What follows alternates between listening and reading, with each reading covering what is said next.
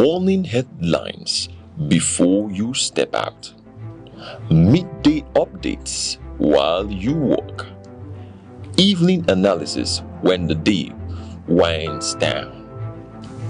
Wherever life takes you, Aneke TV keeps you informed, connected, and ahead. Aneke TV. Move with the world.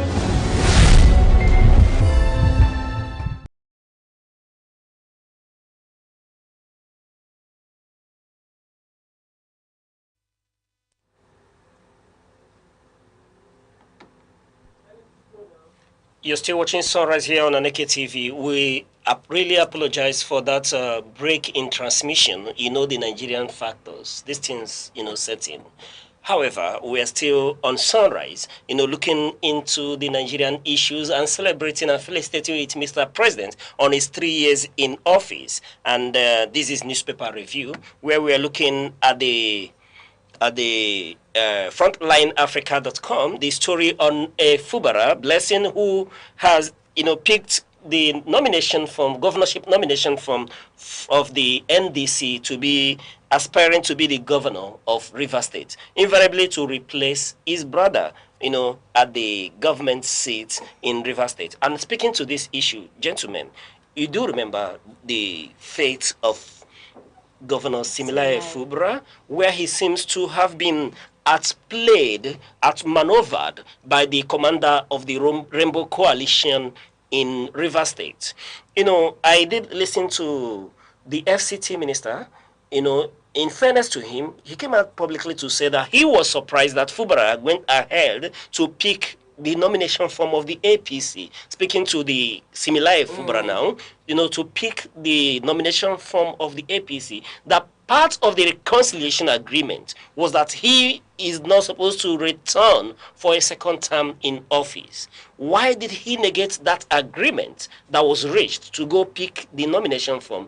And when he saw that the course wasn't clear, he had to make a public announcement, announcing his stepping aside and from participating in the APC primaries. And if you look at how things were, positioned, his men were not cleared. If he had gone into that primary, it would have been a manslaughter. They would have slaughtered him. It would have been a political suicide, an end to anything left of his political career. If he would have any career in future, it would have been murdered, at the primary ground. And wisdom prevailed, according to him, after due consultation with his allies, his family, and every other political individual that mattered. He came to that firm conclusion not to participate. I did see him, at the collation center, the Presidential Primaries Collation Center in Abuja. He was looking, amongst the fanfare, the cheers of other APC members, governors returned to office,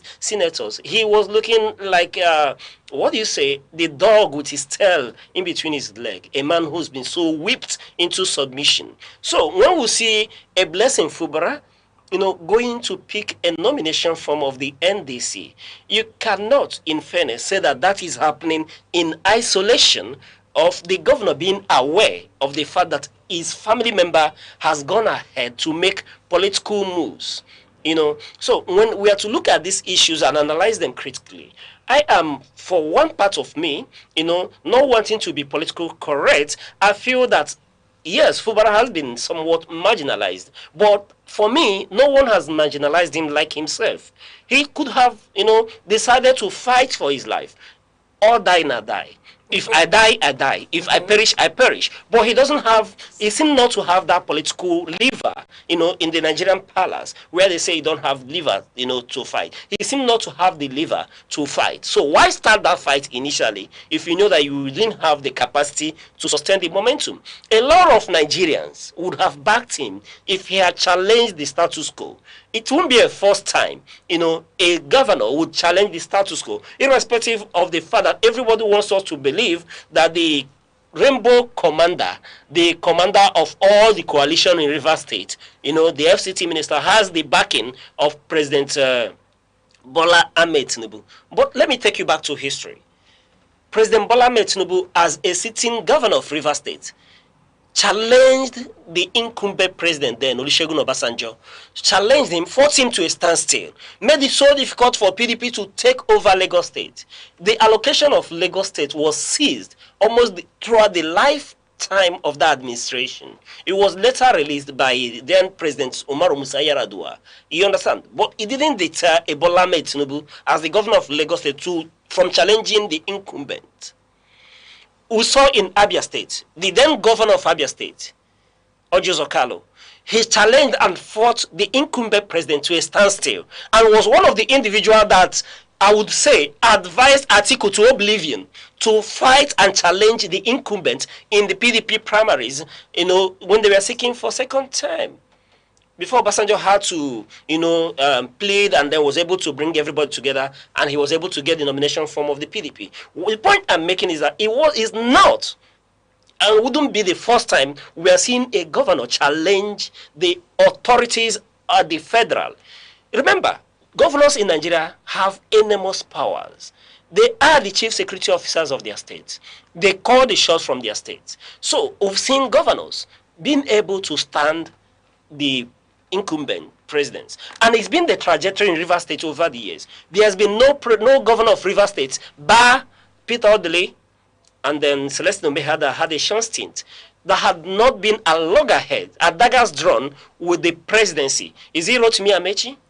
Is it the now FCT minister that challenged Muhammadu Buhari, fought the APC government to a standstill? So in this instance, Fubara has not shown the will or the liver for a fight. So, and I know very well that a lot of political bigwigs will have backed him. A lot of Nigerians would have been on his side. Nigerians are people naturally who wouldn't give in to injustice. Wherever they perceive injustice of any sort, they would want to side the oppressed, to fight the oppressor. And in this instance, Fubara will have mopped up that, sympathy, and we're expecting perhaps he should be able to call their bluff, walk away from the APC, pick a form, but maybe he is playing a longer game. Now Blessing is in the fray. What will happen? You remember, with this issue concluded in APC, where the commander of the Rainbow Coalition has, not officially become a member of the APC, but he seems to be controlling the PDAPC in Rivers State. Kingsley Chenda has emerged as the next substantive governor if he does win the election, because it's assumed that the APC would sweep Rivers State. Yes. He has emerged as the governorship candidate of the APC. Now we're most likely going to have Blessing Fubara, who is a relative of Governor Similayo Fubara. What would that tell you? We are most likely going to see another Ashebi-wearing faction or clandestine move in the governor supporting his brother against his party. Remember, he's the only governor that was not welcomed into the APC family. So he has a lot of angst against that party, irrespective of the fact that he wants us to believe that everything, is rosy and then he's in line and all that. But a Blessing Fubara emerging, for me, would balance the equation if he did in any way secure that governorship ticket of the NDC. Remember, the NDC is already, metamorphosing by the explosion we witnessed in number of persons wanting to join the party. Immediately, peterobi and Kwankwaso moved over to NDC. So I tell you, as we go into the campaign, it may gain traction, and the Blessing Fubara may be able to whip up sympathies. Remember, throughout, since we returned to democracy in 1999, it's been the Ikweres who's been calling the shots in Rivers State against other tribes in Rivers State. For equity's sake, things should be balanced. This is the first time someone, who is not from the upland, is being at the helm of affairs in Rivers State. And now he's not being allowed to go for a second term. So, sympathies could go for Blessing Fubara to right this seemingly anomaly. And one thing I know for sure, yes, Kingsley Chenda is equally from Ikwere, where former governor Wike is from. So when you check the trajectory since 1999, Peterobi, who is from Ikwere, the Igbo-speaking part of Rivers State. You have Celestine Omehia, who just spent a few months before he was removed for Rotimi Amechi to come at the head. He too is from the upland. And then after him is Wike. And now a man from the Riverine area, is no longer allowed. In fact, I would say that Fubara didn't enjoy his administration because it was from one turmoil, one crisis to the other. And now he's the only governor within the APC fold that is not allowed to go for a second term. So telling you that there is a certain injustice. The ethnic factor will be a card, a strong card in going into 2027 election. And if care is not taken, that may favor a blessing Fubara. But we'll continue to watch and see how these things unfold. Yes, we'll continue to watch and see how these things unfold. And we go over to the Vanguard newspaper headline, which says 3 years of pain, promises. Citizens groan under soaring cost while key sectors struggle.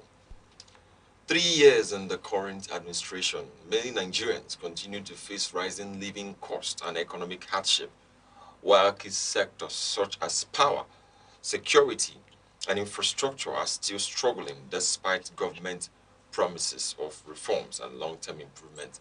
This is about the side of the citizens. We have actually given our honor to whom honor is due from this end. We have also, reached out to, as good citizens, we have commended Mr. President.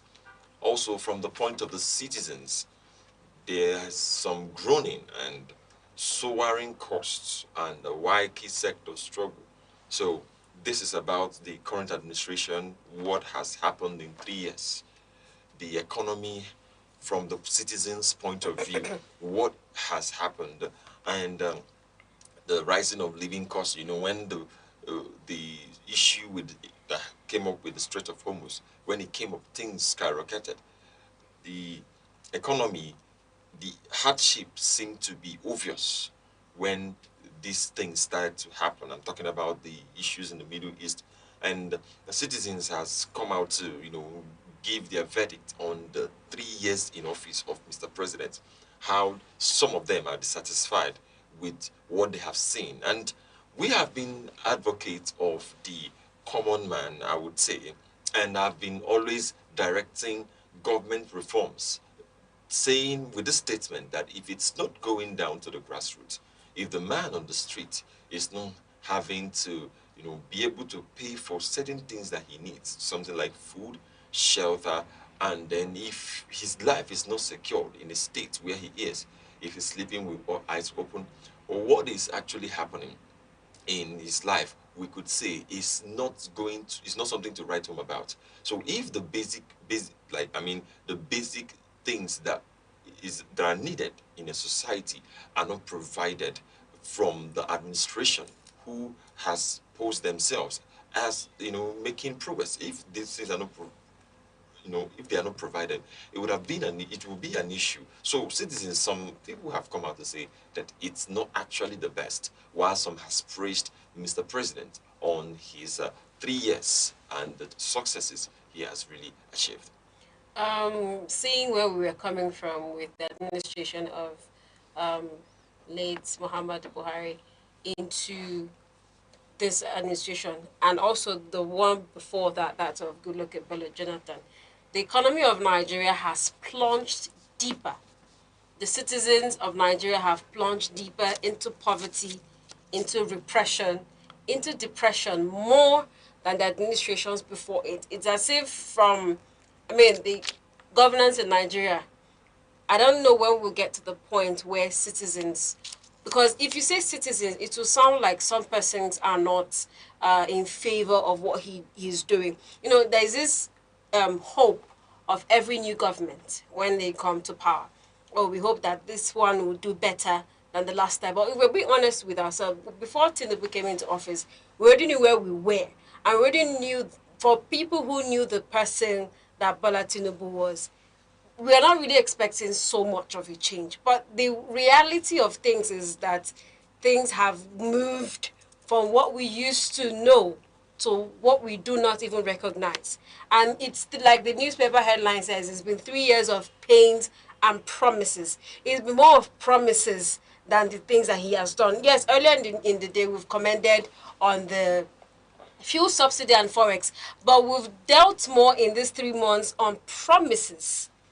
Both mostly failed, right? Mostly failed promises. We've dealt more on promises than things that have been done and have been, fulfilled on. So if people have come out to say, it's not about what people coming out to say, what statistics say. Earlier, Mr. Uche said we're dealing with the economy, we're dealing with recession, debt, borrowing, and all of that. We are familiar with the fact that this economy has borrowed more than its predecessors. We know that. It's a known fact. It's in the records. And the fact that the government knows these things, we say these things every day, we comment on these things, we cry out these things, and what we are being left with are promises. What are being left with are promises. So if the federal government in this remaining year, or if the presidency in this remaining year can relieve these promises, shorten them. If you have a list of 100 things that you've signed out to do and you've done just one or two, you've not done enough. Let me just come in here, because when you look at this, you said promises. Promises are very important. However, we have said it several times that Nigeria, our problem is not the it's not the policies. We have amazing policies. The implementation, the will to carry things out. No, I said promises. Now, promises, yes. Going back to promises, if he promises, or if there's a promises that has not been fulfilled, would you not want to have a promise rather than not to have something? Like, do you want a silence? Look, if these promises are it's coming good, in a preferred situation. No, seriously, it's good you are promised. It's good you are looking up to, you are believing, okay, at the end of the day, there has been promises, there has been things that has been said concerning the situation. Let's take a deep dive into insecurity a little.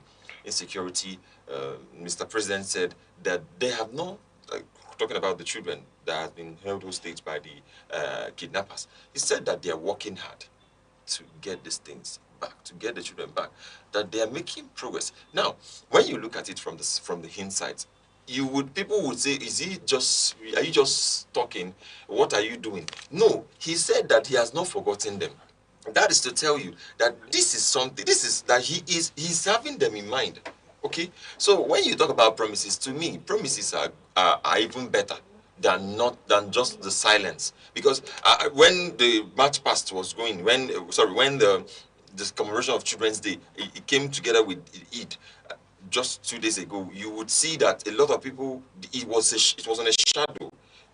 People could not celebrate because some certain children are held hostage. Now, he has come out to say that he did not forget them, even while political campaigns are going on. So when we talk about promises, to me, I feel promises are good. They are better than not to have anything in our Nigeria. At least we're even hearing a voice. At least we're hearing a voice. The government preaches peace. The government preaches security as if it's an elusive factor. We are living in the reality of we don't have peace. We're living in a certain reality that Nigeria is not safe. So if you're coming out to tell me I will, when are you eventually going to? I will is that at the end of I will. We've heard much of, look, if we're being honest with ourselves, we've heard so much of I will. Right? And we are tired of hearing, when you hear the I wills now, it's beginning to sound like a broken record. We want to see where you tell us, oh, we've rescued these children. These are the effort. This is but there's an effort. Intelligence. In fact, Mr. Uche this is how we tracked them down. This is where they are. Mr. Uche can now, give a guideline to this. Because looking at this, I will tell you that it's better you heard a voice. It's better there are promises than no promise. All right. Yeah, let me start from the fact that yes, there's need to give hope. And it is the duty of Mr. President to consistently and continuously give hope to Nigerians. Why we thrive, why we live is on hope that things will be better as it were, that where we are going is better. And I quite agree with you when you did cite former President Goodluck Jonathan, you understand. But for me, that is far stretch. One thing I learned in the administration of Goodluck Jonathan, President Umaru Musa Yar'Adua Goodluck Jonathan, is that government stands as the very institution that will give hope to the people, right? But it is another argument for another day, when we talk about hope. But let's look at 3 years in office of this administration, and I will try to be fair-minded and balanced. Though a lot of people may want to disagree with me, I'm not mindful of the fact of what Nigerians are saying. But in fairness to this administration, and I want to look at the economy. Do you understand? We did talk about what this government has done. It takes a bold mind, I did say, for a government that is just coming in to look and take that bold step to say it wants to ensure reform, of the economy. And what did they say? He said subsidy gone. And you quite agree with me. On the first instance, he's able to save this nation from a hemorrhaging of 18 billion naira, from, going down the drain, saved through subsidy removal. We know, and we've talked about it, that in 2022 alone, this nation, plunged 4 trillion naira into, subsidy. That money could turn around, a nation like Chad or Niger into another Dubai. That was what we lost. That could turn around our education system.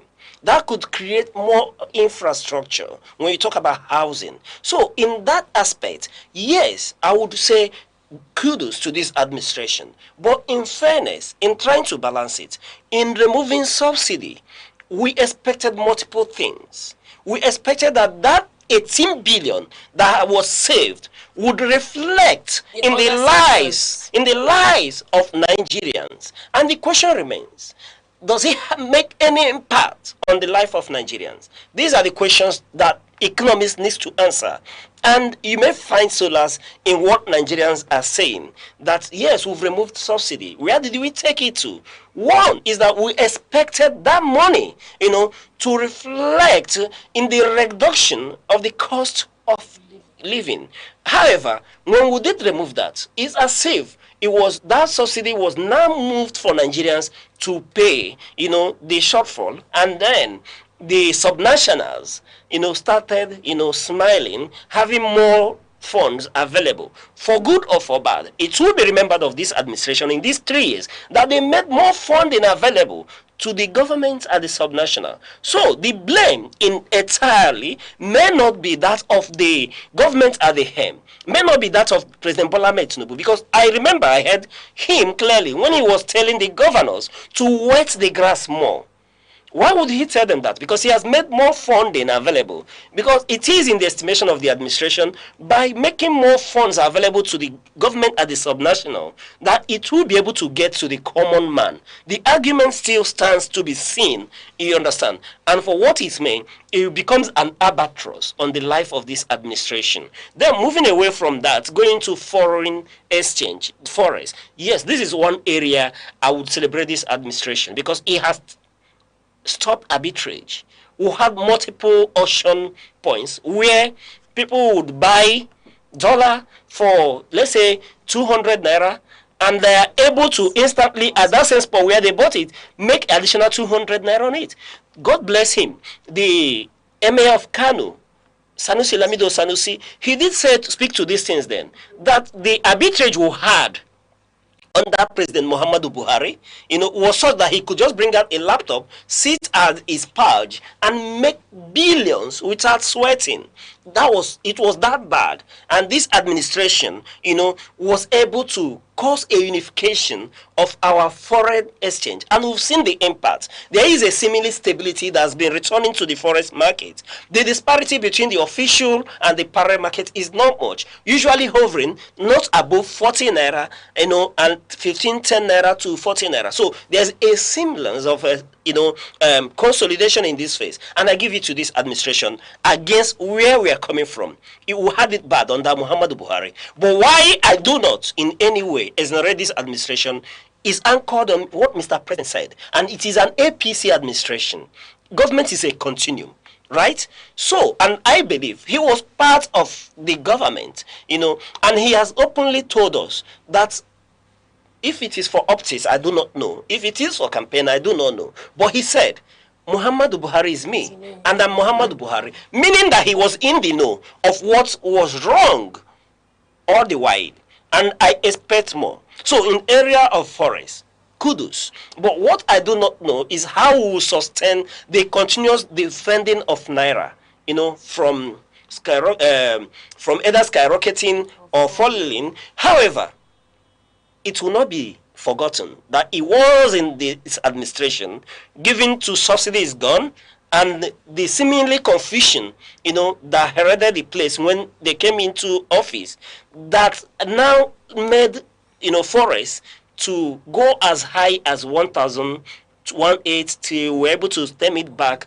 to 13 something, 1314, right? It was in the life of this administration. Even the worst days of Buhari, it never got to 1,500. Right? So these are the issues, placing it in context. And then when we talk about oil revenue, this is where I have issues, because you all have spoken about the windfall that we're expressing. One would expect that with windfall, that the lot of Nigerians will be better, that we will see legacy projects that will be, either we'll finish the legacy projects that we have, or new ones will be initiated, and that perhaps, given that the Nigerian oil market is such that has been deregulated, that they will cushion the effect of the suffering of Nigerians. That this windfall, where our budget benchmark was anchored on $64 per barrel, and now we've sold as much as $120 per barrel, is a big windfall. Another windfall. Remember the era of the Gulf windfall during the Babangida administration.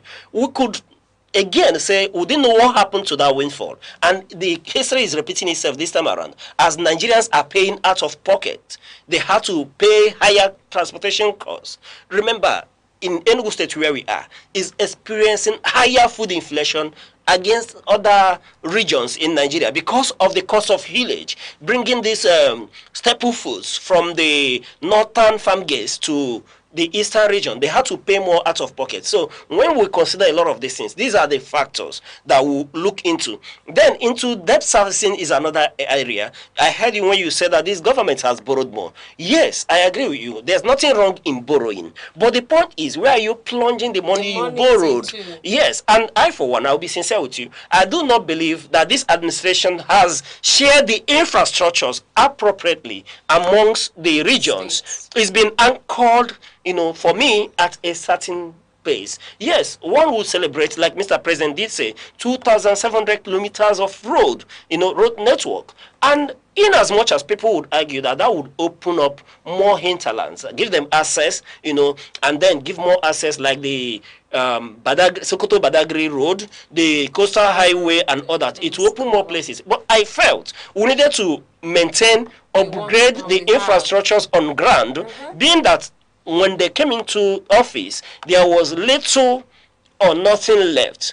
They want us to believe that inherited a nation that was hemorrhaging, where everything was in total shambles.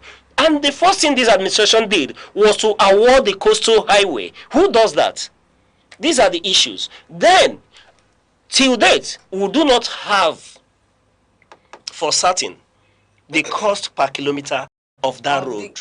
That we have requested for multiple times. Tell us the distance so we know what we are doing. These are the issues. While there are a lot of things, I will not be dishonest with you.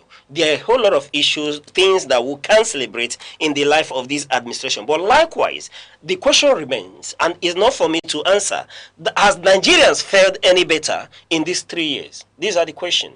And in as much as this administration wants us to believe that Nigeria is better, the question is, have we fared better? Are we safer? I do not want to even drive into the security architecture or aspect as at this moment. You understand? Then when you look at education, they would argue that they've instituted NEL fund.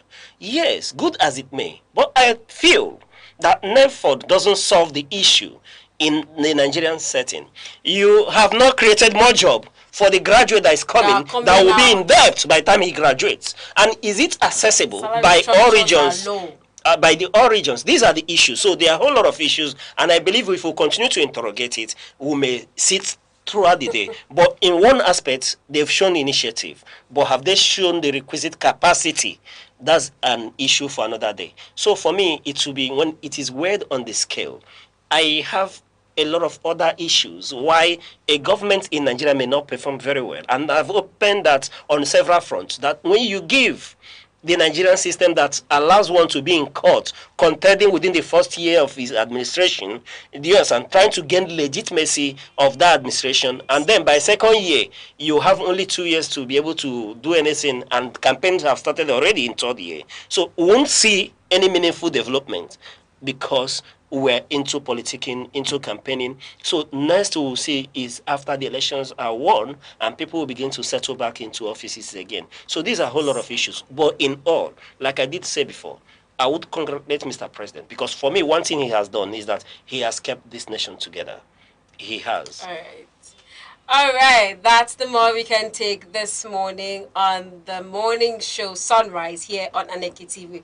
But before we round up, we'll also like to extend a huge congratulations to the governor of Enugu State, Governor Barrister Peter Ndubisi on his 3 years in office. Congratulations. We live in Enugu. We see what you do. We hope and pray that more and more of that to come. Congratulations to you and your team on all levels. Thank you so much for sitting with us this morning on Sora. But before I go, I'd like to leave you with this quote from Chido Dinkalo. The youth should not wait for power to be handed over to them on a platter of gold. Power is never giving. It is taking through active engagement, consistency, and competence. I am Princess Ken Ochama. See you next week. And I'm Good Up Chukuma. Thank you very much for watching. And I'm Uche Osai. On behalf of all of us here on Sunrise, we'll say thank you for watching and keep watching till we come your way same time on Monday. Bye-bye.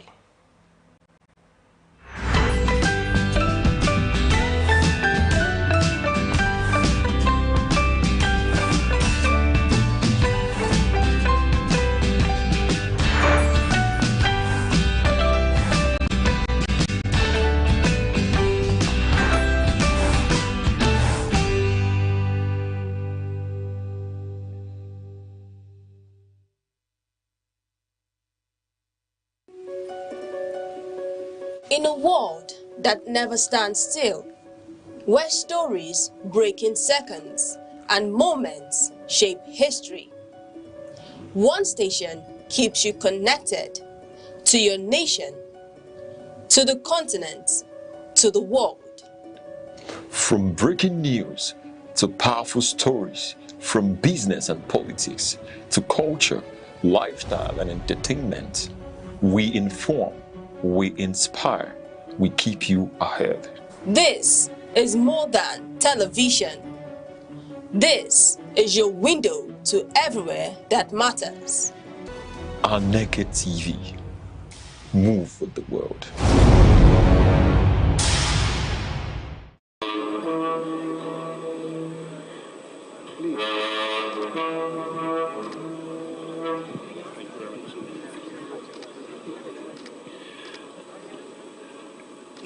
Your Excellency, the President of the Federal Republic of Nigeria, here represented by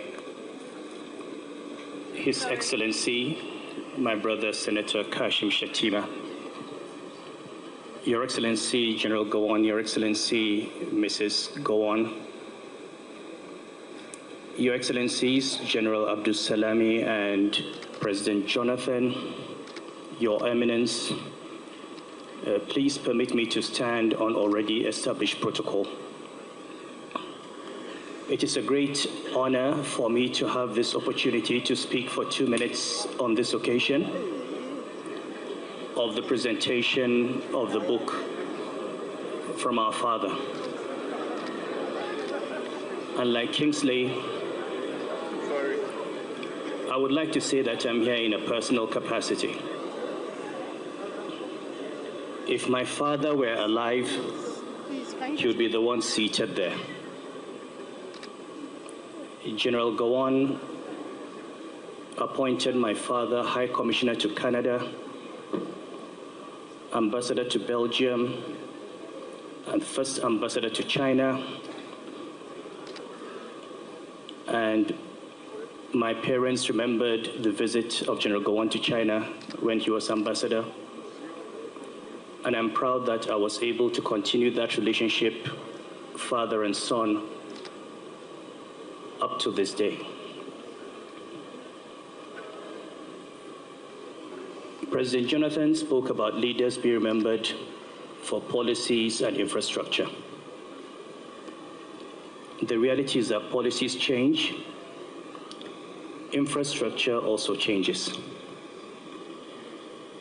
What is abiding in the memory of people about their leaders is who those leaders are.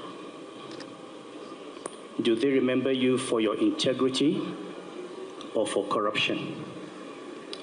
Do they remember you as a patriot or as a parochial person? Do they remember you for justice or for injustice? And I think General Gowon represents for us and all subsequent generations an example of the values that should govern you in your life. And this is the most important thing.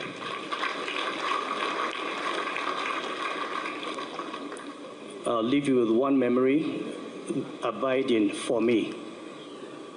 At the age of 8, I was sent to a Catholic school in Kaduna, St. Anne's. And I was classmates with a young man called Yusuf Opam, whose father, Colonel Pam, unfortunately was one of the victims of the 1966 coup. But what I remember at the age of 8 was that General Gowon, as head of state, would send a handwritten letter to Yusufu, signed Uncle Joe. That is a window into the person that you're dealing with, that as head of state, commander-in-chief, he would write a handwritten letter to the son of his dead friend so that the boy would continue to feel he had a father. That is our memory. Thank you for being a father. Thank you for being a role model. Thank you for being an example of what a true Christian or Muslim leader ought to be. Thank you.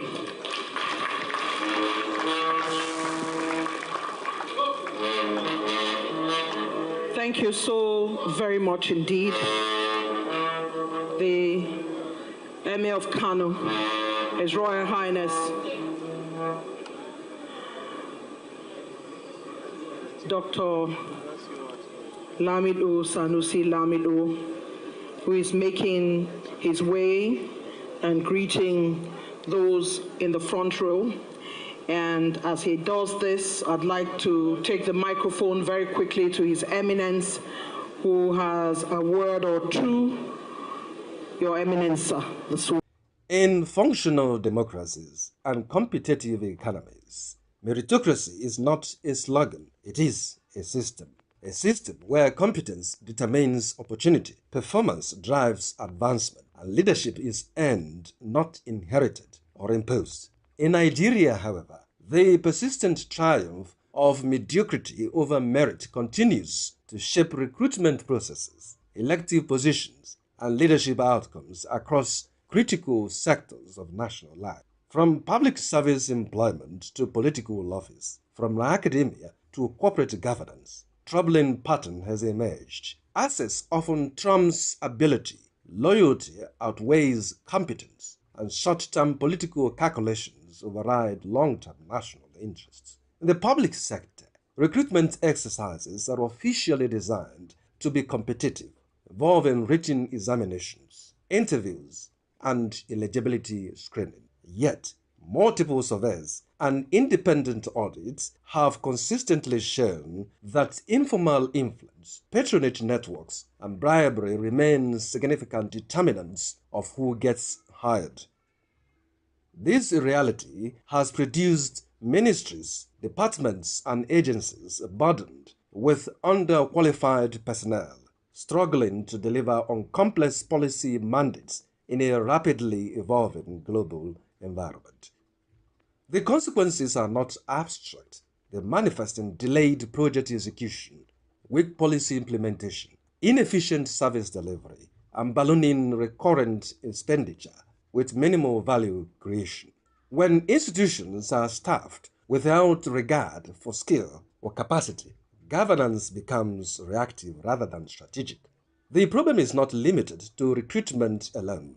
Nigeria's elective political system reflects the same crisis of merit. In many cases, candidates emerge not through rigorous debate, policy clarity, or intellectual depth, but through financial muscle, political godfathers, or ethnic calculations. Electoral outcomes frequently reward popularity, patronage of vote buying over competence and vision.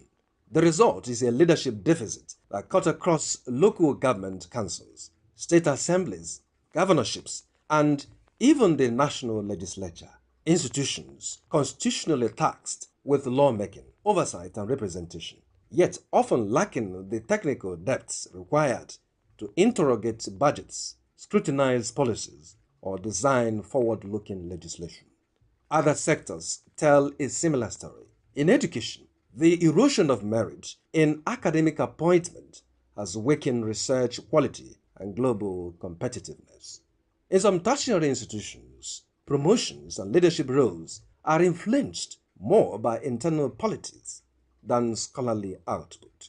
In the corporate space, family ties and informal networks sometimes override professional management principles, limiting innovation and sustainability. Ironically, Nigeria continues to produce world-class professionals who excel in merit-driven systems abroad, from medicine and engineering to technology, finance, and academia. Their success outside the country reinforces a painful truth. The problem is not Nigerian capacity, but Nigerian systems.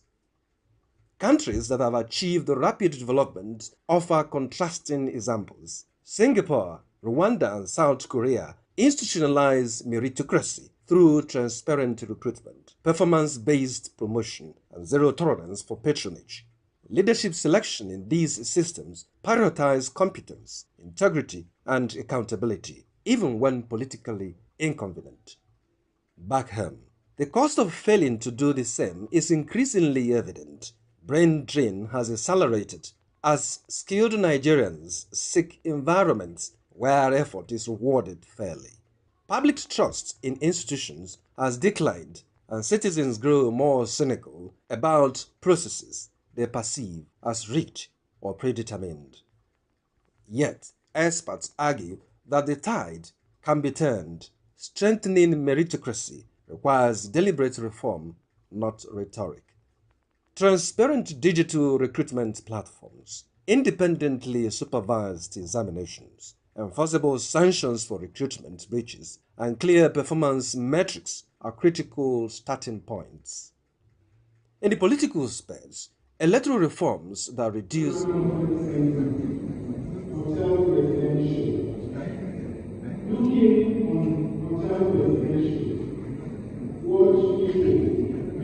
from different parts of the state and country. Watch how infrastructure shapes the feeling of a place before a single conversation even begins. Go further. Take a flight on ndlea to Lagos, Abuja, Kano today, and tomorrow the world.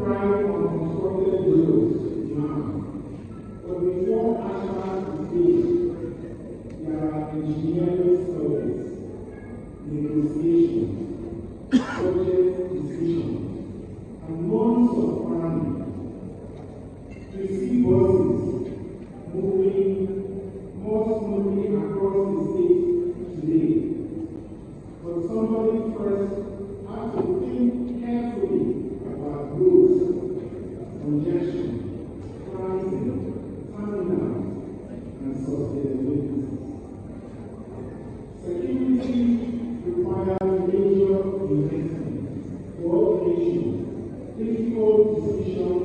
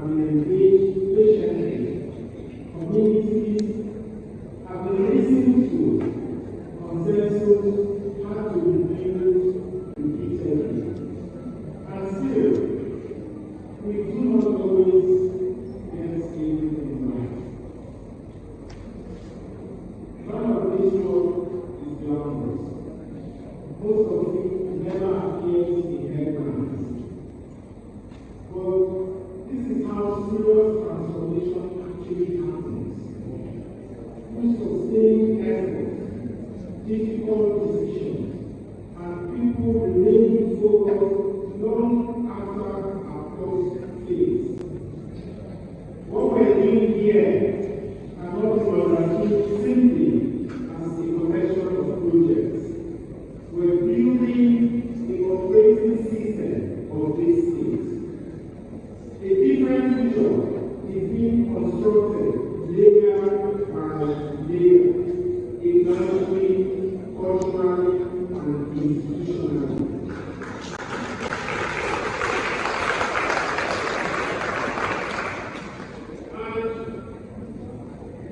We're living through one of those rare moments when the direction of the society can change fundamentally.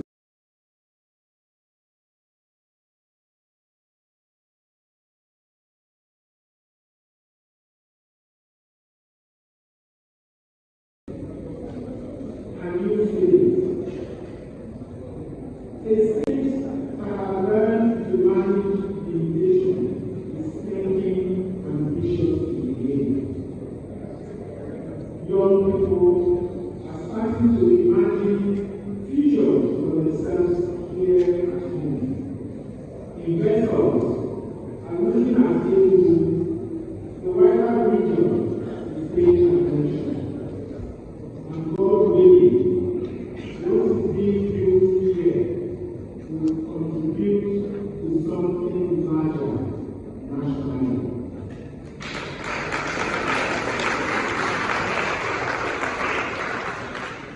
But work at this scale cannot remain superficial if it is going to endure.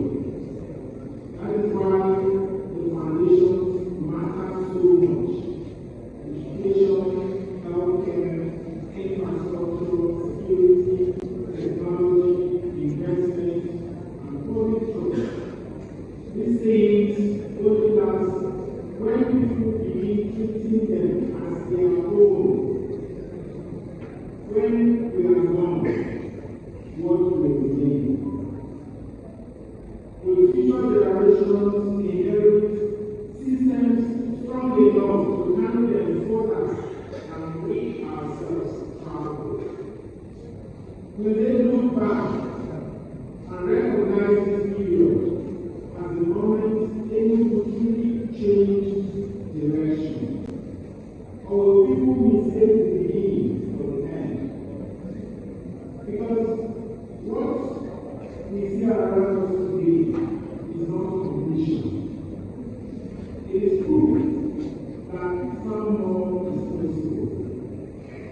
3 years ago, much of this journey depended on vision, trust, and the willingness of people to take a chance on a direction for the state. Today, the situation is different. People can now see the changes around them in daily life. And that changes the responsibility on all of us, the responsibility we all have carried. Tomorrow is here and no longer remain government projects alone.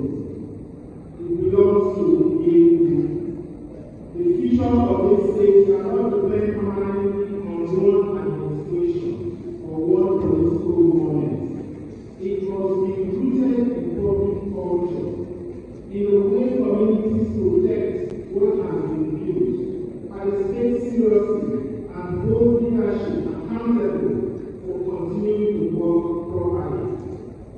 Lasting transformation survives only when citizens themselves begin carrying part of the responsibility for protecting it. What we are building is still beyond. A child taking his first steps into the world still needs guidance, patience, careful attention. Even when those first steps feel the ground in the crack, in many ways, our wider transformation is still at that stage. And anything beyond requires protection while it's strengthening itself. 8 months from now, in January, we will enter another election. Do we realize enough that this will have has placed something precious in our hands. History is full of people who reached this stage the last 2 decades and stopped thinking like underdogs, for men to make them comfortable. Success softened their discipline. They mistook winning a battle for winning the war. We cannot afford that mistake. Forces that threaten serious progress will never disappear. Political brainwashing, short-term thinking, financial pressure, geopolitical instability. People more interested in norms, ego, and personal advancement than long-term results. These are the challenges before us now. So let us gather around what we have begun doing here every day. Let us protect it. Let us strengthen it. Let us campaign for it. Let us bring more people into the fold and help them understand why this moment matters. Why? Because tomorrow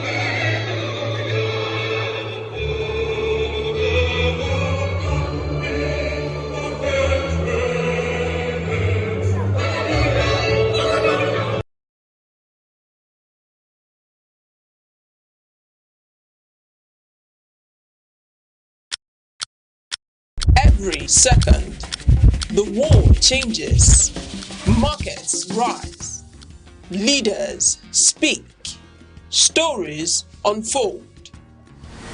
To keep up, you don't just need news. You need clarity. You need speed. You need perspective.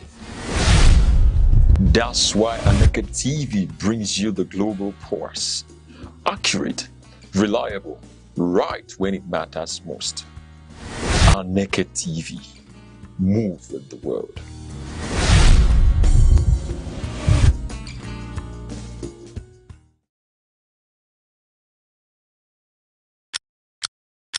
Every second, the world changes, markets rise, leaders speak, stories unfold.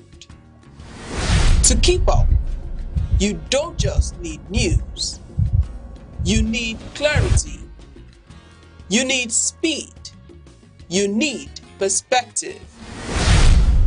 That's why Aneke TV brings you the global pulse. Accurate, reliable, right when it matters most. Aneke TV. Move with the world.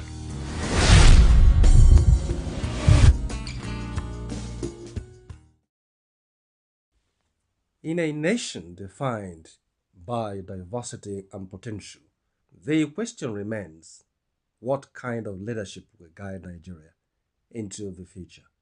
Across government, business, media, and civil society, one principle has emerged as non-negotiable: ethical leadership. Globally, leaders like Germany's Angela Merkel and New Zealand's Jacinda Ardern demonstrate that integrity and empathy are more than virtues. They are instruments of trust and stability. Merkel's pragmatic management of economic crisis and Ardern's compassionate yet decisive responses to national emergencies highlight the value of principled governance. Nigeria's lesson is clear: citizens follow leaders who are consistent, transparent, and accountable. In the private sector, ethical leadership drives success. Companies like Patagonia, with its environmental stewardship, and Microsoft, committed to data privacy, prove that profits and integrity can coexist. Nigerian businesses can learn from these models, prioritizing transparency, fair employee treatment, and community engagement to strengthen both the economy and public confidence.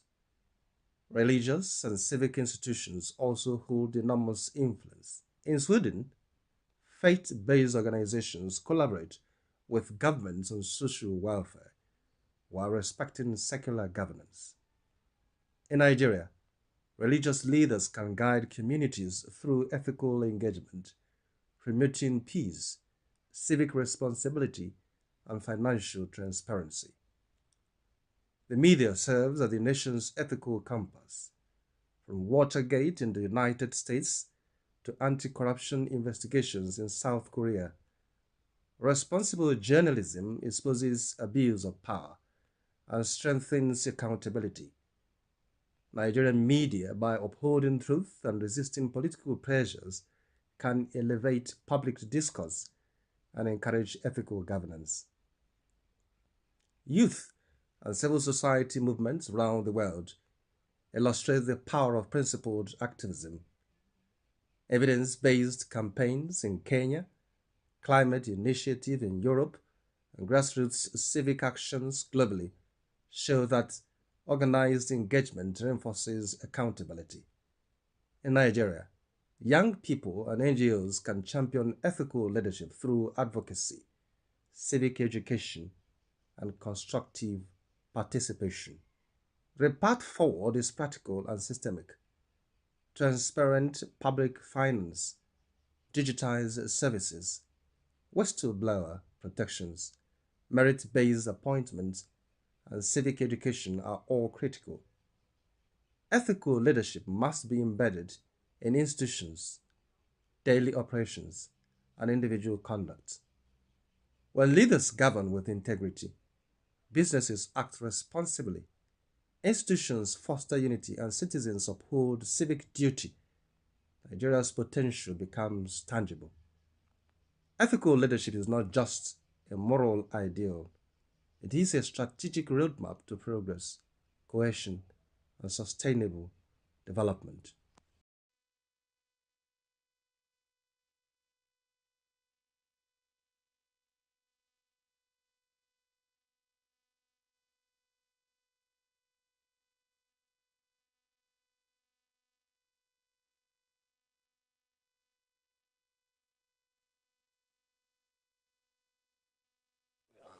Many thanks for joining us on The Insight. Remember, The Insight is the program where we bring to you a heartbeat of issues, politics, policies, personalities shaping our nation.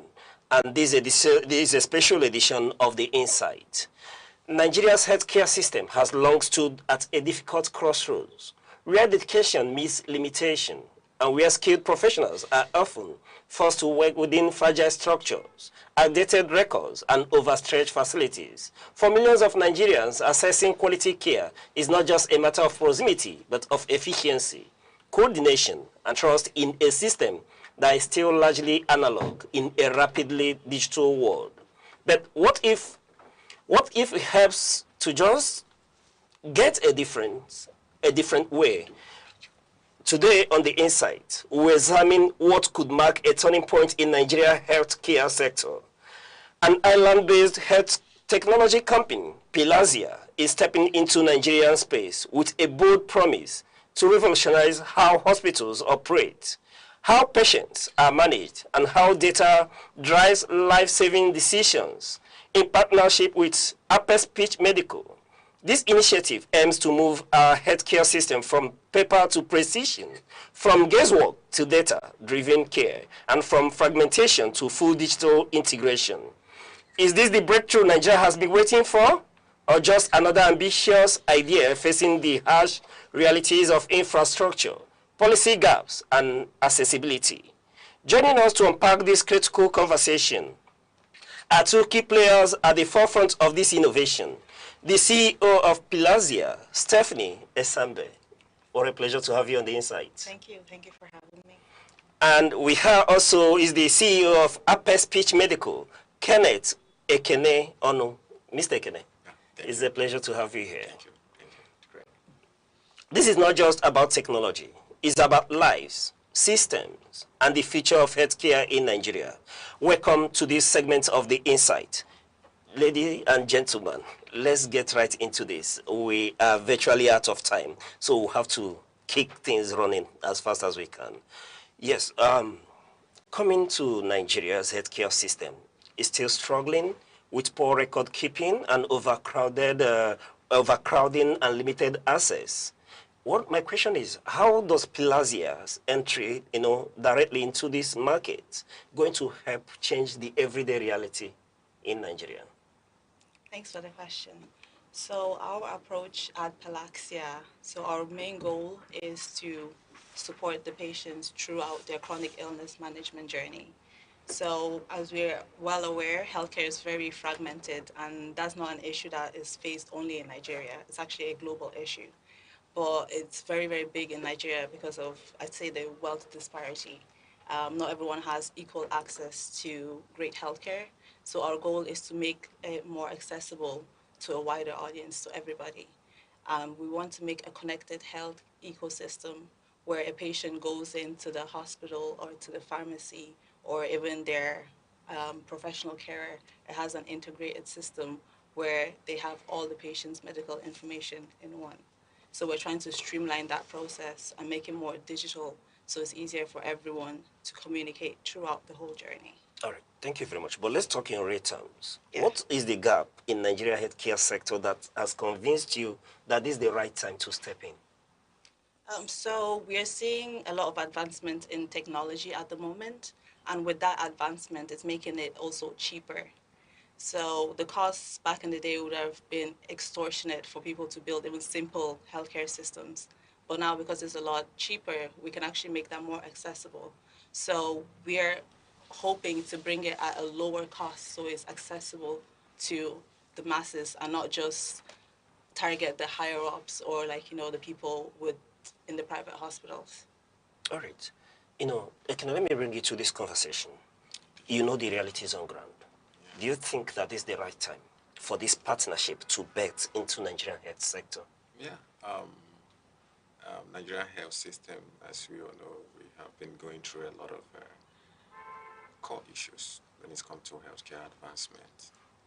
And we are in a recent age, understand, and there are advancements when it comes to technology that can advance the healthcare proximities and other healthcare infrastructures.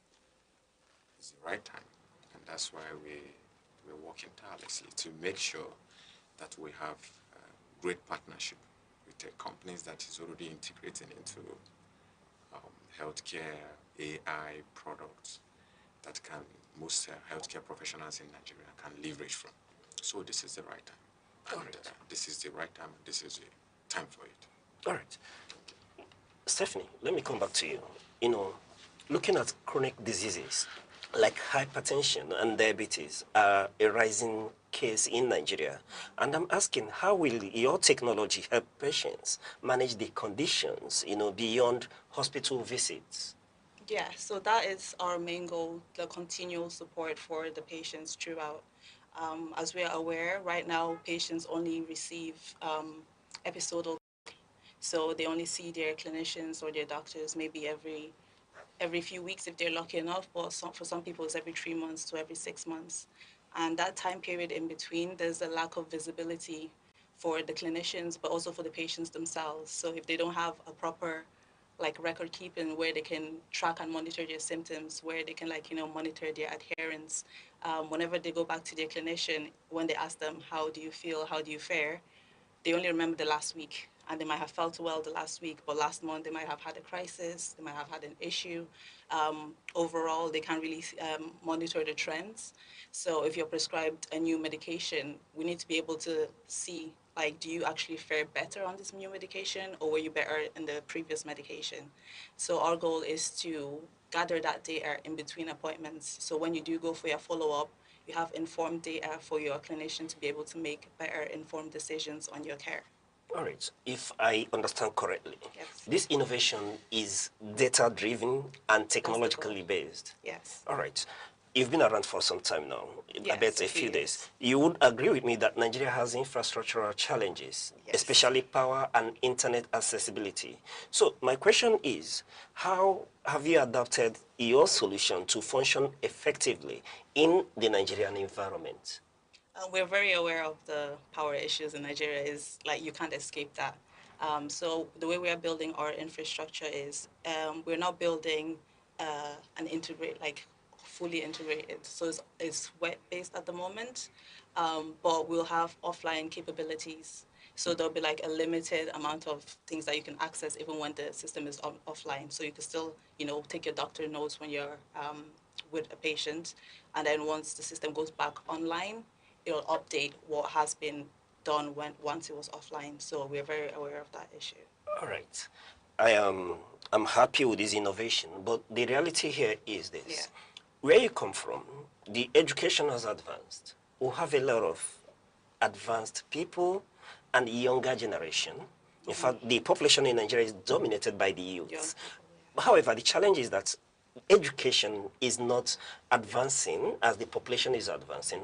Now, what I'm looking at is how are we going to adapt this technology so that such individuals will be able to use this technology, yes, to monitor what situation, what they need to do and when they need to do it, especially maybe in terms of taking prescribed pills and others. Absolutely. For that's where our AI comes in. So another capability of what we're building is an AI companion, not just an assistant, but a companion.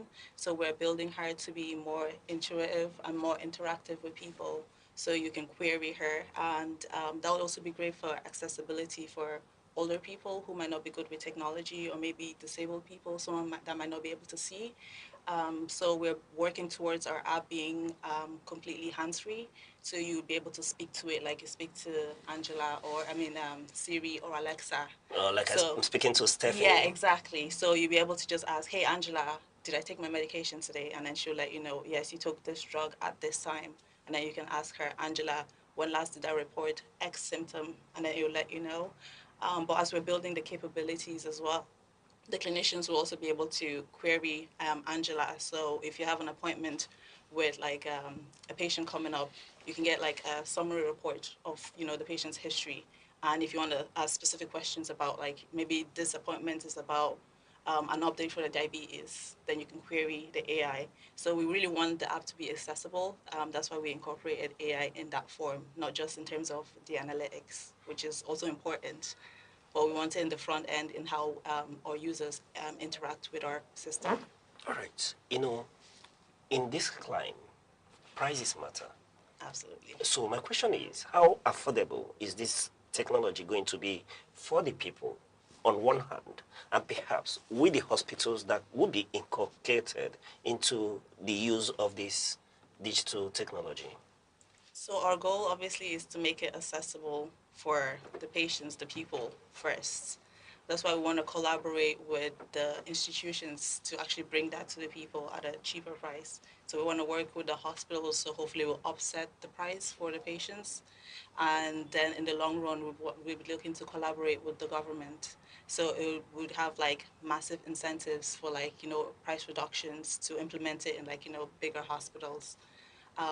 But as we are a foreign company, we are aware we do have to subsidize our pricing compared to the market.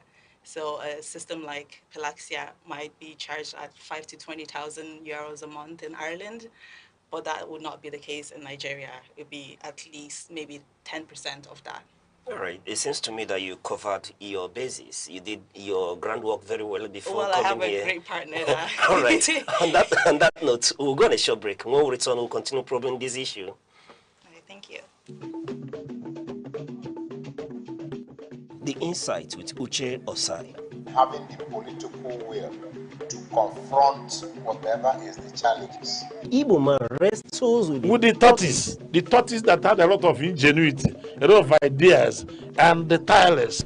It will take the broad mind of government in power to say, let there be electoral reform, no matter whose ox is God. I was there. We did everything. All of us came and supported him with our last block. In-depth analysis, expert views, real voices, uncover the stories shaping Nigeria today. Deep dive, honest, unfiltered, only on The Insight with Uche Osai on Aneke TV. Join us.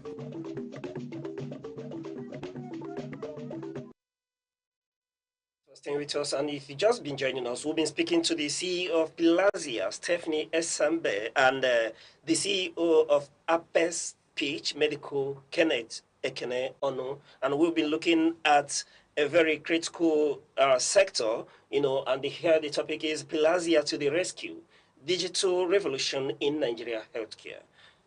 It's been a pleasure so far, but Ekene, let me come to you. We are looking at your establishment, Apes Speech Medical, and the question is, what does this partnership, with Pilazia, an international company, mean for indigenous healthcare in terms of innovation? Okay. That's a great question. I'll first of all start with what Apes Speech Medical has been doing. So we've highly been working with a lot of global companies. We have TI Medicals and name it, a lot of global companies. And what we have been focused on is trying to bring in companies that focus on innovations, companies that understand what is happening in Africa and integrate for us to leverage with the advancements which they already have. Between me and you, we already understood that Nigeria is suffering when it comes to healthcare infrastructures, advancement, understand? And that's where the innovation comes from. And you know, earlier in the interview, there was a question. You said Nigeria, we have majority of the youth, you understand? And we also have the older generations. So now it falls back to the new generations. And the new generations are the ones that have to seek for these innovations, have to look for this partnership in order for us to bring it here in Nigeria. So for Pilazia, I can say that it's a great impact. It's an innovation which my company we have assessed. We have looked into their portfolio. They are a company that is already functioning in Europe, understand, and already creating great impact in Europe. So we saw it as a very great innovation and something that we have to bring down to Nigeria here in order to help and to help our clinicians and help our diagnostic system, the healthcare, public health advancement, for them to improve and have as easy accessibility. Not only that, we also focusing in hospital information technology, understand, chronic management illness, and also other diseases that's related to healthcare information. So, that's interesting, Ekene. But my question now is, how do you ensure that this, partnership builds local capacity and not creating a dependence on foreign technology? Okay. Currently, we are working. It's a technology that it's an Irish technology. Okay. So it's not going to be a dependent on a Irish technology. So we are also planning on expanding it, bringing such a, Nigerians, we have a high innovative, intellectual Nigerian AI, scientific, when it comes to building product, apps, and many other products. So we're also looking towards that. So it's a company that is coming down here in Nigeria at the moment. So it's the first official launching. There will be a lot of integration. There will be a lot of opportunities for Nigerians. And even when it comes to the app advancement, there will be an opportunity for them. There will be an opportunity for Nigerians, AI, integrated product management developers, who is going to be working with us internally in Nigerian healthcare system. So it is an improvement when it comes to economic growth, infrastructure development, healthcare advancement, total Nigerian economic GDP increase. That's welcome, because one thing Nigeria is big on this administration is about how to attract foreign direct investment into the country. Thank you. And that's quite commendable. Thank you. May I add to that as well? So, because our company, we're registered in Ireland, but I feel like we're more of a global company as a whole, because, even our development team is in Nigeria. Our partner in collaborations is in Nigeria and in Nepal. And we have some people working with us in Ireland as well. And because with the capabilities of a system this big, we'll have to split how it's hosted. So there will be a headquarter in Nigeria, and we'll also be hiring local talent as well as we expand here. So there's a huge opportunity for the youth to get involved in what we're doing. All right. Let me ask this. Yes. This is your first time in Africa? No. As a company. I mean Pilazia. Yes. No, don't mean you as a person. I mean Pilazia as a company. This is the first incursion in Africa, and Nigeria is blessed to be the first point of call. Yes. All right. Drawing from your experience in Nepal, what do you think this innovation would mean for the people in terms of the innovation you're bringing when you draw from your experience in Nepal? Because a number of times we understand that there is a divide between Europe and Africa, and similarly we could draw a certain similitude with Nepal. That's why I'm asking the question. So we're not functioning in Nepal. Okay. Nepal is where our developers are. So that's what built the infrastructure for us. So I'm not very familiar with Nepal as such. Okay. But because my CTO, my partner, he's Nepalese, and as we're building, they've showed huge interest in what we're building, and they're looking to hopefully incorporate it there as well. But I had the mind of prioritizing Nigeria first, because I feel Africa is home, and I may not be Nigerian myself, but this is the closest place. It's good to hear that Africa is home. Nigeria is home as well. All right, let me come to you. You've been around. With increasing digitization comes concerns about data privacy. And I'm asking, you've been interacting with Pilazia. How secure is patient data, within the Pilazia system, especially given Nigeria situation, and of particular concern is the regulatory environment as well. Okay. First of all, I want to make something clear here. I am a clinical scientist, and I have practiced as well. So I understand what it means to patients' data being kept very quite secretive. And I've had a couple of numbers of telemedicine companies that have been working with some Nigerian healthcare institutions when it comes to the tertiary, the government, and the private health sectors. So we have our product team, understand, in our organization, who, first of all, before we started our partnership with Pilazia, we have to go through their product. Understand? We have to pay attention when it comes to ascertaining the process, when it comes to data secrecy. You know, as a scientist that I've worked in the field, and I know how important it is to keep the data information of a patient. That can lead to death. You know, there are some information that is not meant to be released, and that also brings us when it comes to partnership with Pilazia.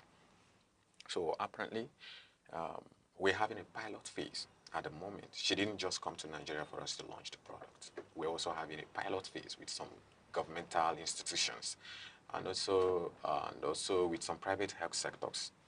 You understand? So we have a consent note where the MDs of these hospitals has to sign that they are ready to partner with us for the pilot phase. And the pilot phase are meant for 2 months, free of charge. So the company, to tell you how standard and growing they are in Europe and other countries, they've decided to make it even free for the Nigerians. And it's through our company. We told them, okay, as this innovation is coming to Nigerian healthcare system, let's give our Nigerian healthcare an opportunity for them to have a free implementing and the use of the product for them to understand how it's being functioned. So we signed a consent note, and under the consent note, there is also a secretive model by the MDs, by the CEO through us and through the MD, Mr. Stephanie, before we now release it. So there is a very great secretive and concrete consent note that guide that. All right, Mr. Kene. Yeah. You know, Nigeria has seen many big launches. Yeah, sure. And then with it is the struggle with implementation. Thank you. So what is different about this innovation that would, you know, ensure that it doesn't go the way of other big launches that we've witnessed in Nigeria? Oh, great. I love the word big launches. It's not about big launches. It's all about strategic launch. It's about the mind behind it. The mind behind it. Yeah, thank you. So, and it's about that. So you can have the biggest launch the biggest hospital, the biggest clinics, and experience. Let's say it takes time, you know, and the mind behind it also comes with vision and the legacy and what you want to create. So it's not about the big launches. It's about what we are seeing in Africa and what we want to contribute to Nigerian. It's a company that is already growing in Europe. So coming to Nigeria, it's like, yes, we want to create something. We want to bring something that we feel like is already functional in Europe. Let's help our Nigerian healthcare system also grow. And so, may I add, like I said, our approach is collaboration. Because since our end goal is connecting the whole ecosystem so that they can actually communicate with each other. So we are very heavy on the aspects of collaboration. So even like as part of the pilot, throughout the whole process, we are continuously liaising with the hospitals. So we want first-hand explanations for what they want, what they need, and what's working for them versus what's not working for them. And our team is at hand to constantly make the changes. That's why I feel like it will work, because you're getting the stakeholders involved are getting exactly what it is that they're asking for. All right. You know, beautiful as it sounds, do you anticipate any sort of resistance? Oh, yeah. And how do you plan to handle that? Oh, absolutely. It's inevitable that you would have resistance, especially when you're speaking with people with maybe 4 years of experience still using the same paper-based notes, and it's understandable. But if you see across the world, everywhere is evolving. And I doubt Nigeria wants to be the last place still, like, you know, in the old system.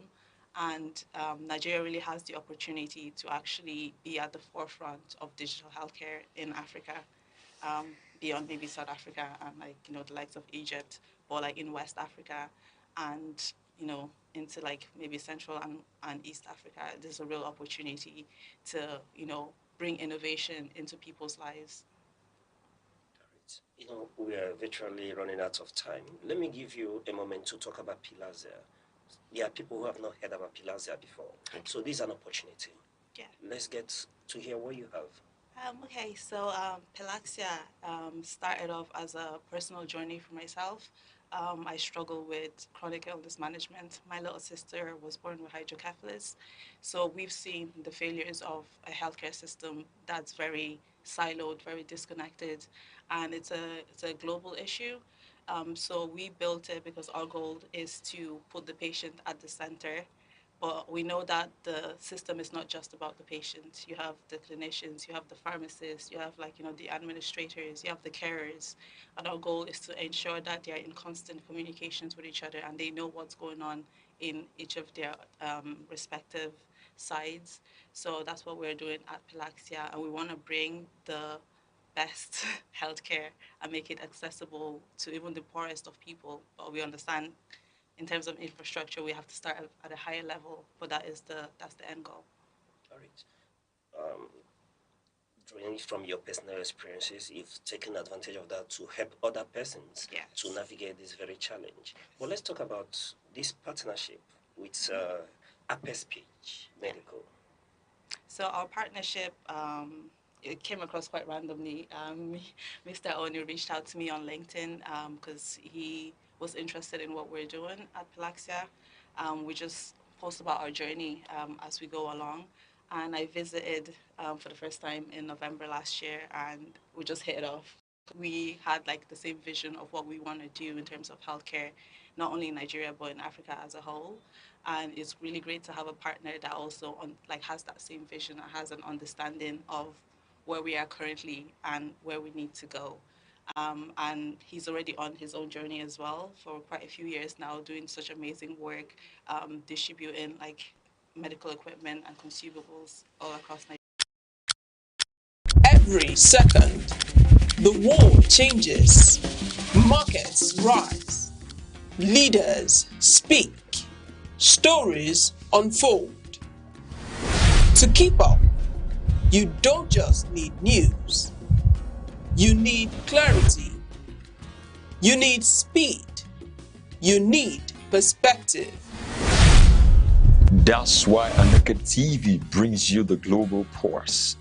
Accurate, reliable, right when it matters most. Aneke TV. Move with the world.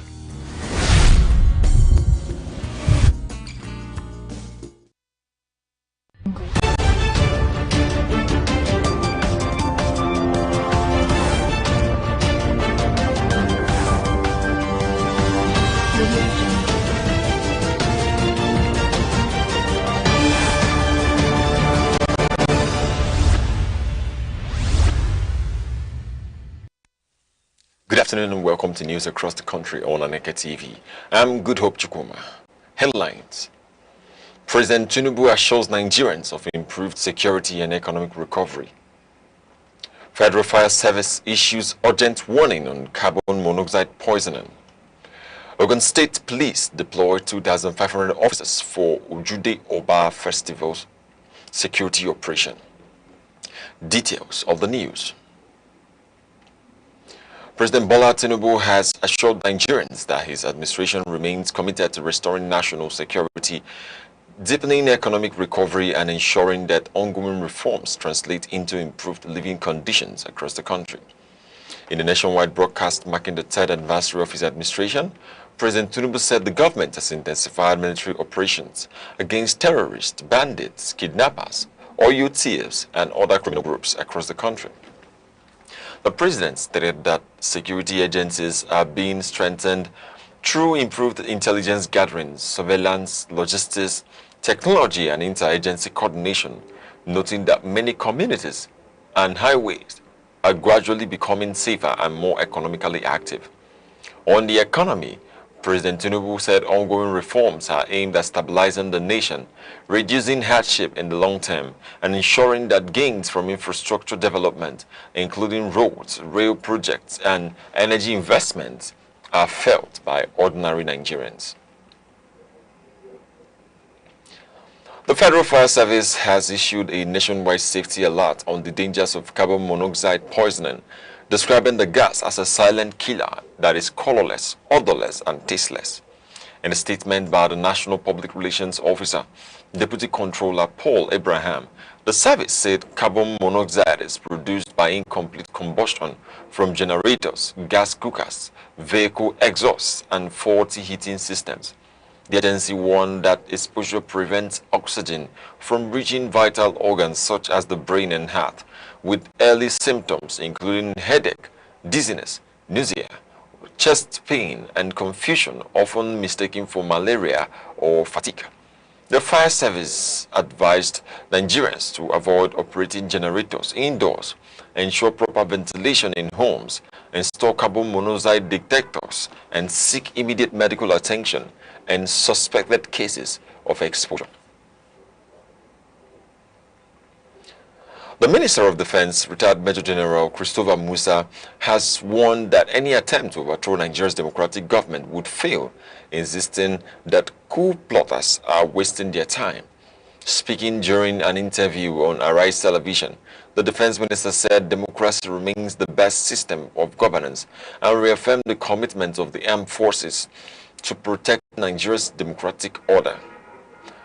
He said that he was previously involved in investigating a coup attempt, noting that senior military officers had exposed and reported those involved in the alleged plot.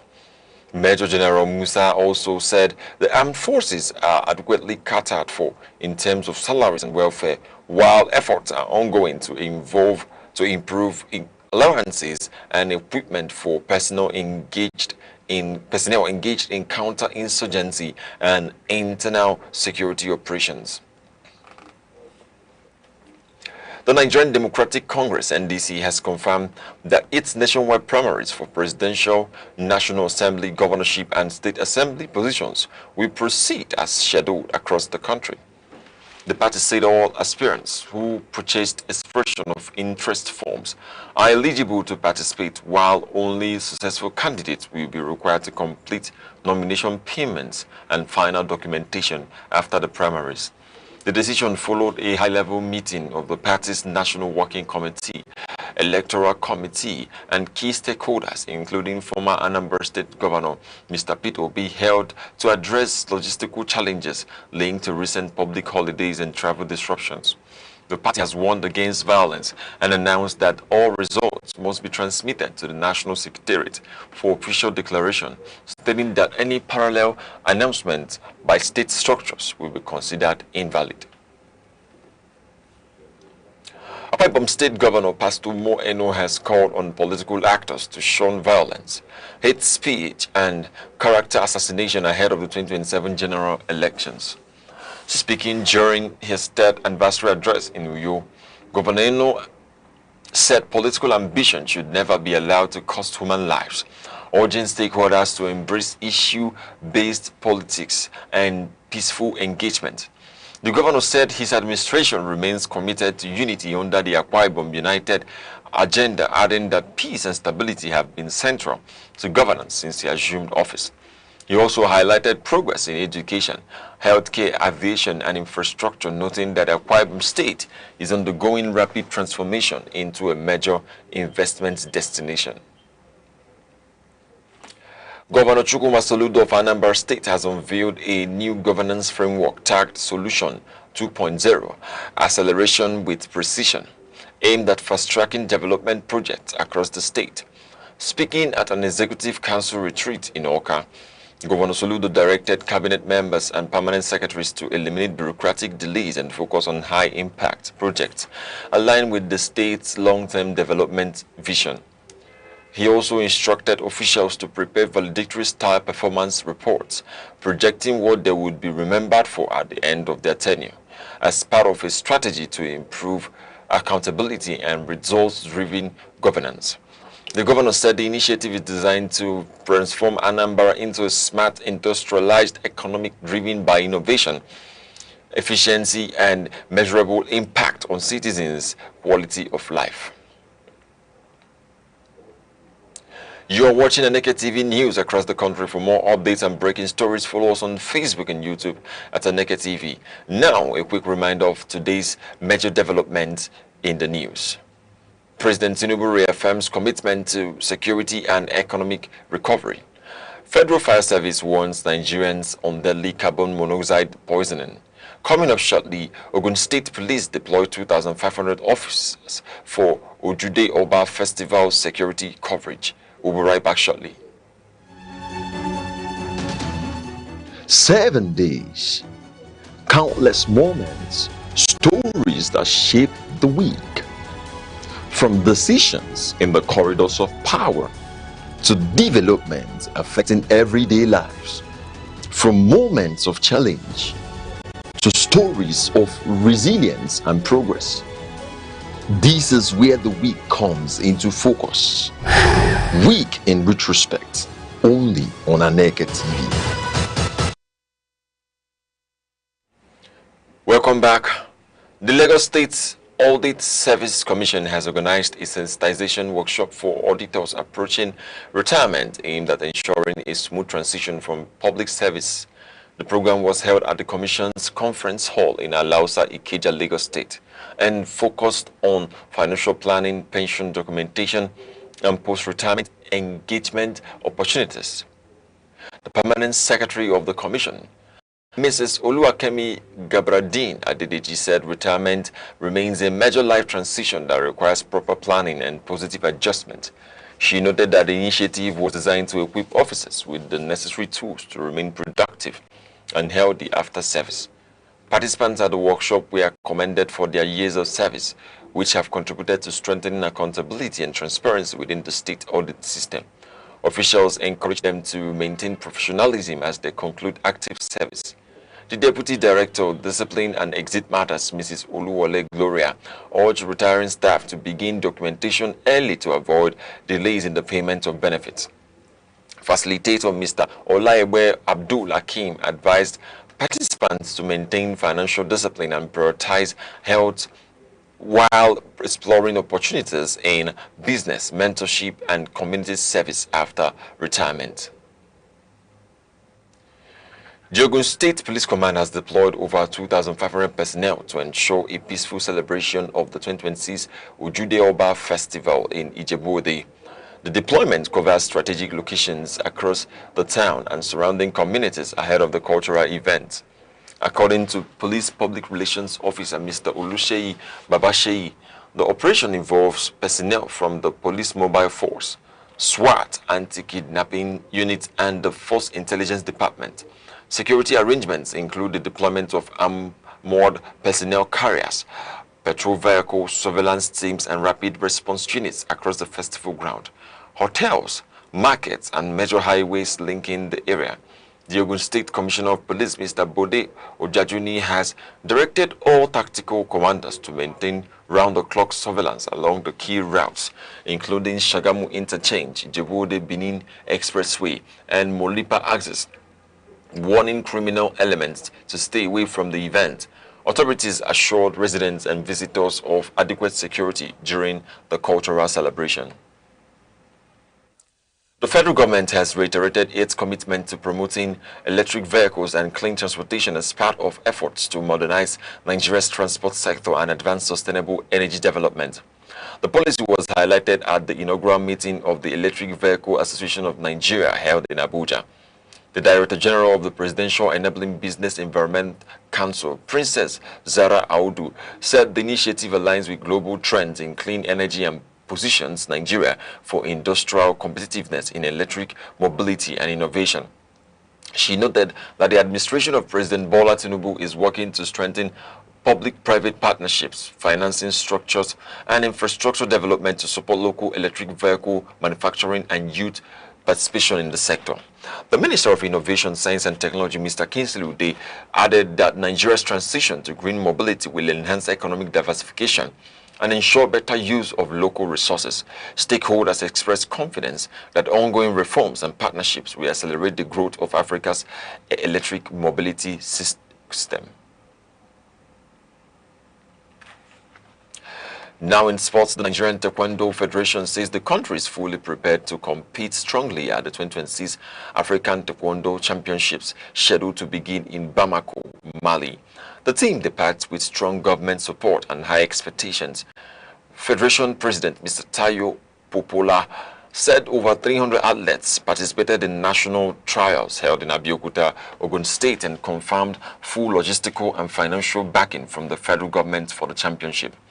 Nigeria's contingent includes male and female athletes across Pomse and Kyorogi categories, as well as para-athletes, marking one of the country's most inclusive delegations to an international taekwondo event. Mr. Popola said the competition forms part of Nigeria's long-term plan toward the African Games and the 2028 Olympic Games in Los Angeles. He expressed confidence that the team will perform strongly following successful preparation and international certification compliance. Now in entertainment, Nigerian music stars Adekunle Gold and Simi have made their first public appearance since the birth of their second child. The couple attended a high-profile dinner event in Lagos celebrating Adekunle Gold's partnership with luxury whiskey brand Mac Allan. Simi, who had been away from public engagement during pregnancy and early motherhood, joined her husband alongside several celebrities, including Enioluwa, Tomike, and Ladipo at the event. The couple welcomed a baby boy in March, adding to their growing family. Adekunle Gold confirmed the child's birth after earlier public speculation about twins, describing their family life as peaceful and fulfilling. The appearance follows recent personal milestones, including their 7th wedding anniversary and several luxury gifts exchanged between the couple. Their public outing has further reinforced their status as one of Nigeria's leading celebrity couples in the entertainment industry. And now to end news across the country. Here are the main points again. President Bola Tinubu has restated his administration's commitment to improving national security and sustaining economic recovery efforts across Nigeria. In a nationwide address marking his 3rd year in office, the president said security operations have been intensified against terrorists, bandits, kidnappers, oil thieves, and other criminal elements, while efforts are ongoing to strengthen intelligence gathering, surveillance, and interagency coordination. The Federal Fire Service has issued a strong public safety warning on the dangers of carbon monoxide poisoning, describing it as a silent killer. The agency, through its National Public Relations Officer, Deputy Controller Paul Abraham, urged Nigerians to avoid indoor use of generators and ensure proper ventilation when using fuel-powered appliances, noting that early symptoms of exposure are often mistaken for common illnesses such as malaria.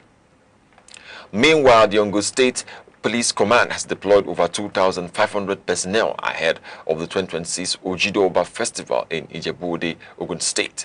According to the command's public relations officer, Deputy Superintendent of Police Olusheyi Babasheyi, the deployment includes specialized tactical units such as the Police Mobile Force, SWAT, and the Anti-Kidnapping Squad, with security tightened across major roads, event venues, and entry points to ensure a peaceful and hitch-free celebration. That's news across the country at noon. For breaking news and night witness reports, call 07030433710 or follow us on Facebook and YouTube at Aneke TV. On behalf of the producer Chidinma Sogwa and the entire news team, I'm Good Hope Chukuma, thanking you for watching. Enjoy the rest of your day.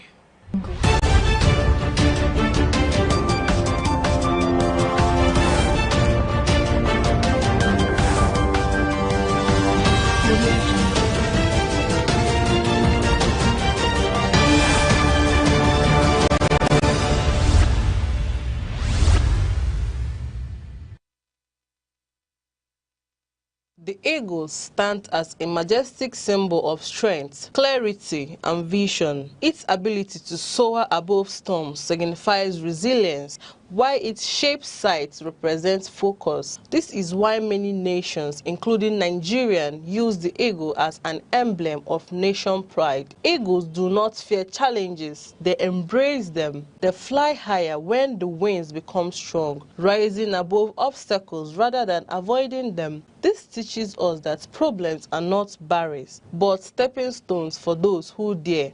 To live like an eagle is to stay focused, courageous, and disciplined. It is to see opportunities where others see only difficulties. The sky is not your limit, it is your launch pad.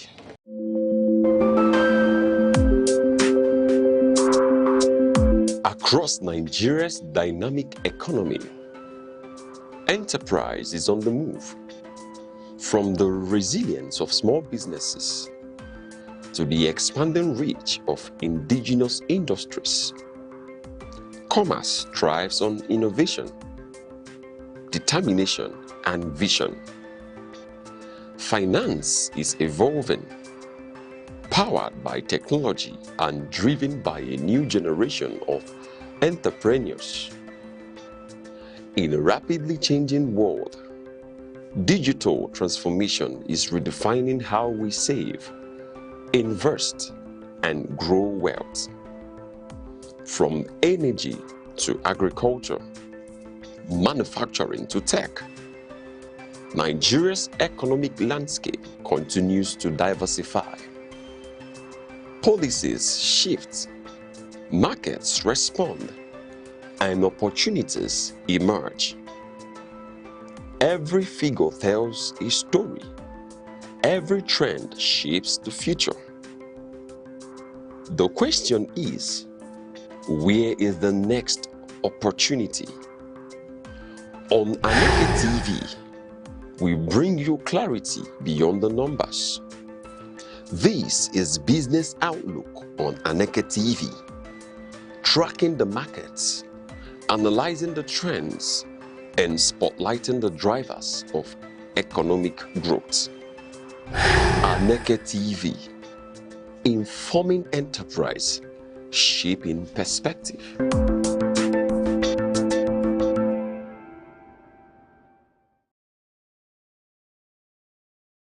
Ebonyi State, the salt of the nation. Located in the heart of southeastern Nigeria, is a story of transformation, resilience, and pride.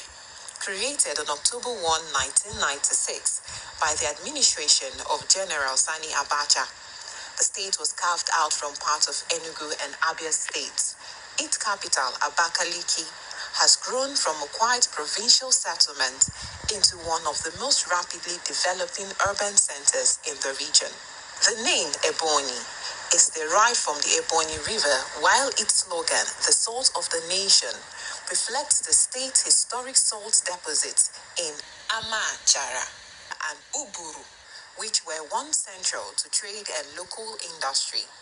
These salt lakes stand as living symbols of self-reliance and the resourcefulness of the Ebonyi people.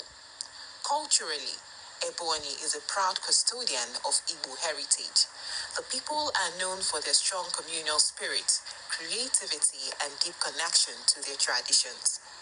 The New Yam Festival, Ogene music, Nkwa Umuaboho dance, and the colorful displays of masquerades all reflect the beauty and vibrancy of the state's cultural life.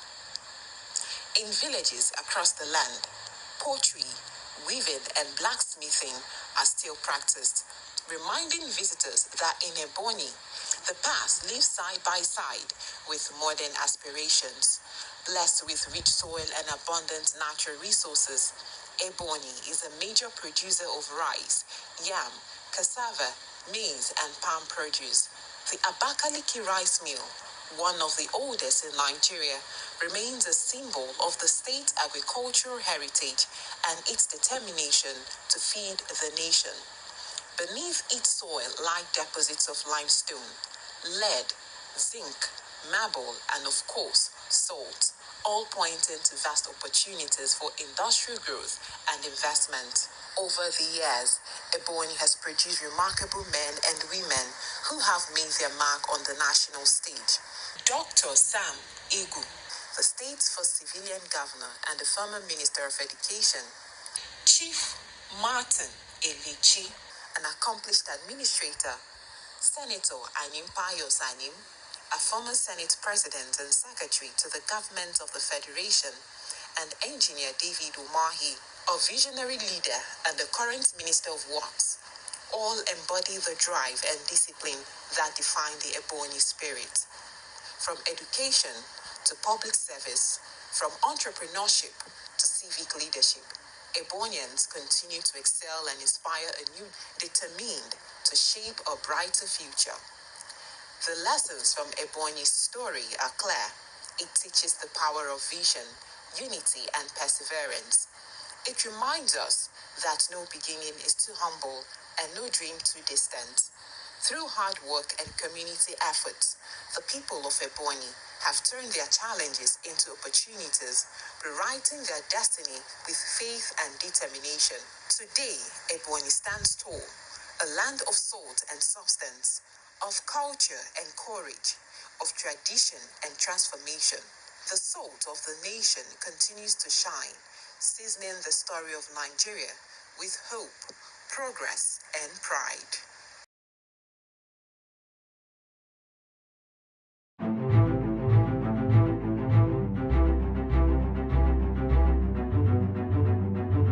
Morning headlines before you step out. Midday updates while you walk. Evening analysis when the day winds down. Wherever life takes you, Aneke TV keeps you informed, connected, and ahead. Aneke TV. Move with the world.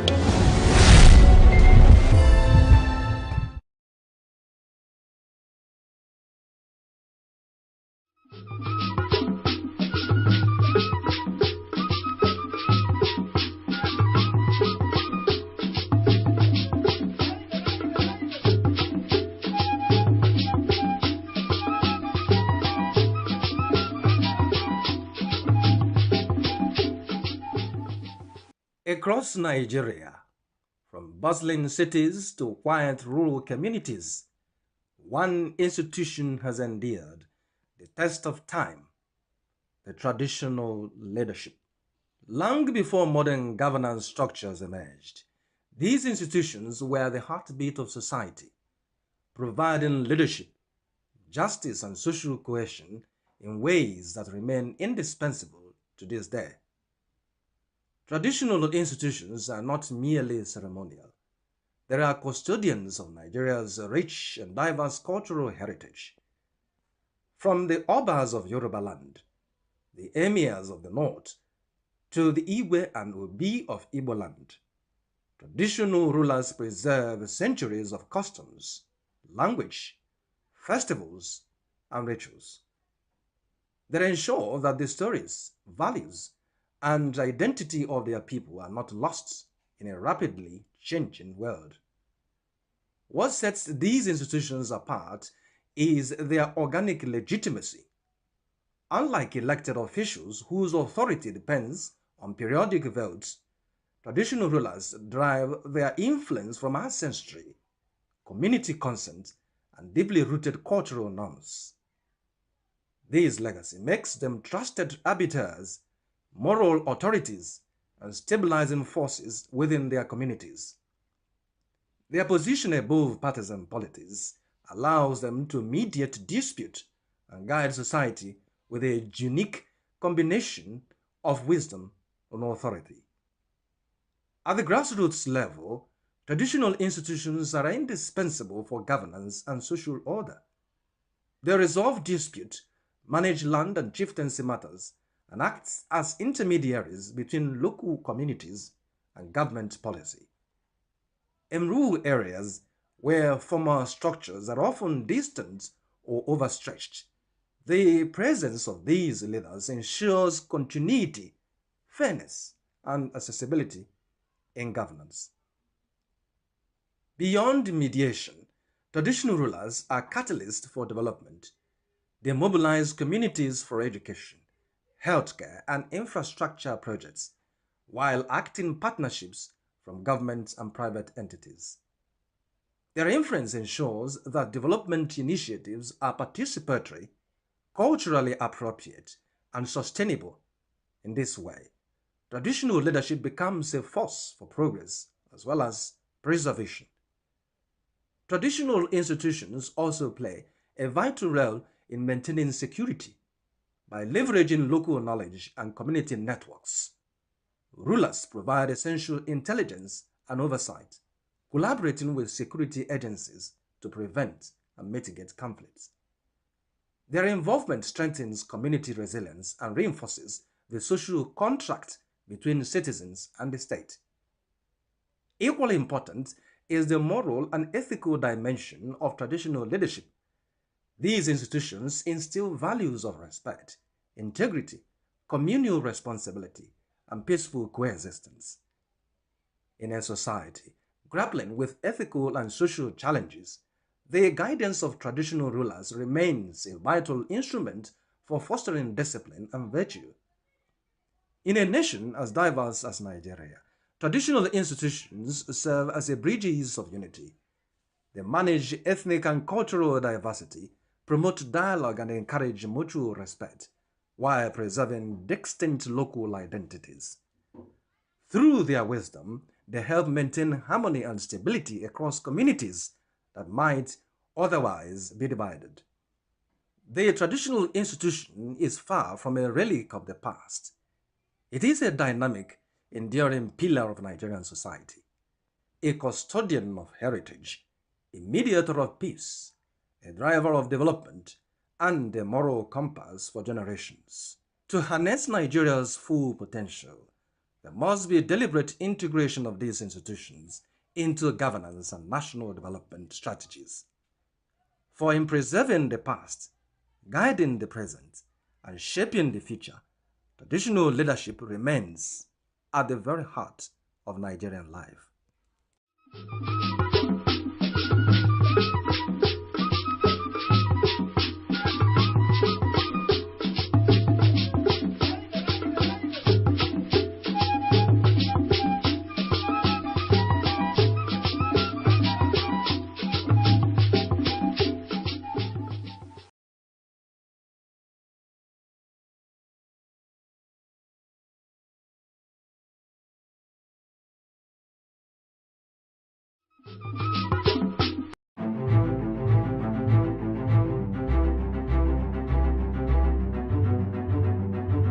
Morning headlines before you step out. Midday updates while you work. Evening analysis when the day winds down. Wherever life takes you, Aneke TV keeps you informed, connected, and ahead. Aneke TV. Move with the world.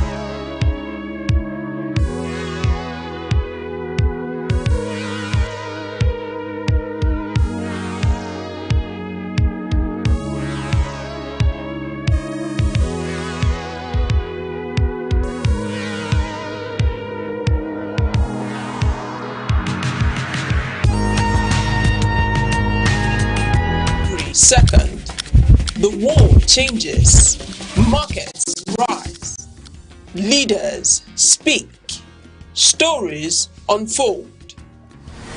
To keep up, you don't just need news, you need clarity, you need speed, you need perspective. That's why Aneke TV brings you the global pulse. Accurate, reliable, right when it matters most. Aneke TV. Move with the world.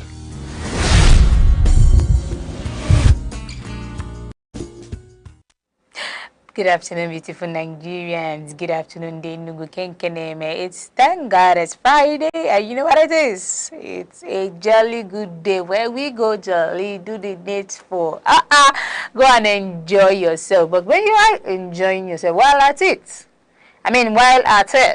be very careful because as the day goes by, please get it out of hand. Don't get out of hand while enjoying yourself. Be prepared, be safe wherever you are. I go by the name Gift Obodo, popularly called Shushu Lawyer, aka All Ties Up Pepe, because oh my God, I give you what we call premium gist.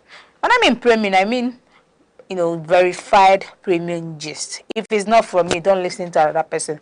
It must come from me. It's only me alone. It's me and you on Vibe Central every day by 12:30 p.m. live on Aneke TV, where we tell you what is going on in the entertainment industry, tell you what is going on with our celebrities, and tell you what it is, the food for the table every day, because we keep dissecting every table. We don't leave any table untouched.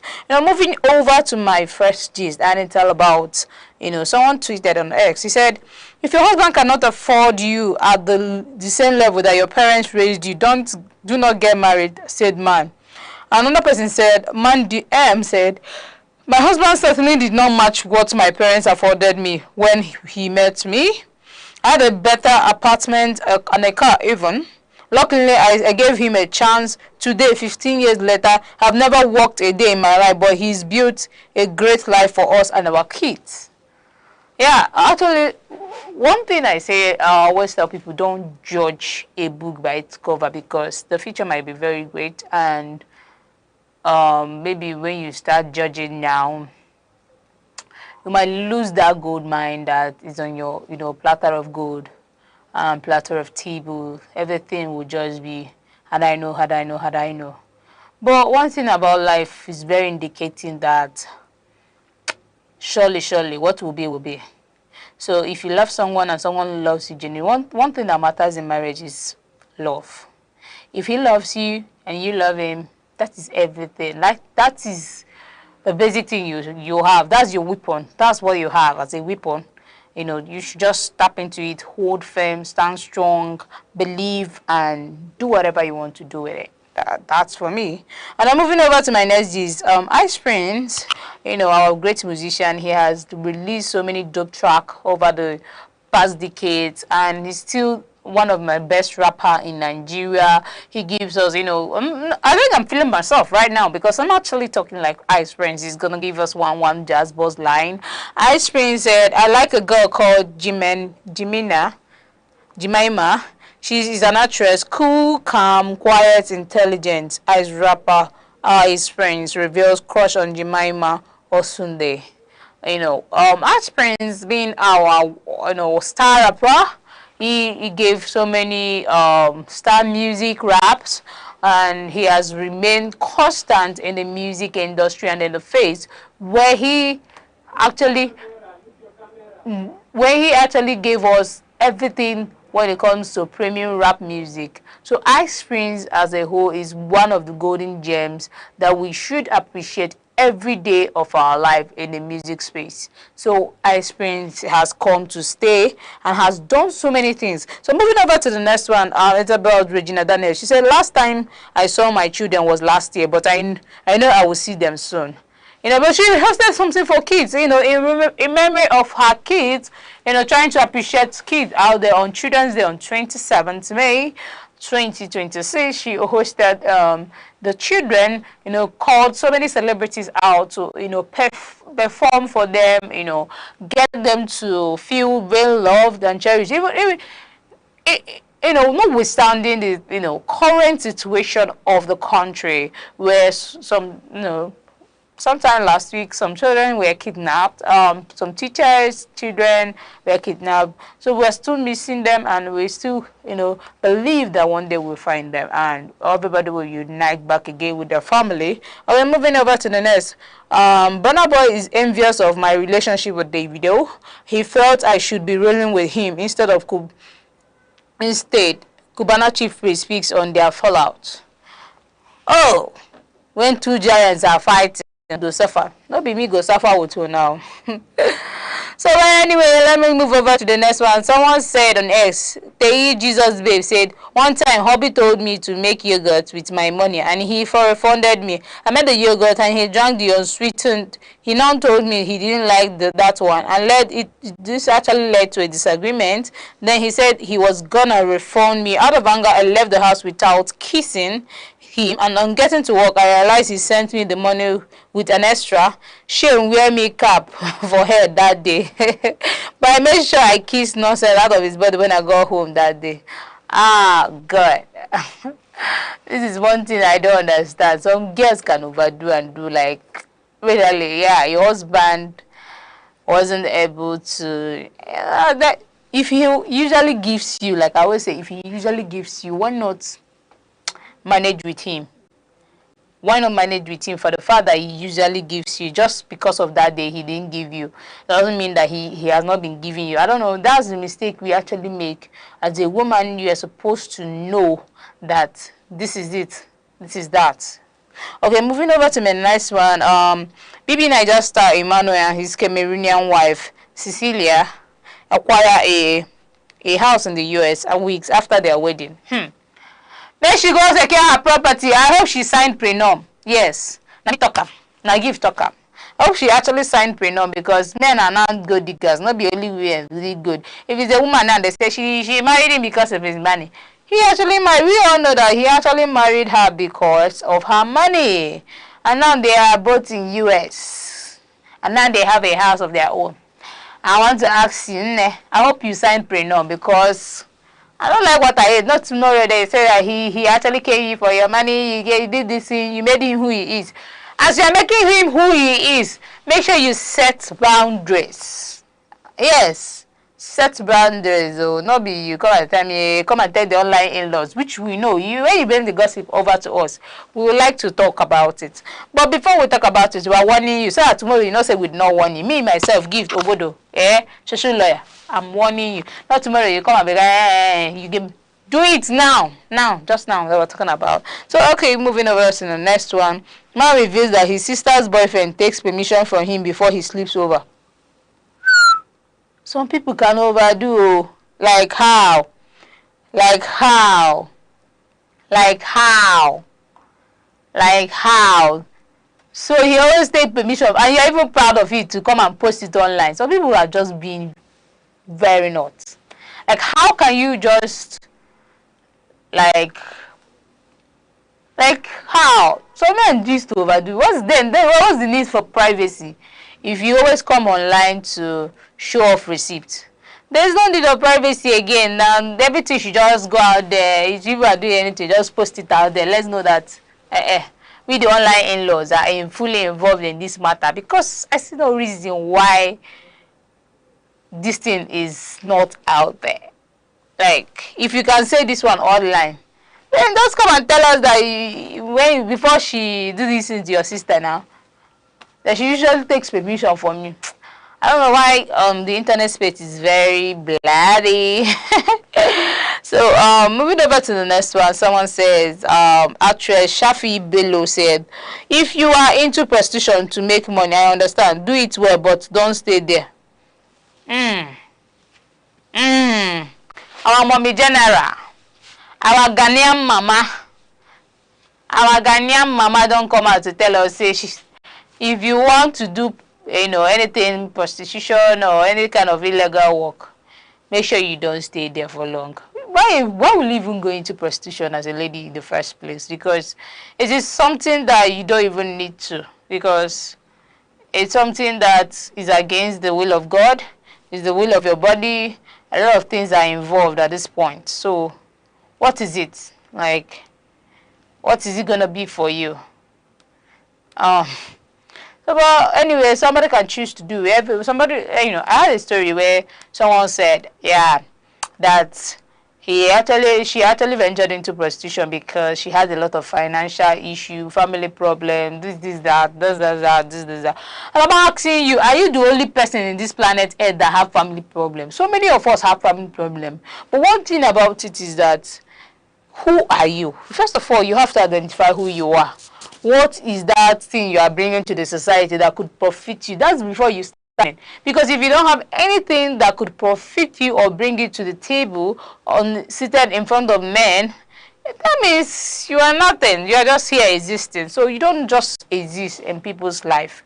You just come and yield and bring forth something. That is the only way you can earn and solve and bring a solution to the society. As a woman being, if you're not someone that can't provide, I mean, even if a minimum, you know,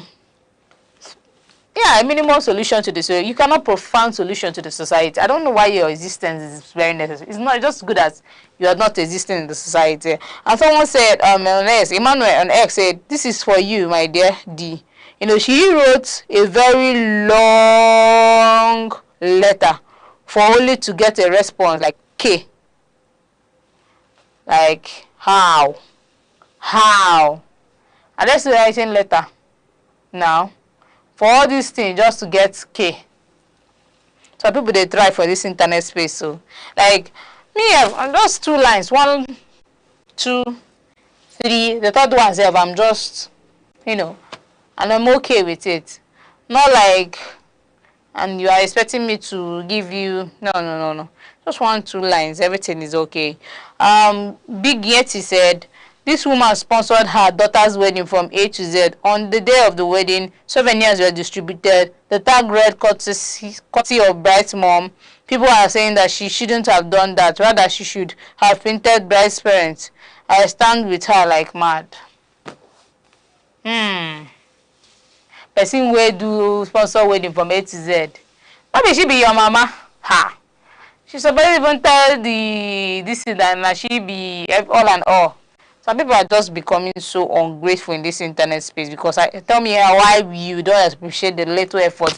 You think it's easy to sponsor a full-grown wedding in Nigeria now? Adam, I'm asking you, you think it's easy? If it's easy, run it. Okay, sadly, I don't know this person, but quite a number of things have been said about this particular influencer, content creator online. Trendy, especially on TikTok, people have been carrying her. A lot of things have been said, but the family of the late deceased lady has not come out to officially tell us what actually led to her demise.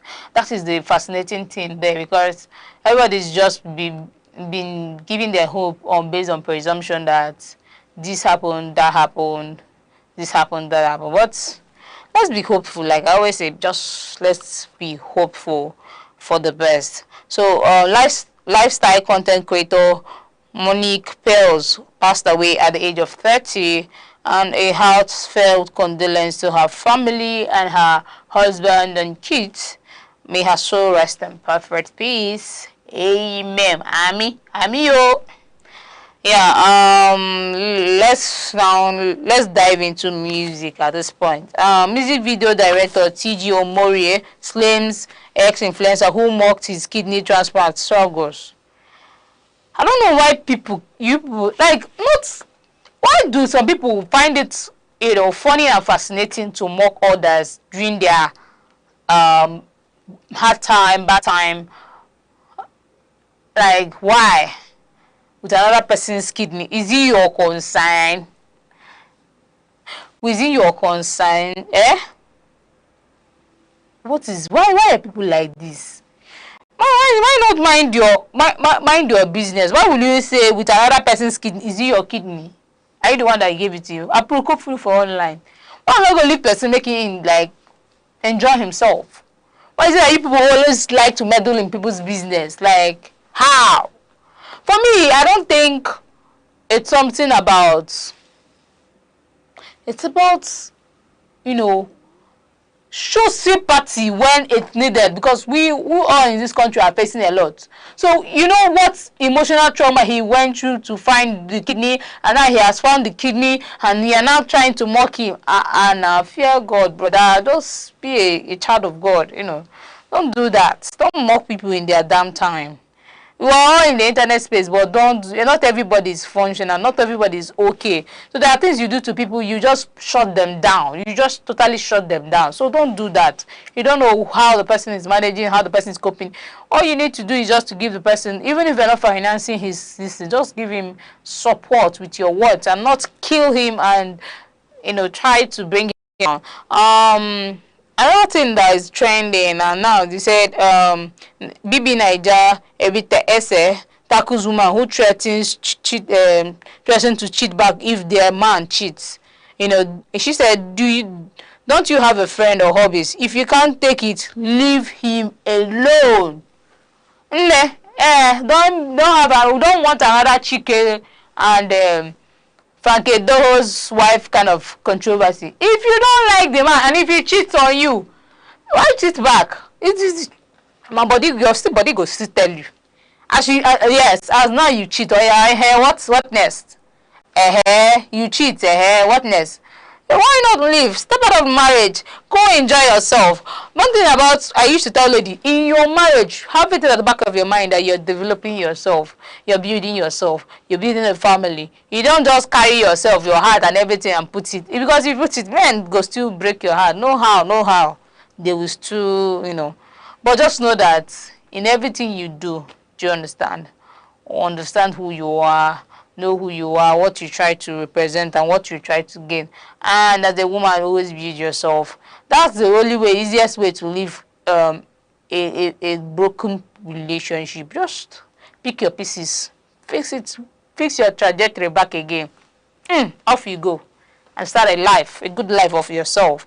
Let's just go to this thing that has just been trending within Sheyi Vibe. I've talked about it every time. Like, I've just been talking about Sheyi Vibe. Sheyi Vibe have just been throwing from Adekunle Gold now to Zlatan Ibile. Now, a lot of things.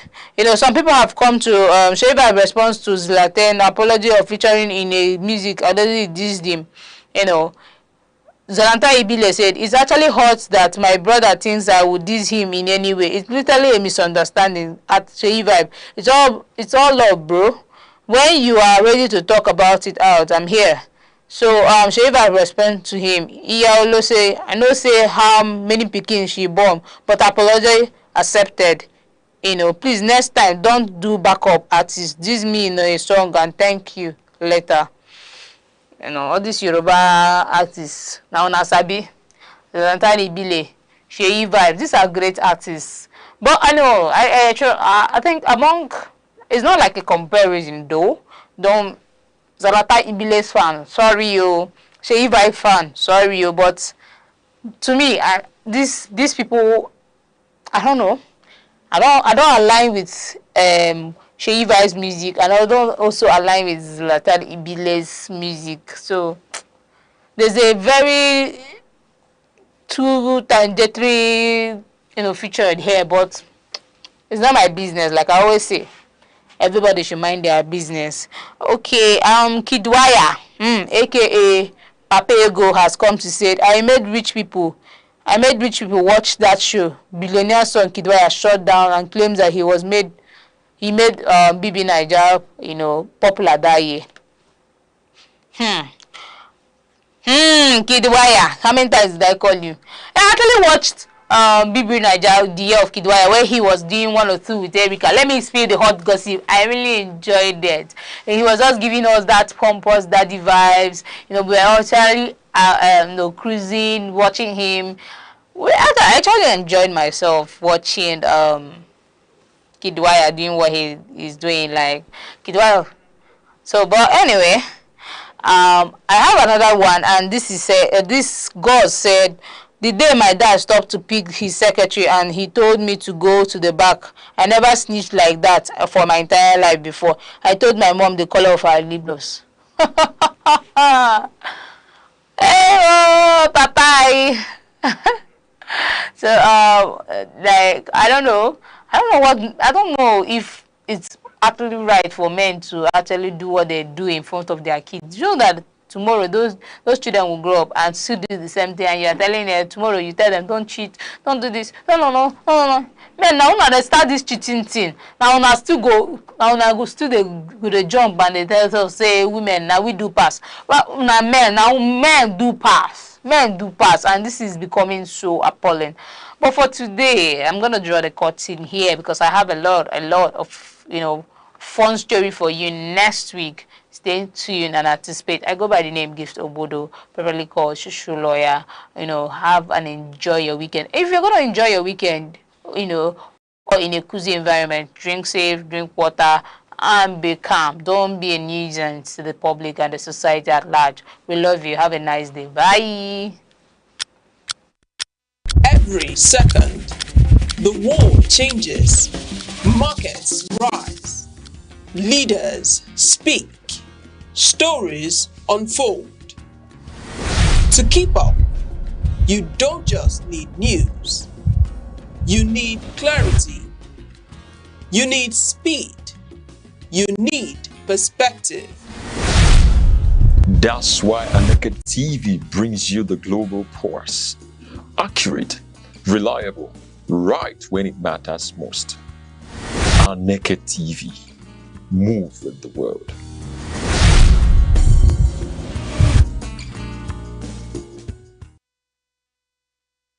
The soul is part of us that survives every storm. You can't see it, but you can feel it in silence, in longing, in every heartbeat that keeps going. It asks for more than food and fame. It hungers for meaning, for stillness, for the divine. The soul is where music is born, where peace begins, where truth hides. To care for your soul is the greatest act of self-love. For in the end, what we were fades, but what we are at our core remains.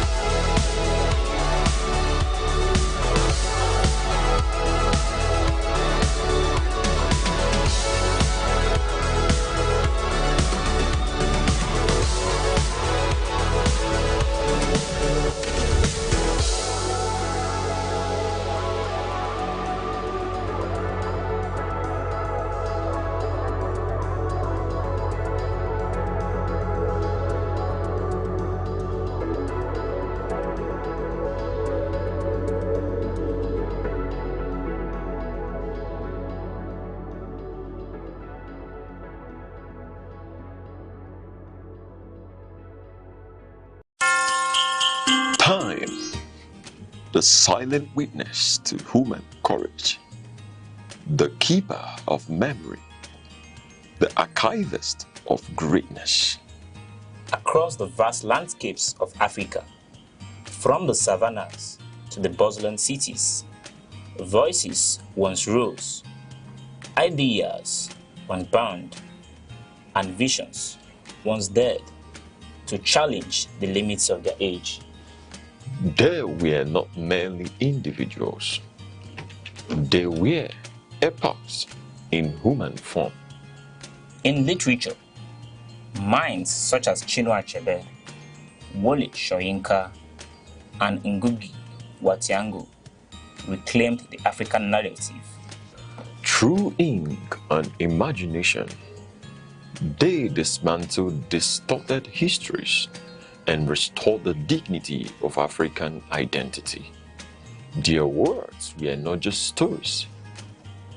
They were mirrors, reflecting a people long misunderstood, and windows opening the world to the depths of African civilization. In the realm of science and knowledge, pioneers like Philip Emeagwali proved that African intellect could reshape the frontiers of computing and technology. Their work was a quiet revolution, reminding the world that innovation knows no geography. And in leadership, towering figures emerged when history demanded courage. Men like Nnamdi Azikiwe, Kwame Nkrumah, Nelson Mandela, and Julius Nyerere redefined freedom, not as a privilege bestowed, but as a right reclaimed. They spoke for millions. They endured prisons, exile, and resistance. Yet, their vision transcended the politics of their time. They dreamed of a continent awakened. Today, their echoes travel through generations. In every African classroom, in every curious mind, in every dream that refuses limitation. For history is not merely what has passed, it is the foundation upon which tomorrow stands. The past still speaks. Its lessons remain. Its voices endure. This is not just remembrance, it is inheritance. Echoes of the past, where history breathes and legacy lives on.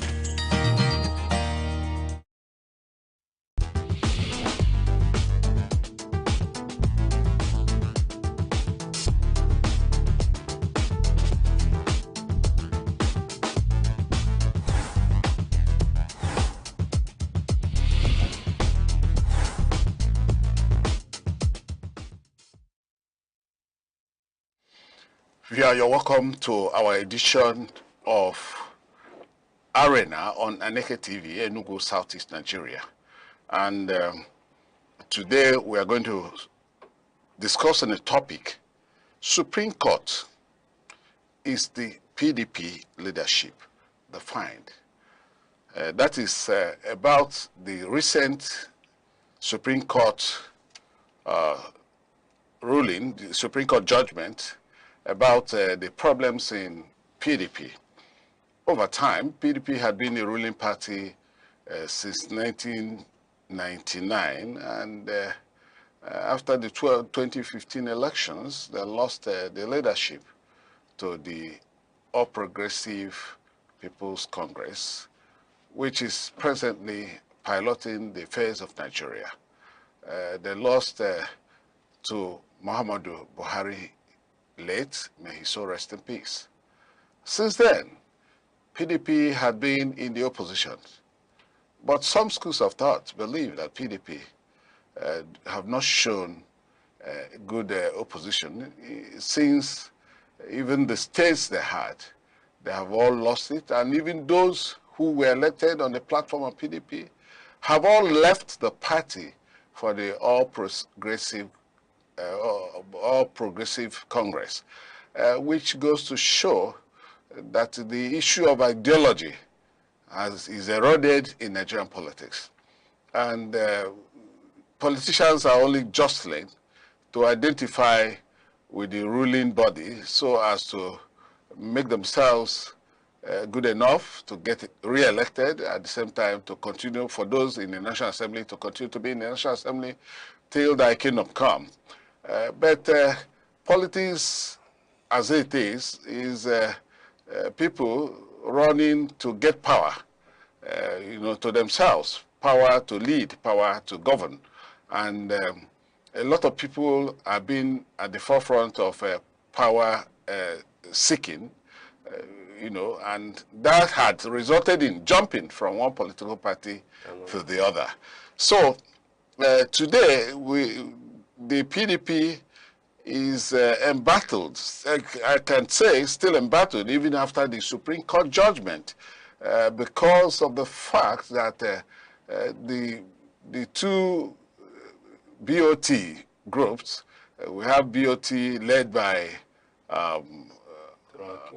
BOT Wabara, former Senate President, and another BOT led by Mao Ahuabunwa, and all have their leanings to different executive, that is National Working Committee. Yes. And the back in day, PDP is already threatening to get aligned to APM and all that. So somehow, the powers of PDP has been so whittled down, and all the PDP governors previously are now members of APC, and most of who have been given tickets for re-election to represent the party or Progressive Congress during the 2027 elections. So I have in the studio a gentleman, a lawyer, human rights lawyer, and public affairs commentator. I have Barrister Anthony Ekene Okenwa. Please, you're welcome to the studio. Thank you, sir. The barrister is somebody that we're going to discuss about the party, and somehow Arena has always brought you erudite personalities that could give you great insights about our topics, which are both national and international. And today, we are going to dissect this topic as much as we can in the studio today. So, Barrister Okenwa, the PDP was the ruling party. Yes. Today, they're in the opposition. And apart from being in the opposition, they are not number one. They have not shown capability of actually leading the opposition group. And they are not even going into coalition. And they are even being balkanized presently. So, what is the situation in PDP presently?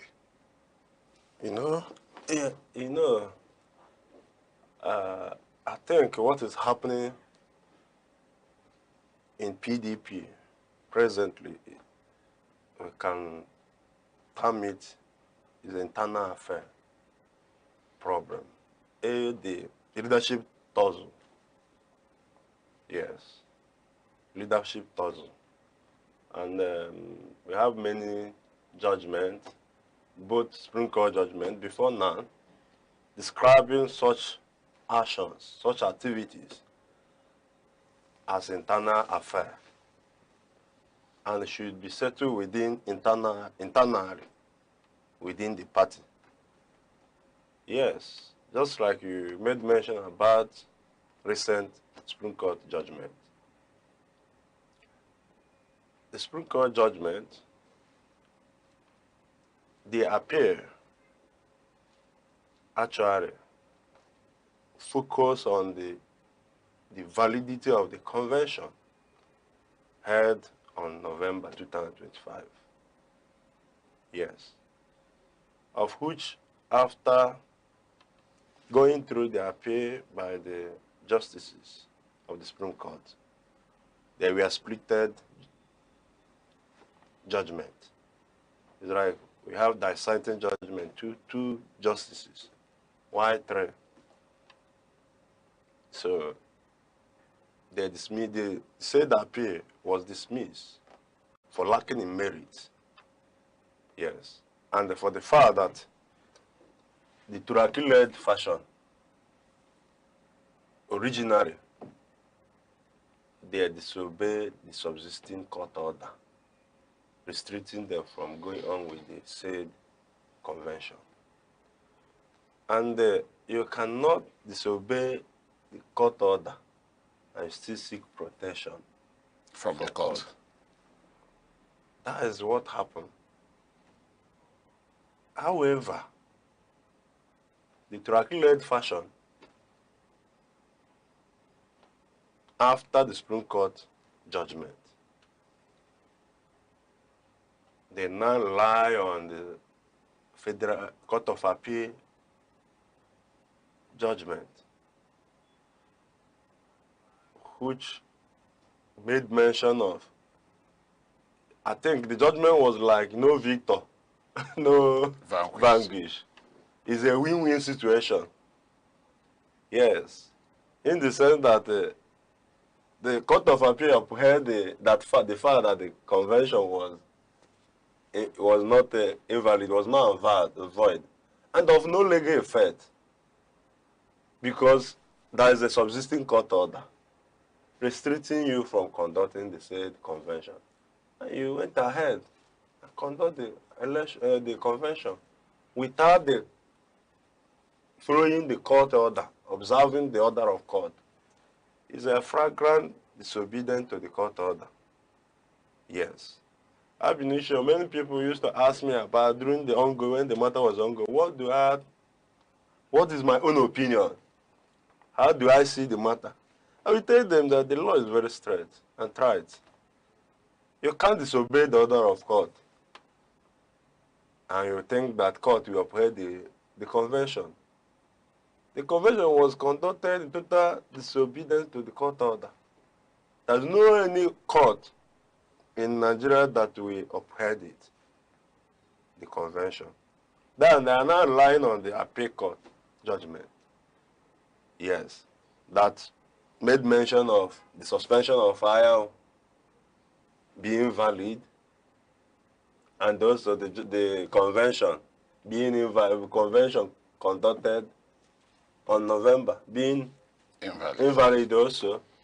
But the judgment was trying, I think, the intention of the judgment from my own perspective, for them to go back internally to sort out themselves. And sort out their differences. But okay, before I know you're going to add something to that, but I want to ask you before I forget, Anyanwu was suspended. Purportedly suspended. No, but you told me there's a court judgment that says the suspension was valid. If the court judgment made mention, they appeal. But remember, we have Supreme Court judgment. The Supreme Court did not touch the Anyanwu suspension, did it? But the judgment of Supreme Court is the final judgment. But did it touch on, because the court cannot give you what you did not ask. And of course, what was the appeal was the appellant was asking the Supreme Court to validate the convention, and which they dismissed. And then they did not actually ask for. We have preterors of authorities. Even before then, both Supreme Court authorities, we have the hat against Turaki too. So the implication? Yes, we have another, even Honor and Car for two. Yeah, so the implication is that? The implication is that since there is always Supreme Court judgment, that is not even that have stated that suspension of a member of a political party is solely internal affair of the party, and they should resolve it internally. The court can entertain it when there is the issue of breach of the constitution of a party or a statute or even a constitutional provision of somebody's right, like right of fair hearing, is being breached, because before you suspend, there is already a laid down laws guiding that that stated the procedure that you must follow in suspending it, suspending a member. Yes. Then, when the issue of going to court arises, is if it affects a breach of human rights and or a breach of statutes or a breach of the party's constitution in doing so. But any other thing there is solely internal affair of the party. Both the issue of nomination, issue of primary, all of them are internal affair of the party. So the implication is that Ayawu either validly suspended, and of course the other convention that actually brought him back is still not challenged. They have not challenged it, and the suspension is 1 month. Okay, and it was not challenged by anybody. The convention was not. Nobody has challenged it. You can't be challenging, saying that you are challenging a convention by your own word of mouth, or by going to social media, or by forming another faction of your own group. You can challenge it by bringing a matter before a court of competent jurisdiction that has right jurisdiction to attend so. If you have a case, prima facie case, then you go to court. So the Ayawu recognizes the leadership of both Ayawu and the national, what's the national chairman? Abdurrahman. Mohammed. Yes. So, and presently, inec deals with Abdurrahman Mohammed. And Ayawu. And no other faction of the party has a say will be able to field a candidate for the election. No other party. So what was Makinde and his group doing, apart from the recent alignment with APM? Were they trying to actually sponsor members for the electoral process? Anything they are doing is effort in futility. Reason, if you the INEC, you know what validates your leadership is your recognition by INEC, and there is a convention that brought you back. And now, if INEC did not recognize you, where will you submit your the name and the name and list of your candidates? Who empowers you to start selling form? Maybe trying to show that you will field the candidate. You have many candidates contesting in different positions. Are you now the INEC? That is the thing. What is happening there purely is leadership tussle. And if there is a leadership tussle, court has pronounced several times the leadership who become in charge of leadership of a political party. Leadership tussle is internal affair of a political party. There's a prescription to that, section 83 yes, of the Electoral Act. The Electoral Act, and also preterance of decided cases. Issue of the same Behatu and Saraki. Is it not 2023? I think so.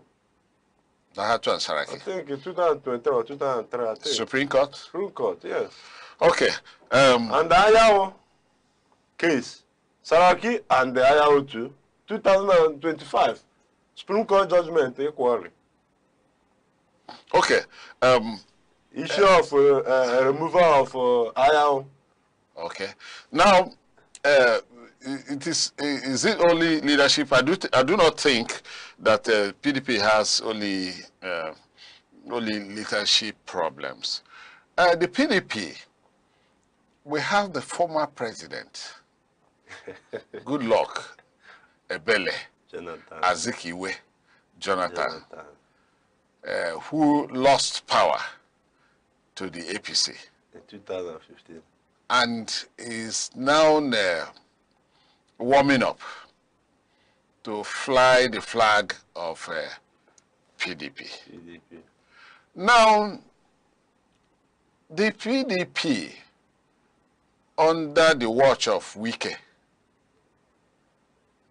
I do not believe that they intend to actually present a presidential candidate, because before now, Wike had earlier said that his PDP will support the leadership of Tinubu.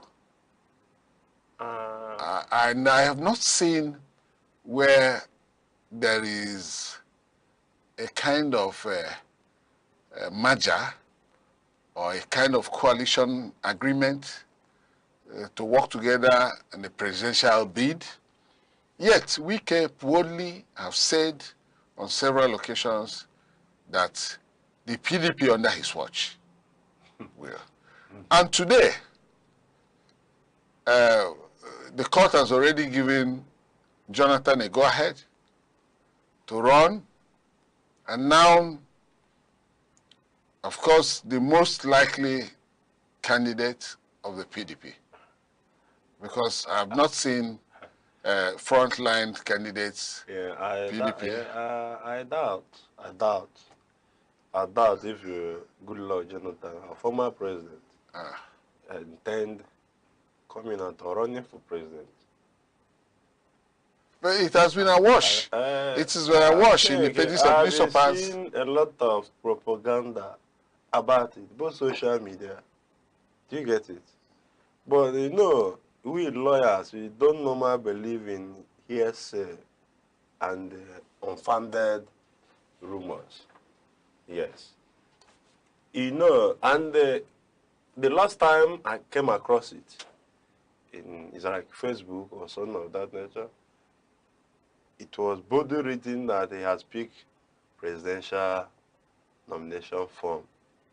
But from Turaki session, fashion, then the question becomes, where are they submitting the the list of their candidate? Because the Turaki fashion is not recognized. No, we they form their own inec. Yes, first thing first, this is a distraction mechanism. That is what I'm seeing it. It's just a ploy to distract the public and distract PDP from focusing. Meanwhile, PDP has a presidential candidate aside Goodluck Jonathan. Who is the presidential candidate? I can't remember the name, but I'm sure, and I watched it during screening. He attended screening. So Jonathan did not attend the screening? No, Jonathan didn't. And I think today is either presidential primary election for PDP, I think.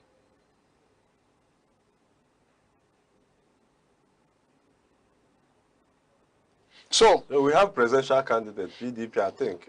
They have presidential candidate. So the presidential candidate you have, they do have now, is it just to show that they have somebody who is running for presidency, or who will hurriedly congratulate Tinubu if he wins, or they have a presidential candidate that is serious to run to govern Nigeria?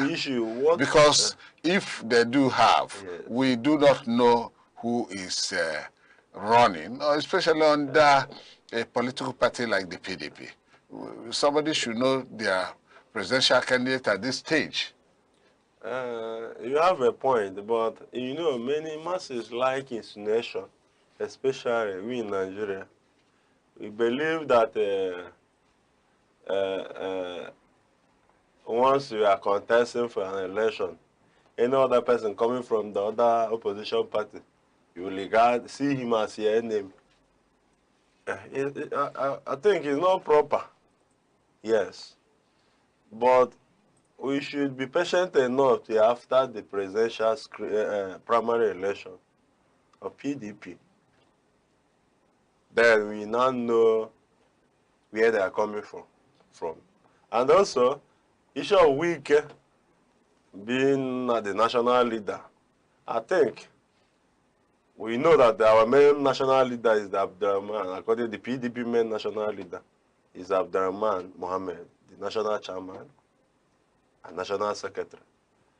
And wike is equally one of the national leaders by virtue of being ex-governor of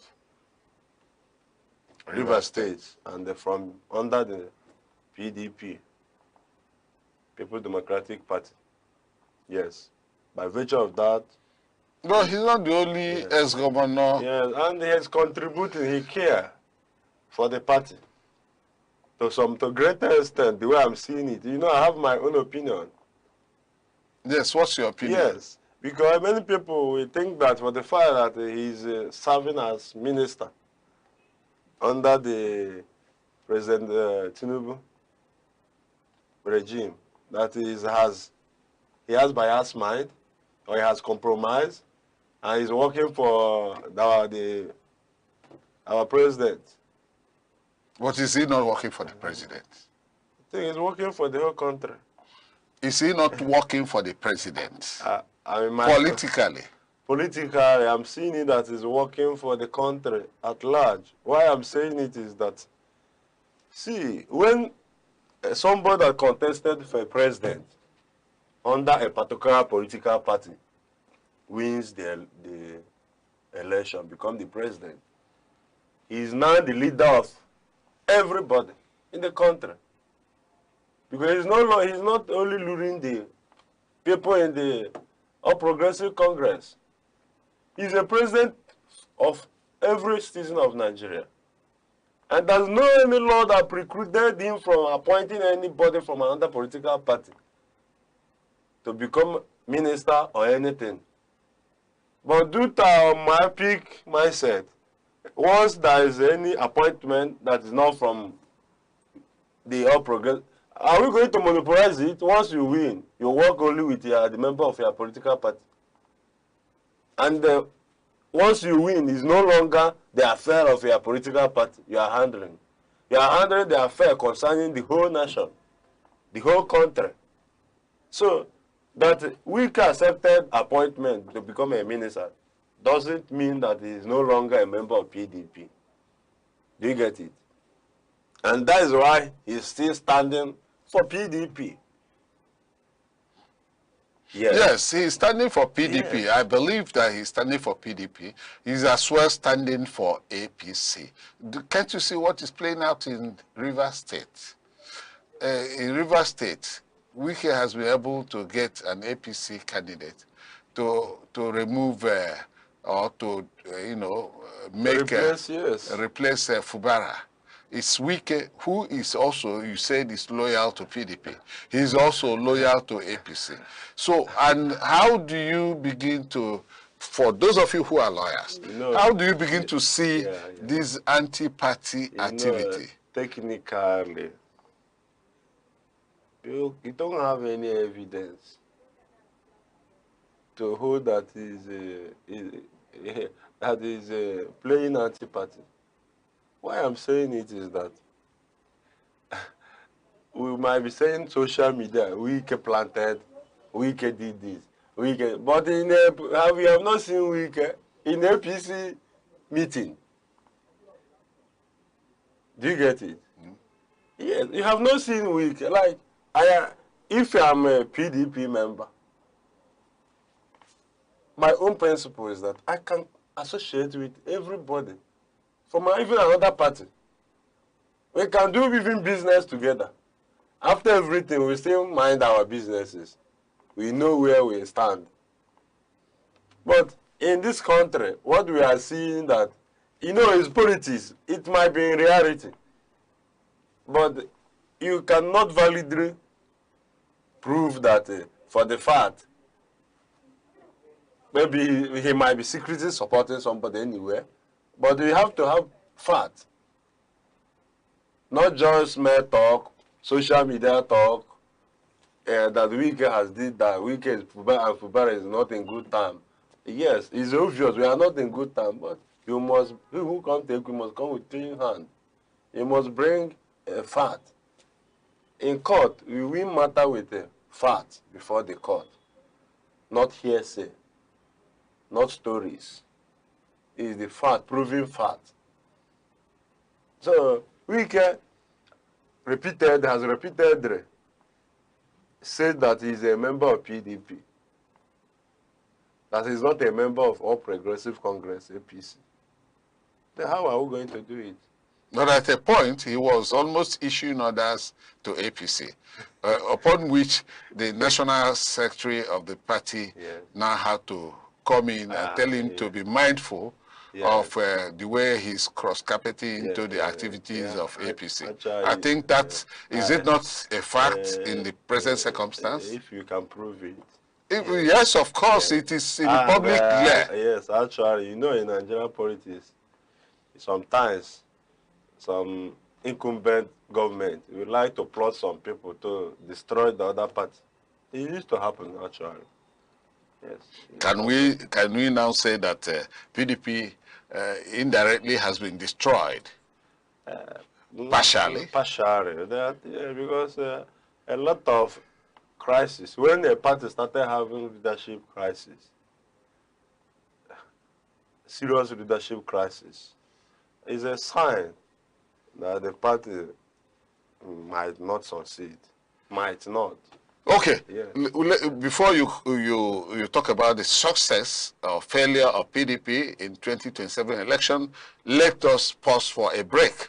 And when we come back, we'll continue with our program. Thank you. Our guest, Barrister Anthony Okenwa, is still here, and our talking for today is Supreme Court judgment, is PDP leadership truly defined, and what are the chances of that political party that used to be at the helm of affairs of Nigeria, that have been relegated to the opposition background? What are their chances in the coming 2027 election? Please don't go away. Stay with us and stay tuned. Join us on Arena, Aneke TV's premier current affairs program, where politics, development, and governance come alive.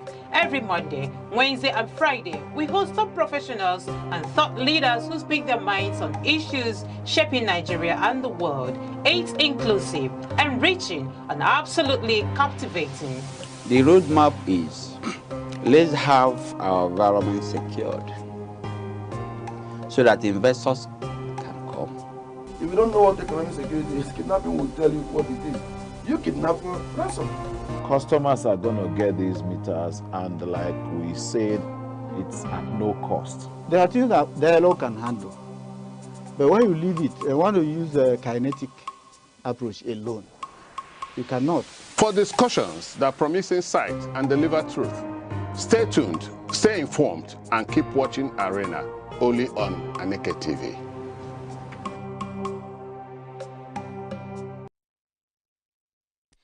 Via, you're welcome back. Our guests stay here. We're still on our program, Arena, on Aneke TV, Enugu, Southeast Nigeria. And our topic is Supreme Court judgment. Is PDP leadership truly defined? And if it is defined, what are the chances in the 2027 elections? Our guest, Barrister Anthony Okenwa, is here to give us an insight and do a better dissect of this discourse. Barrister Anthony, what are the chances of PDP in the coming elections? That's 2027 elections. With all these hullabaloo about leadership crisis and all that. And presently, the PDP is also having leadership problems, and even their primaries has not been finally done. What are your chances? PDP, you know, PDP is just like a, it's a household name. Yes, is everybody. I think Nigerians we love PDP. Majority. You there? Majority of Nigerians. However, why did they not vote for them in 2015 election? However, the issue of leadership crisis, and in 2015, a lot of things happened. You know what we in Nigeria, the problem of Nigeria basically is during politics, when election is fast approaching, issue of religion will come to play. Tribalism will come to play. The elites, they are using it to destabilize the masses. They are using it to destabilize the masses. They work, manipulate the mindset of the masses. Why I'm saying it is that in 2015, the issue of crisis, insecurity started playing out at the north then. And started using some of tribalism and a lot of things. It's a gang up of a class of people, class of leaders, political leaders, but not the wish of the masses. Yes, not the wish of the masses. And once they were able to manipulate the mind of ordinary Nigerians, you may not get the required result. But presently, about PDP, that is why I said that was a particular reason PDP lost in 2015. But presently now, I'm sure that every average Nigerian now, if you bring PDP and bring APC and ask him about the party to follow, you know that PDP, we at least we have chance of coming out victorious in 2027. With which leadership? Because I have said it before now. I'm trying to say yes. That if Nigeria has been having problem of leadership over time, yes. And if in Nigeria some schools of thought believe that yes. If Nigeria get leadership, leadership right, that every other thing will fall into place. Yes. And we are approaching 2027 election.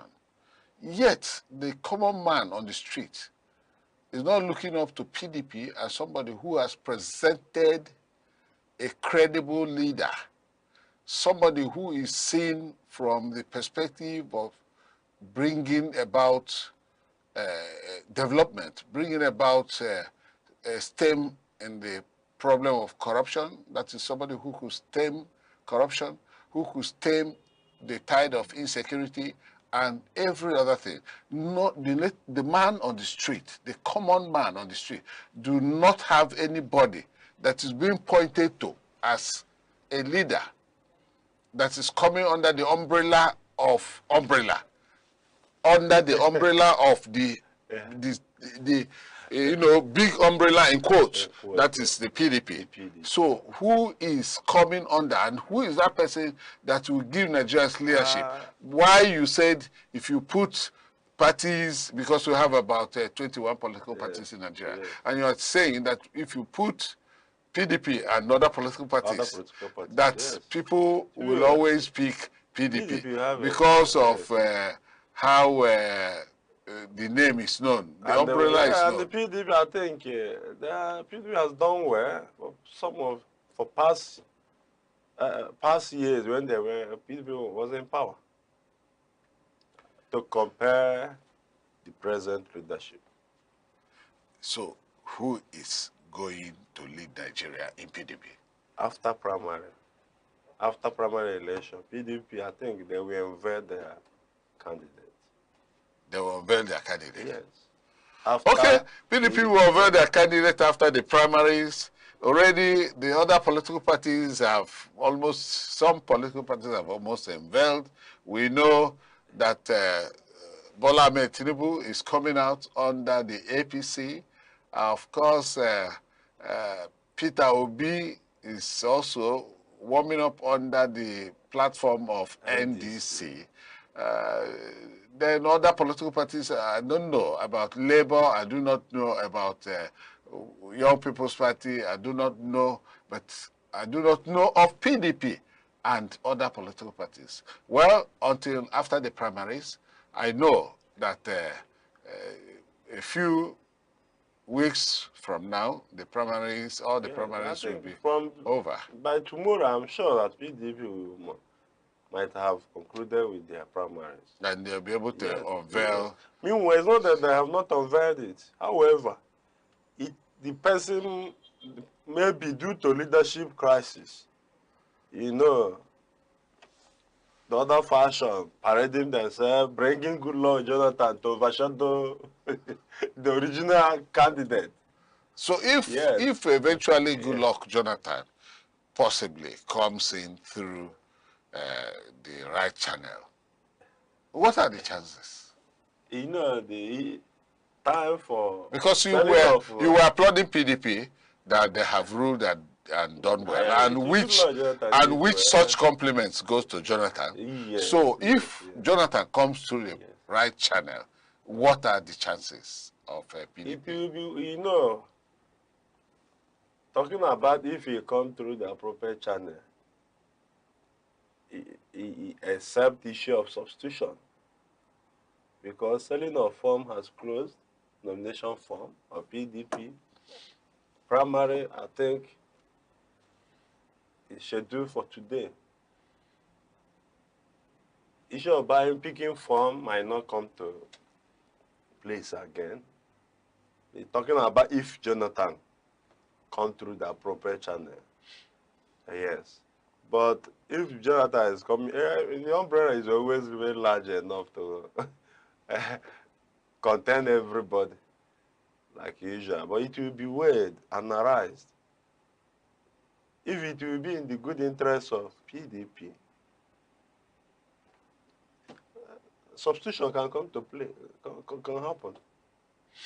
Yes, because most recently, the Federal High Court already have said that INEC overshoot their powers, and that the timetable they made that's making the parties to be hurriedly, and with all the time given by the Electoral Act, that they are actually doing things that ultra-virus their power. Thank you. That their powers is being ultra-virus, and as such, they have asked that the time should be used by the political parties as given by the Electoral Act. Now, suppose the Electoral Act, in the present circumstance where that court judgment subsists, of course, the parties may extend and open up for substitutions, buying of forms, and or substituted anyway if they have already concluded. If they have concluded the primary, I think primary will be, presidential primary is today. So substitution, is it legal or illegal? How do you set it? And in whose authority do you substitute? You know, it's a political party that failed candidates. Okay. Yes. It's not independent contestant. If you are contesting to a political party, it's the political party that failed the candidate. However, there are some other procedures that must be followed. Yes. We have many grounds for substitution. Yes. Sometimes it might be willingly with the original flag bearer. Yes. You can, under the person's consent, we can substitute. The party can substitute if something happened to the person if a result of death, and also a lot of other things, incapacitated of the original candidate, or by consent, in agreement with the party will substitute. Yes, but I believe issue of election, we still have a lot of time. Anything can happen, both at the presidential, both the state level, at the state level. Anything can happen. Yes. Though Nigeria seriously is facing, aside the PDP, Nigeria is equally facing leadership issue. Our problem is leadership, lack of proper quality leaders to manage the affair of the country. That have leaders that have human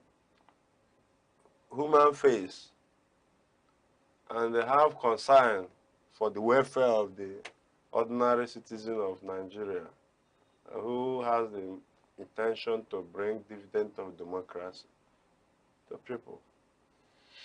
Okay. So it seems that Nigerian leaders now, they are using hunger to fight the ordinary citizens. Hunger. There are hunger everywhere in the country. But let's go back to our major topic, which is the judgment of Supreme Court and whether the PDP leadership is finally defined.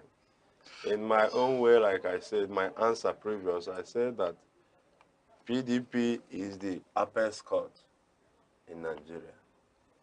Yes. Not PDP, I mean Supreme Court. Okay. It's the apex court in Nigeria. Okay. Yes. And PDP, the Supreme Court has given its final judgment by dismissing the appeal of the Turaki faction-led faction.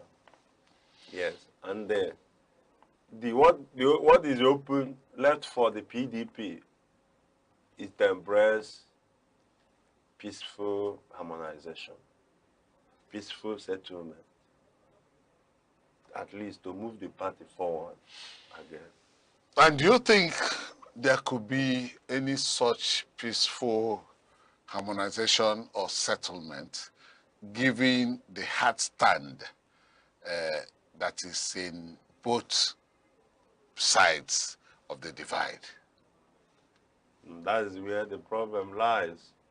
But what will solve the whole situation is, like I said, if the other faction persistently trying to destroy the PDP to ensure that it won't work out, and at the end, INEC failed to recognize them, it means the effort is just effort in futility.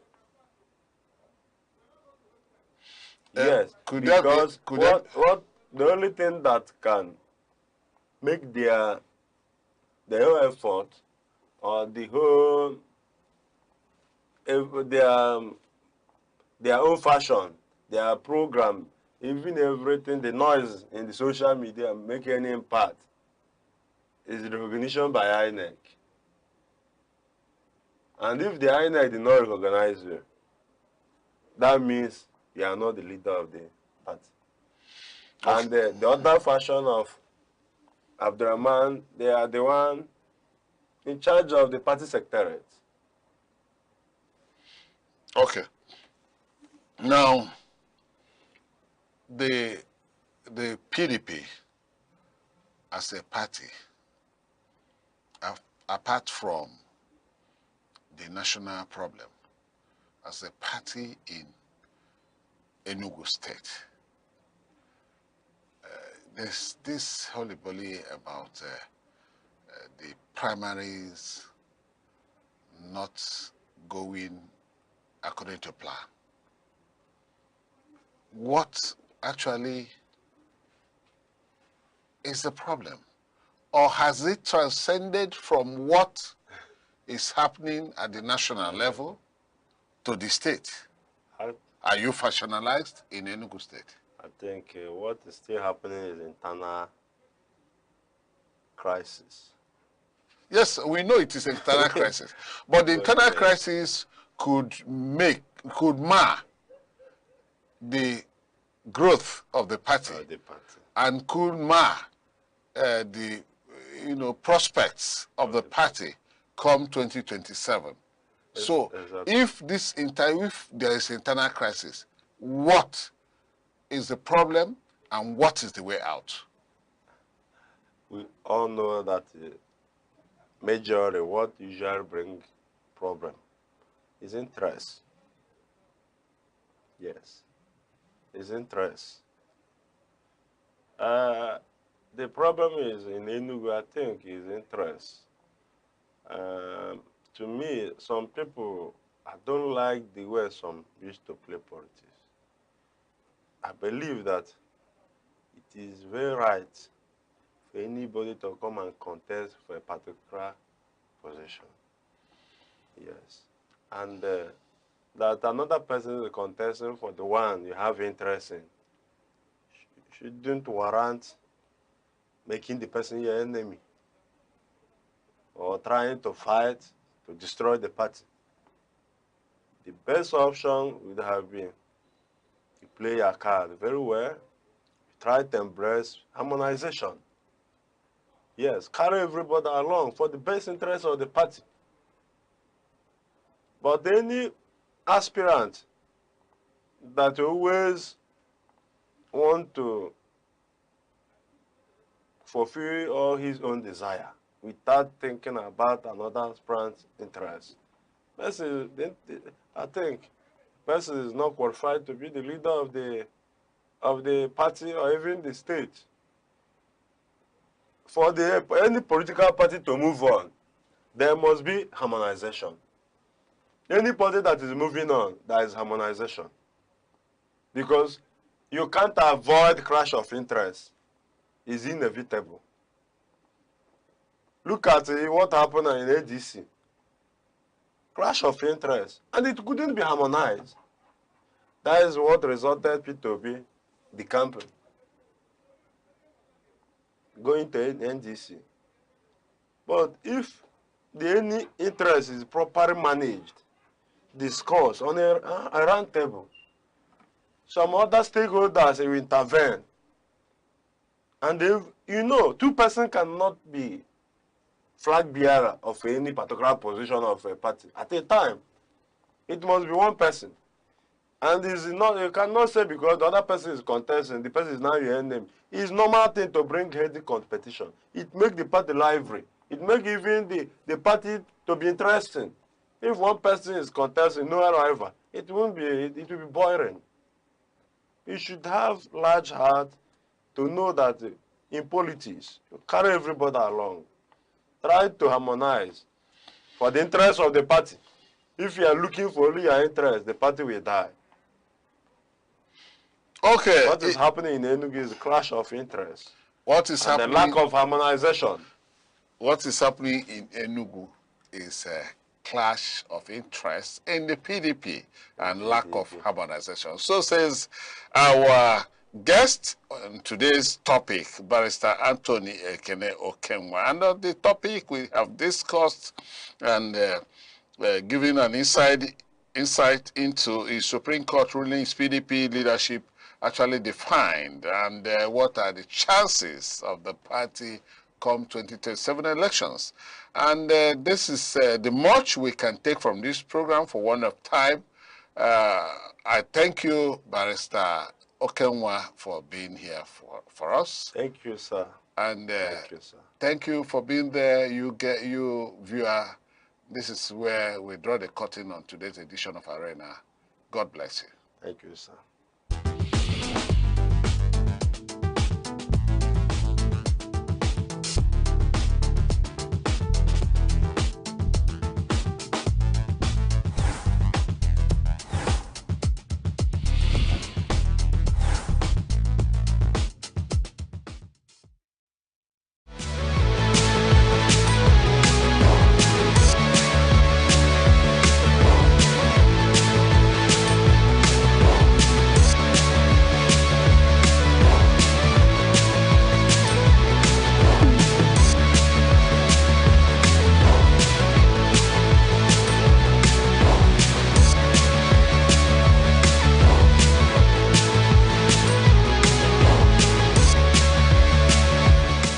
Nigeria's democracy is evolving, but its opposition politics is under growing pressure. Across the political landscape, shifting alliances, internal disputes, and allegations of interference are reshaping the balance of power. At the heart of it all lies a deeper question. What truly defines opposition politics in Nigeria today? Ideology, ambition, or survival? The opposition space in Nigeria is currently marked by fragmentation and contestation. In recent political circles, key opposition figures such as Mr. Peterobi and Senator Rabiu Musa Kwankwaso have remained influential in shaping national discourse. However, the parties and structures around them continue to experience internal dispute and realignments. Within some opposition parties, leadership disagreements have escalated into parallel claims of authority, court interventions, and factional control struggles, creating uncertainty over legitimacy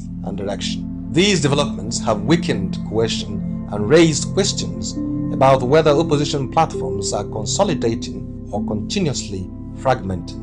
One of the defining features of Nigeria's current political environment is the frequency of defections. In recent months, lawmakers at both federal and state levels have switched party affiliations ahead of the 2027 political cycle, often citing consultations with stakeholders or constituency interests. While such movements are framed as political strategy, critics argue they reflect a deeper absence of ideological consistency. The result is a fluid opposition space where political alignment is often temporal and party identity increasingly negotiable. Alongside internal instability, opposition actors continue to raise questions about the broader political environment. There have been repeated allegations of heightened regulatory scrutiny, restrictions on political mobilization, and selective application of administrative processes affecting opposition activity. In several instances, legal disputes over party leadership have reached the courts, further intensifying tensions within opposition structures. While official institutions maintain that due process is being followed, opposition voices argue that the cumulative effect creates an uneven political playing field, one that shapes the limits of competition. These claims remain politically sensitive, but they continue to influence perceptions of fairness in the democratic process. While political actors navigate internal disputes and strategic realignments, public frustration continues to deepen.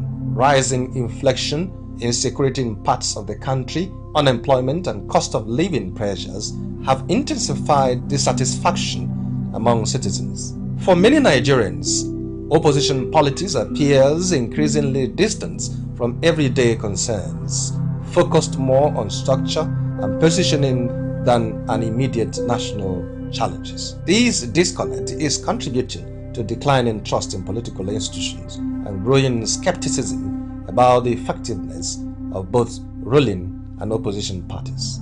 The implications of a weakened opposition are significant for Nigeria's democracy. A fragmented opposition reduces the capacity for consistent oversight, weakens policy alternatives, and can diminish electoral competitiveness. Analysts warn that without ideological clarity and organizational stability, opposition parties risk becoming reactive rather than reform-driven. In such a context, democratic accountability becomes harder to sustain. Nigeria's opposition stands as a defining moment, caught between ambition and ideology, between internal fragmentation and external pressure, and between political strategy and public expectation. As defections continue and institutional tensions persist, the central question remains unresolved. Can Nigeria's opposition evolve into a stable, ideologically grounded force, or will it remain shaped by shifting alliances and recurring crises? The answer will significantly influence the trajectory of Nigeria's democracy in the years ahead. I think that my team are all in a good position to do that at a later date, where they would, across all the sector, talk to ndlea, our intervention, whether in terms of projects, programs, and policies. So the mass is usually not a platform for speeches, but I certainly intend to crave your indulgence, given what today represents. This is an opportunity to express my gratitude for the support and prayers of ndlea in the last 3 years. Nothing we have achieved would have been possible without the support of the civil servants and my entire team. Thank you for your dedication to duty and painstaking implementation of our policies. Thank you, my Lord Bishop, for your wise counsel always, and prayers, and the chaplain for your daily dose of enriching sermons.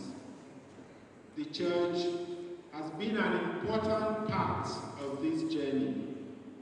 Our gathering here this morning reaffirms that. My dear ndlea, this morning feels both somber and energizing to me.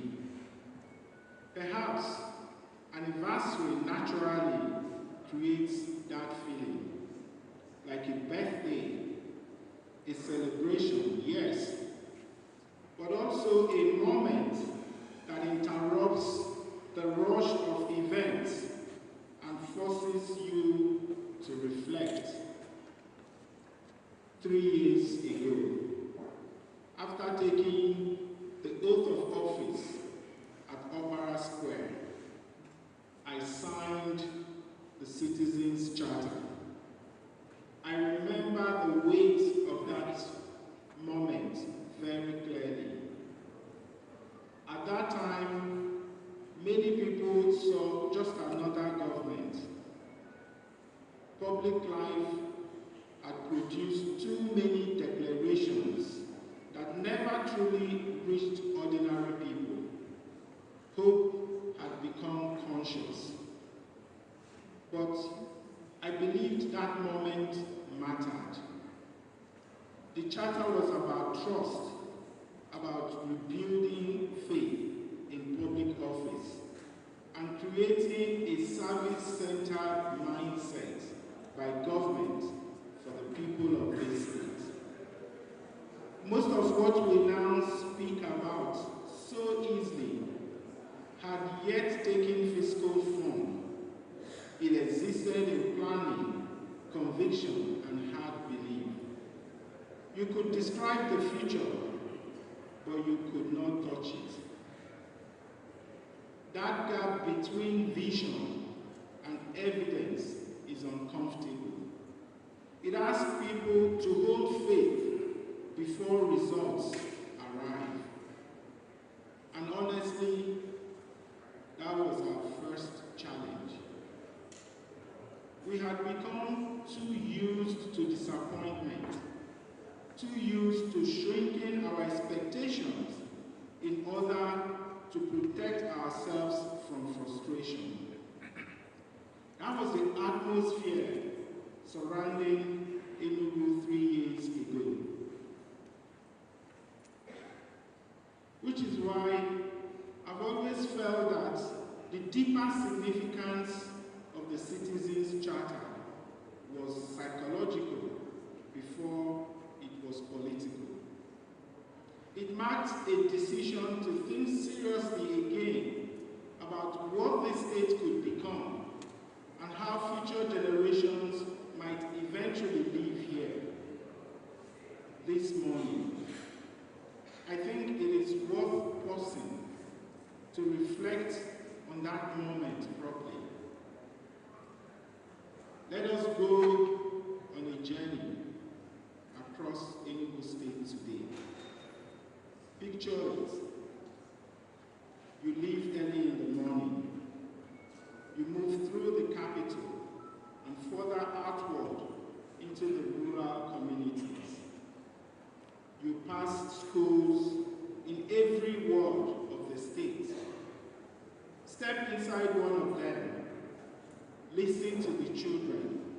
speaking confidently about robotics, AR, coding, agriculture, science, and citizenship.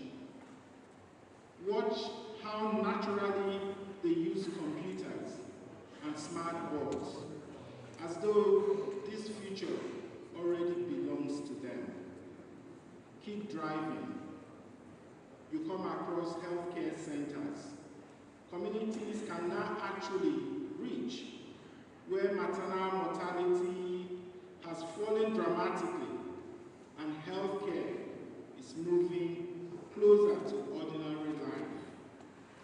Move again. You travel on smooth roads, now connecting communities more efficiently across the state. Roads carrying farmers, traders, workers, students, and businesses more from one place to another. And at some point, you stop at a junction and watch the city drive by. Workers, students, and traders traveling in air-conditioned CNG buses with Wi-Fi. Watch how differently the city now breathes. Then visit the terminals, the International Conference Center, Hotel Presidential. Looking on Hotel Presidential, watch people visiting from different parts of the state and country. Watch how infrastructure shapes the feeling of a place before a single conversation even begins. Go further. Take a flight on enugu Air to Lagos, Abuja, Kano today, and tomorrow, the world.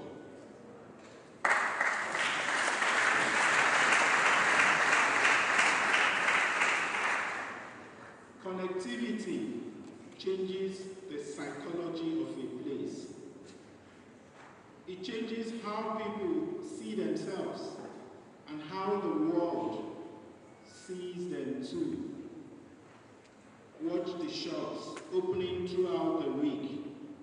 Watch young people working late at an ICT hall and filling restaurants late into the evening. Then come back to the Lion building. Sit with my team.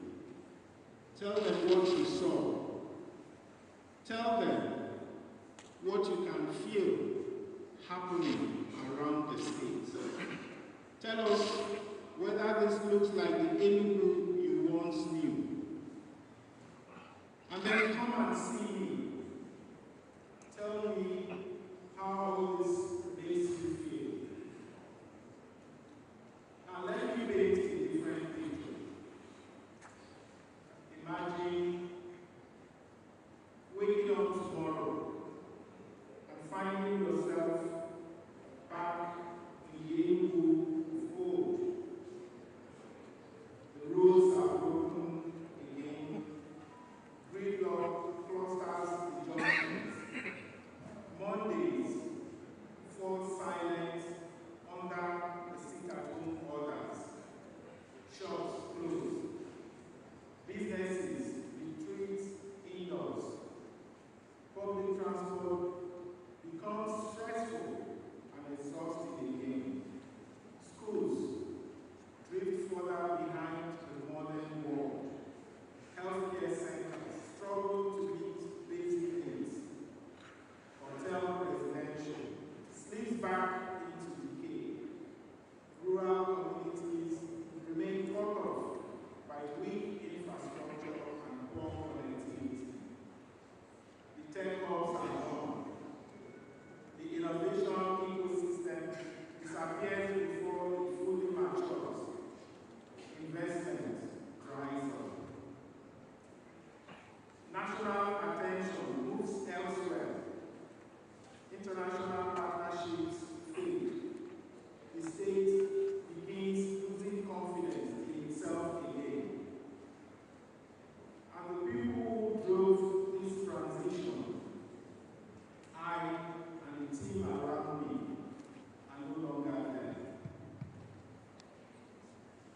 Slowly, quietly, expectations begin shrinking again.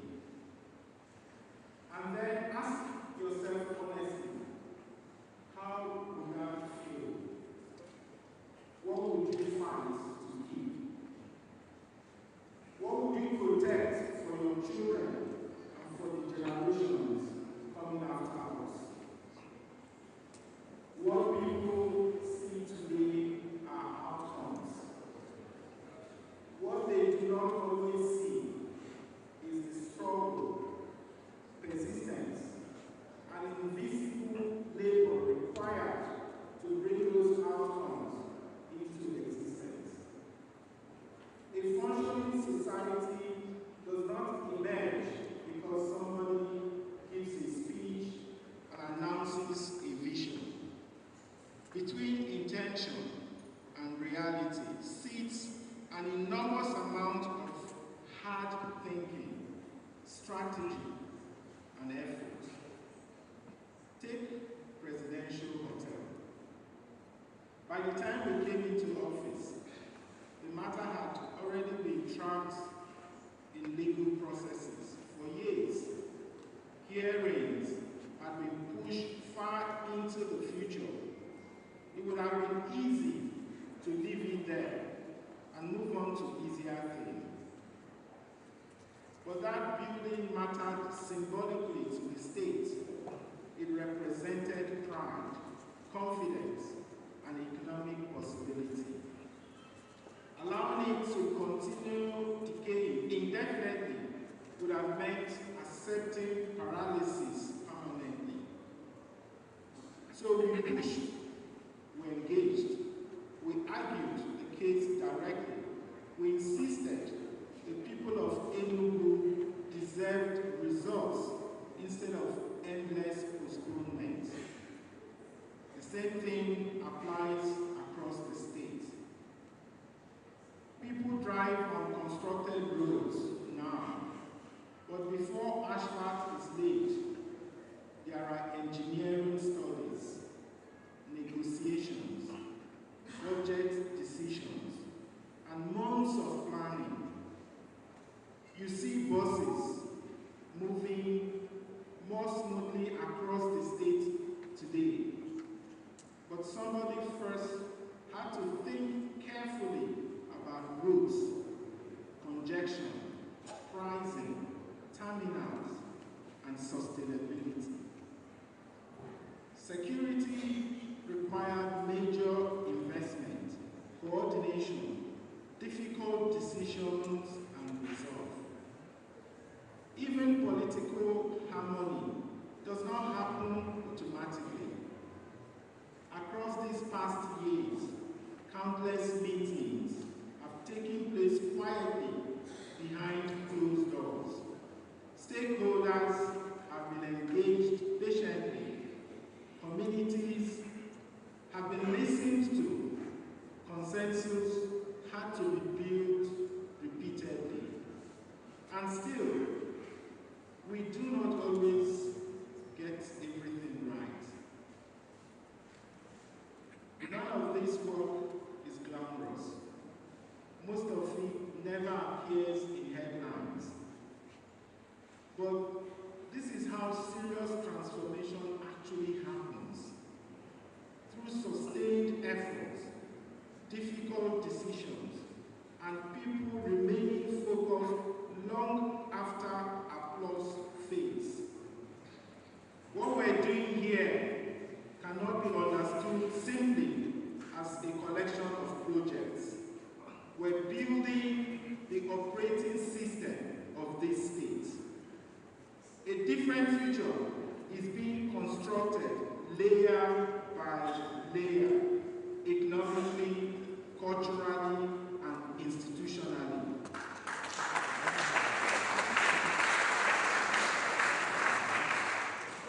And we're living through one of those rare moments when the direction of a society can change fundamentally. Can you feel it? A state that has learned to manage limitations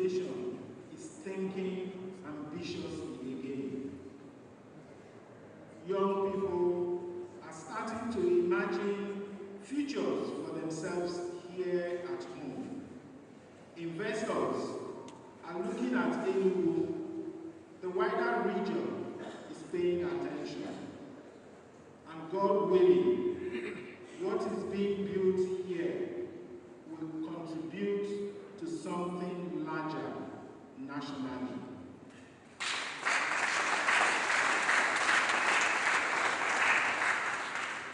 But work at this scale cannot remain superficial if it is going to endure. That is why the foundations matter so much. Education, healthcare, infrastructure, security, technology, investment, and public trust. These things only last when people begin treating them as their own. When we are gone, what will remain? Will future generations inherit systems strong enough to carry them further than we ourselves traveled? Will they look back and recognize this period as the moment Enugu truly changed direction? Or will people mistake the beginning for the end? Because what we see around us today is not completion. It is proof that far more is possible. 3 years ago, much of this journey depended on vision, trust, and the willingness of people to take a chance on a direction for the state. Today, the situation is different. People can now see the changes around them in daily life, and that changes the responsibility on all of us, the responsibility we all now carry. Tomorrow is here can no longer remain government projects alone. It belongs to ndlea. The future of this state cannot depend permanently on one administration or one political moment.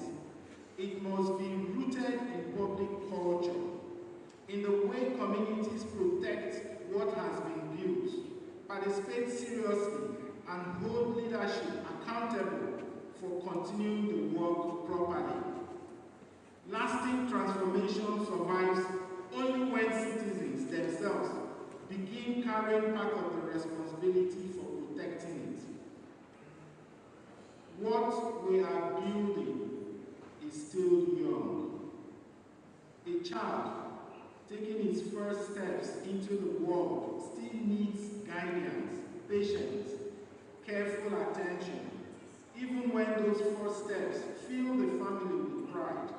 In many ways, our wider transformation is still at that stage.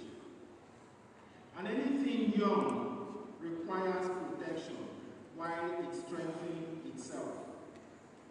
8 months from now, in January, we will enter another election. Do we realize enough that history has placed something precious in our hands? History is full of people who reached this stage, relaxed too early, and stopped thinking like underdogs. Momentum made them comfortable. Success softened their discipline. They mistook winning a battle for winning the war. We cannot afford that mistake. Forces that threaten serious progress never disappear. Political brinkmanship, short-term thinking, financial pressures, geopolitical instability, people more interested in noise, ego, and personal advancement than long-term results. These are the challenges before us now. So let us gather around what we have begun building here carefully. Let us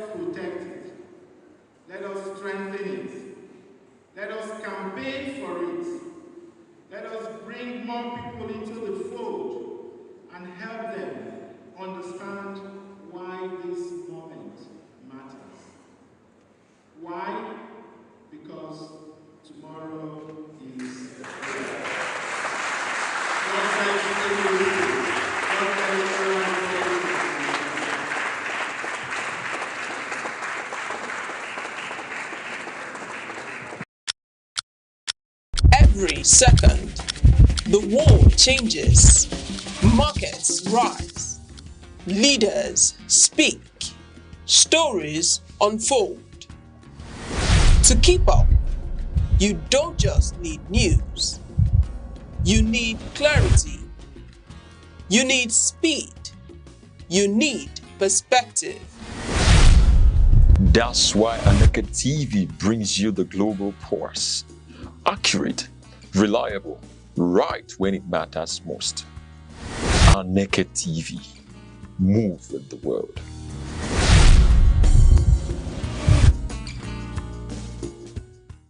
Humility.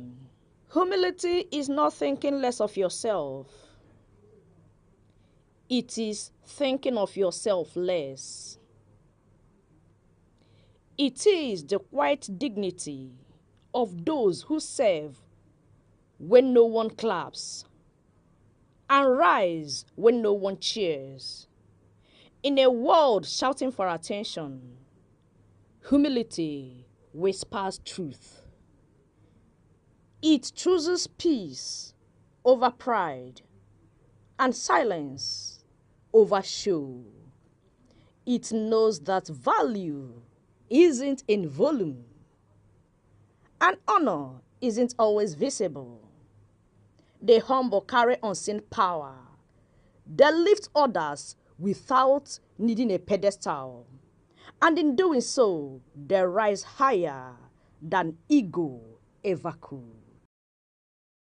In the heart of southwestern Nigeria lies Osun State, a land where history, spirituality, and modern life converge.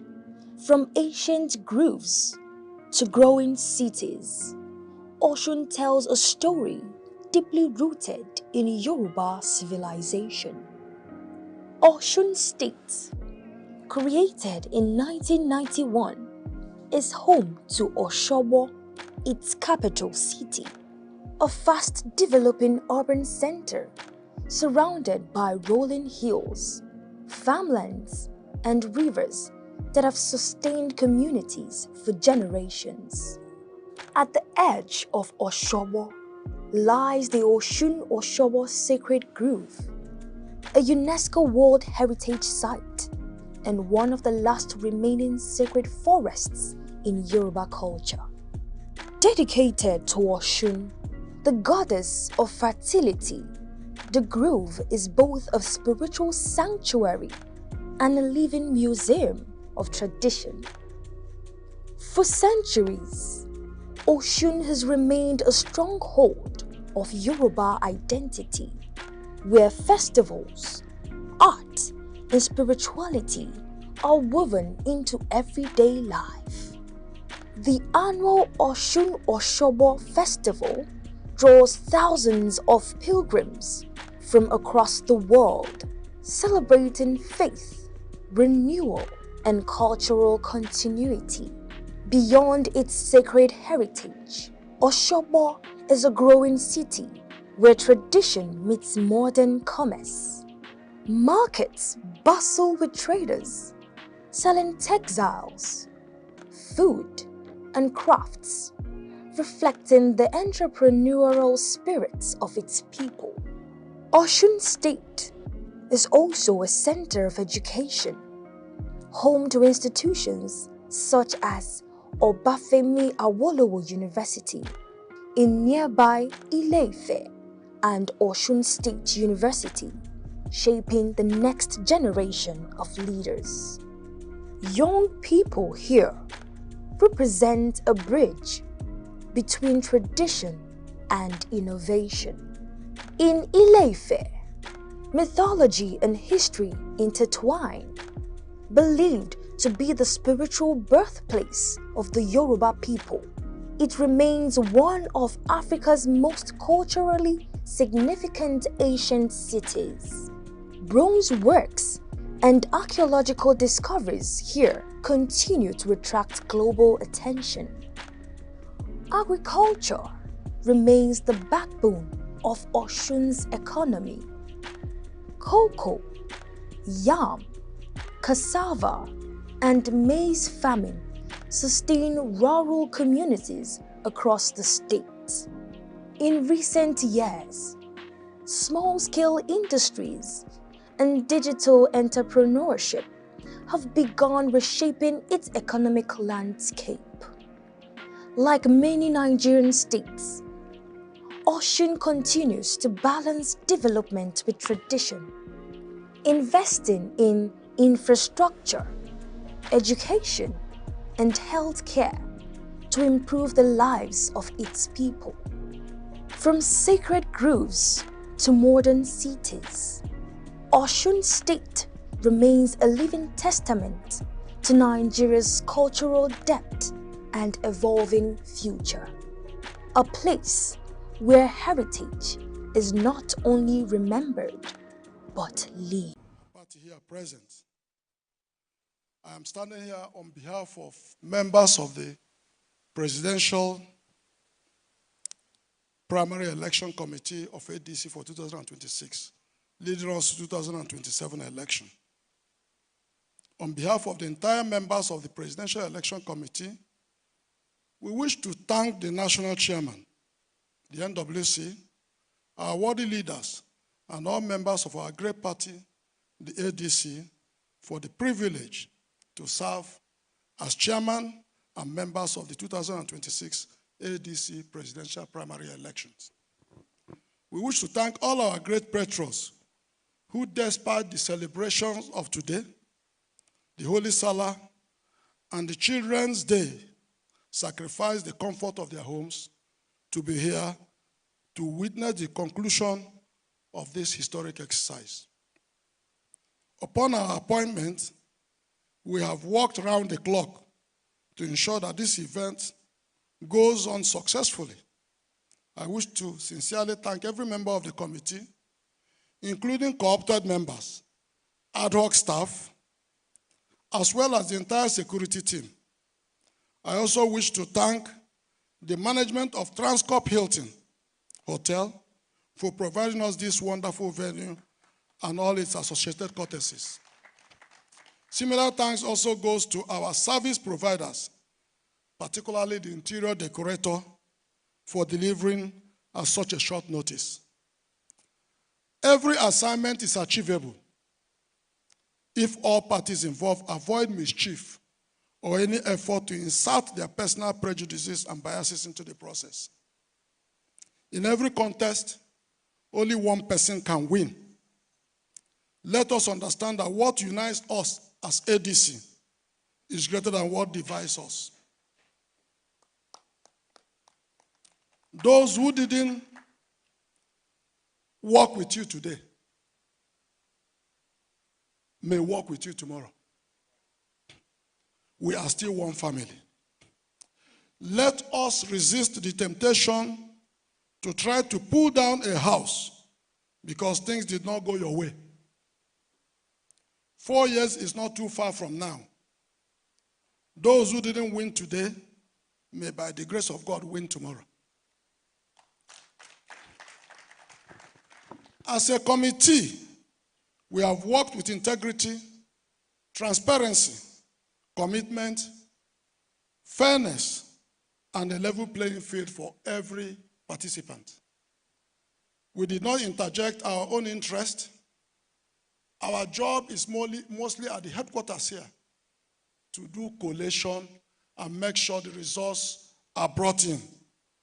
And we have already thanked our great men and women who went to the states and did such a wonderful job. Let us know that 4 years is not too far away, as I said before. So we have ensured that only figures we collated and announced are figures from the authentic chairmen and chairpersons and their various teams sent to the states.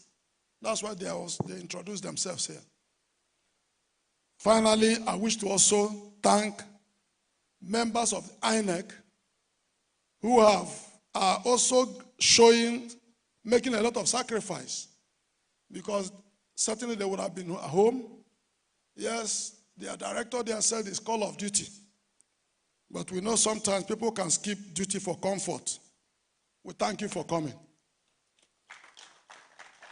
On that note, ladies and gentlemen, I have the honor to read a summarized version of the results. Out of a registered ADC members who appear on the register of the party with INEC, as at the day we submitted it, we had 3,113,599 members. And you will know, given the time ADC commenced the registration and the deadline of INEC, as we said before, it was such a short period that the only miracle permitted the party to achieve this figure. I can assure you that today, our figures have almost quadrupled. But as a legal and lawful and law-abiding party, we directed all our men in the field to restrict themselves to only members who registered before or on the date the names were submitted to INEC. So our figures should have been a lot more than you see. So ladies and gentlemen, out of the possible 3,113,599 members who are registered members of the ADC, 2,527,977 members actually came out to vote. And of these members who voted, Alhaji Mohammed Hayatuddin scored 177,120 votes.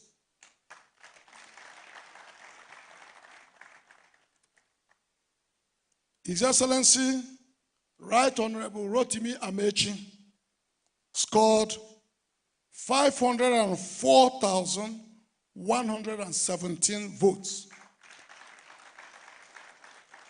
504,117 votes. While His Excellency, Vice President Atiku Abubakar, scored 1,846,370 votes.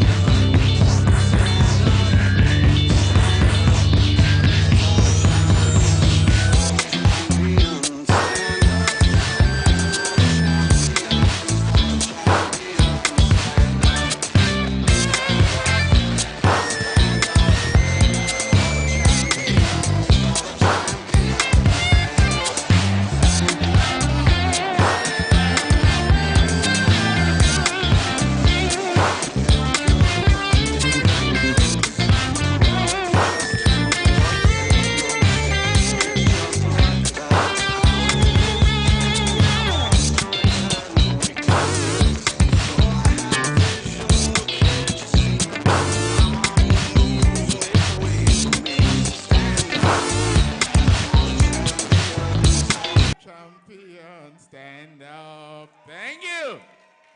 ADC.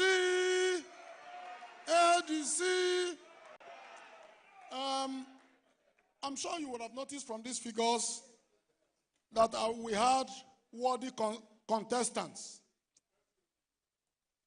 ADC is truly the only democratic party in Nigeria.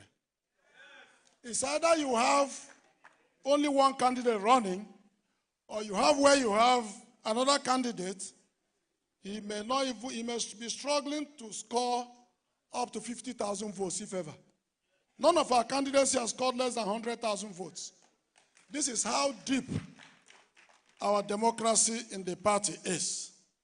So, ladies and gentlemen, my job is almost done. It is now my honor and privilege to call on the returning officer to come and declare the winner of this election. And the person to do this is no other than our own most distinguished, His Excellency, most distinguished Senator Tunde Ogbeha. Thank you.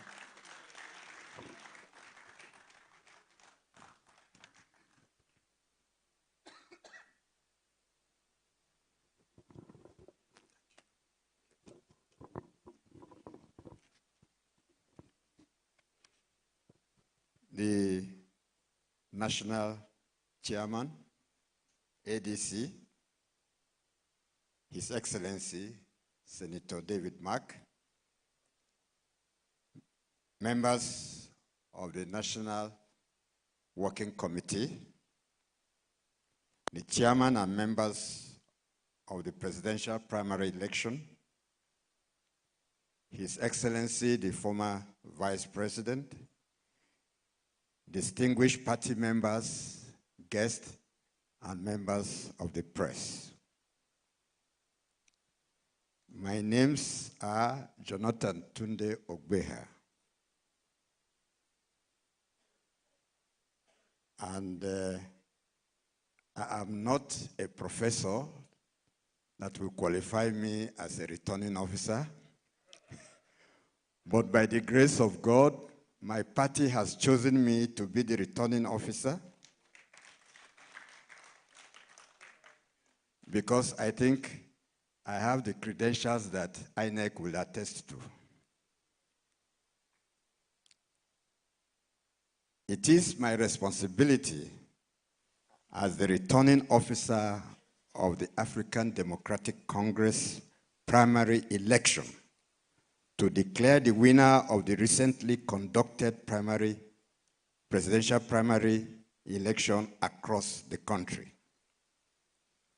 Having satisfied the requirements of the ADC's constitution and guidelines in compliance with Section 84(1)(2) of the Electoral Act 2026, in a keenly contested, free, fair, and transparent presidential direct primary election across all states of the Federation. And with the announcement of the collated results by the chairman of the Presidential Election Committee, it is my very rare privilege and honor to declare His Excellency Alhaji Atiku Abubakar as the winner of the presidential primary election, having secured the highest number of votes and hereby returned as the presidential candidate of the African Democratic Congress for the 2027 general elections. Congratulations to His Excellency Atiku Abubakar. Congratulations to the African Democratic Congress. Thank you, and God bless you all. Thank you very much. As previously announced, please, we will request that we all kindly remain on our seats.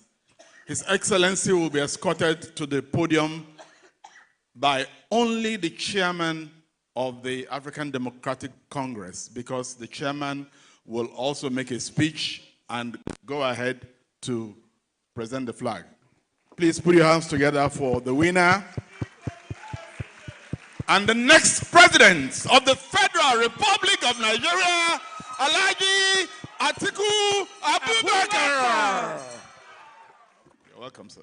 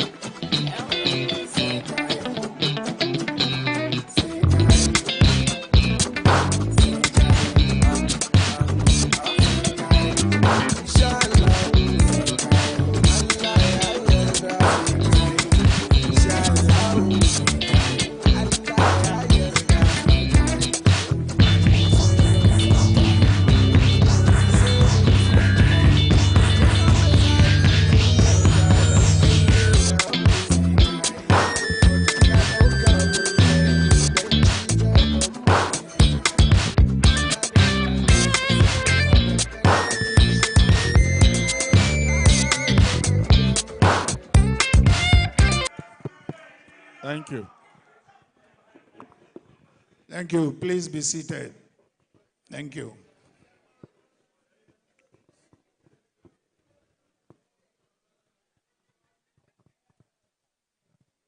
The chairman of our great party, Senator David Mark, and members of the National Working Committee of ADC, members of the Presidential Election Committee, Your Excellencies, distinguished ladies and gentlemen.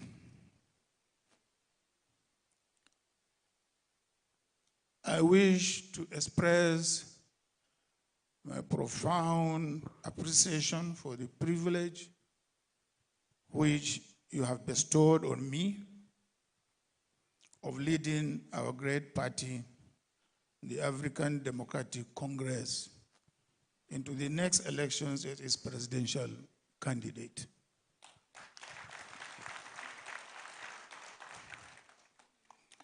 I am truly humbled and excited by this singular honor. We demonstrated that while democracy is being strangled and squashed by the ruling party and its operatives and anti-democratic government, democracy is alive and well in the African Democratic Congress. In our party,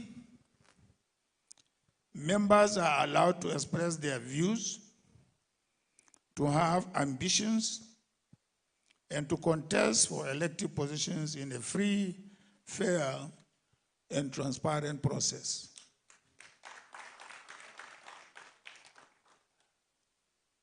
Our great party is a coalition built through hard work, immense sacrifices, and compromises, guided by our determination to rescue our country's democracy, which is facing its greatest threat since the return of democracy in 1999. As I speak,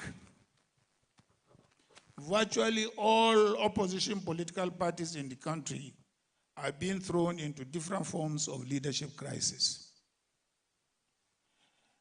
And opposition figures continue to be harassed and intimidated, including those languishing in detention, such as Malam Nasser El-Rufai, who distinguished himself as a public servant, including as a minister and a two-term governor of Kaduna State. He has been in detention for 3 months, despite court orders granting him bail.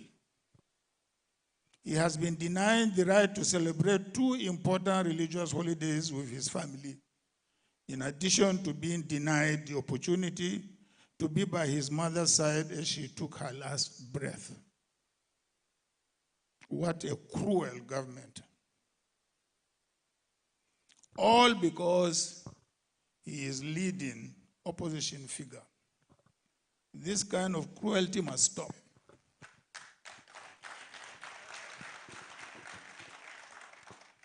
The government continues to harass, intimidate, and coerce opposition politicians to join the APC, using the security agencies as well as the agencies which were set up by a previous government to fight corruption. Under this government, once a person joins the APC, the harassment by these agencies ceases, and charges against them magically disappear. This abuse of power must stop.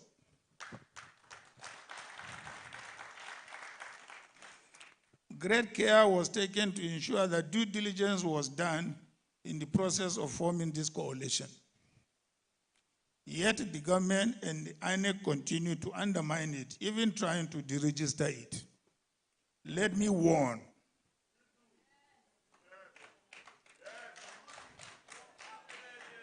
let me warn again that any further attempt to interfere in the affairs of the party by the presidency, INEC, and judiciary will be fiercely resisted. Enough is enough.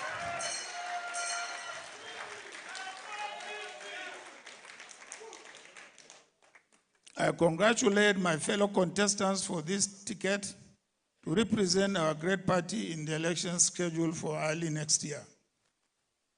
I know that you are driven by your patriotism and commitment to a better Nigeria and improved life for our people. I know that, like me, you are deeply concerned about the rapid descent of our country into economic disaster, catastrophic insecurity, extreme nepotism, political intolerance, and the drive towards a one-party state by the current government and its party. I thank you for your participation in this process, which is healthy for our party's internal democracy and for democracy in our country. I must state that at this juncture, this is not the time to celebrate. No one was defeated. No one. We are one party, and we all need to recognize the fierce urgency of the moment. Therefore, we have to unite as we pledge before this process to work to pull our country and our people out of the destructive grip of a corrupt, incompetent, and polarizing APC government.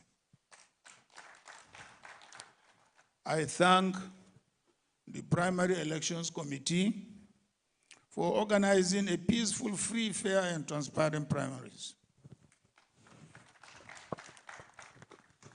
I thank the various leadership organs of our party, the various stakeholders and volunteers for their hard work and dedication, and all our party members and supporters for their efforts, patience, and conduct during the process. With the primaries behind us, the real hard work is about to begin. We have to prepare to campaign hard to win the next general elections in order to begin the difficult process of rescuing our country and its long-suffering people from this government. We will be guided by clear national plans with set targets and timelines in line with commitments enshrined in our party's manifesto. We shall provide clear leadership that will empower our states to competitively attain the potentials of meeting the expectations of its citizens. We will ensure governments at all levels work together to guarantee well-outlined minimum standards of welfare provision in line with international best standards. Ours will be a new era of accountable leadership. We shall prioritize security, education, the economy, healthcare, and the challenge of power sharing among the constituent units of our country. On security, every region of this country is gripped by insecurity, the worst kind in our history. Our people are being slaughtered in large numbers, and the government has failed to take decisive and effective action to bring the perpetrators to justice.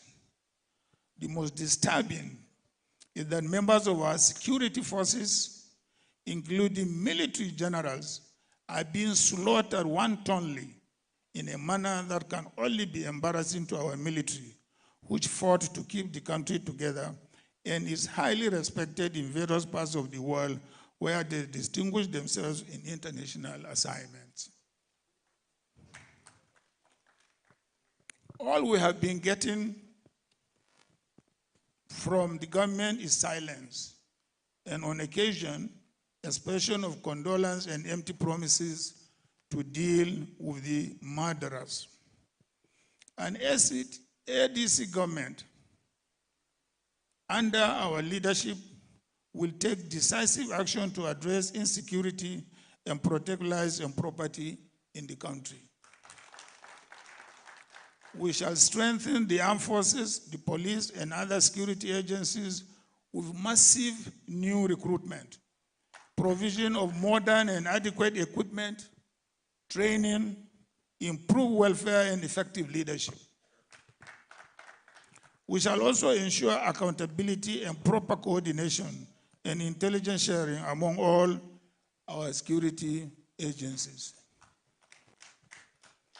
It is obvious to us in the ADC that we can only secure our country in the long term if we educate our young people and create an economy in which they and their families can thrive and help change Nigeria and the world for the better. Your Excellencies, ladies and gentlemen, education, education, education. Under the watch of this APC government, over 20 million of our school-age children are not in school. This cannot be tolerated in the modern world, where education is the surest path to decent employment, wealth creation, national development, and enlightened citizenry. We shall therefore implement free and compulsory education at the primary and secondary levels and invest in leadership, entrepreneurial, technological, and innovation skills among our team and youth. We shall embark on a holistic revival of our educational system by ensuring that staffing, buildings, and all infrastructures are in place to make Nigerian youths competitive. Your Excellencies, ladies and gentlemen, the economy. The creation of an economy that works for Nigerians can only gather momentum when we address our utterly embarrassing and economy-destroying energy crisis. The provision of electricity is a minimum requirement for industrialization, whether in factories or on farms or for big business and small enterprises. This APC government has failed woefully in the economy. The poverty gripping our people is at a level that we have never seen in our society. The APC government brandishes statistics claiming that the economy is growing. What has really been growing is the ill-gotten wealth of a few around corridors of power, while our people have extreme difficulty in finding food to eat, paying for medical treatment, or paying their children's school fees. We commit to building an economy that benefits all Nigerians. The government promised improved welfare for our people with removal of fuel subsidy.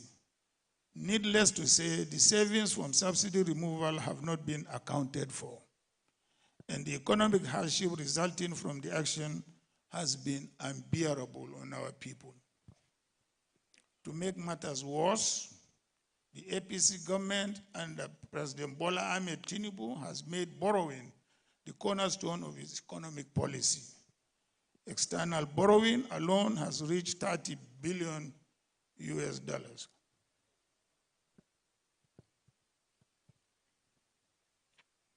And the massive amounts borrowed are given away in contracts to friends and cronies of those in government without competitive bidding and with no pretense of due process. The future of our younger generation is being mortgaged with no accountability. That has to change and will change under an ADC government. We shall remove the bottlenecks limiting investment across sectors of our economy to attract local and foreign investment that will create jobs and meaningful growth. And we shall provide incentives where necessary to promote investment and job creation. Your Excellencies, Ladies and gentlemen, healthcare. In the face of glaring healthcare challenges facing the country, we learned recently that the Federal Ministry of Health received only 30 million naira for capital expenditure in the preceding fiscal year. This is clearly a government that doesn't care about the health of its people. It's laughable. Serious though.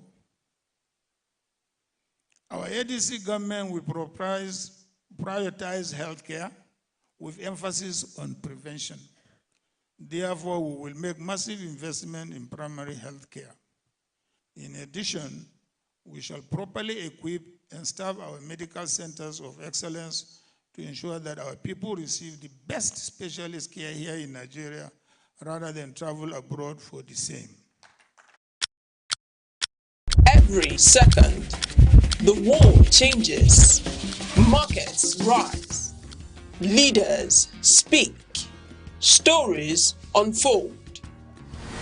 To keep up, you don't just need news, you need clarity, you need speed, you need perspective. That's why Aneke TV brings you the global pulse. Accurate, reliable, right when it matters most. Aneke TV. Move with the world.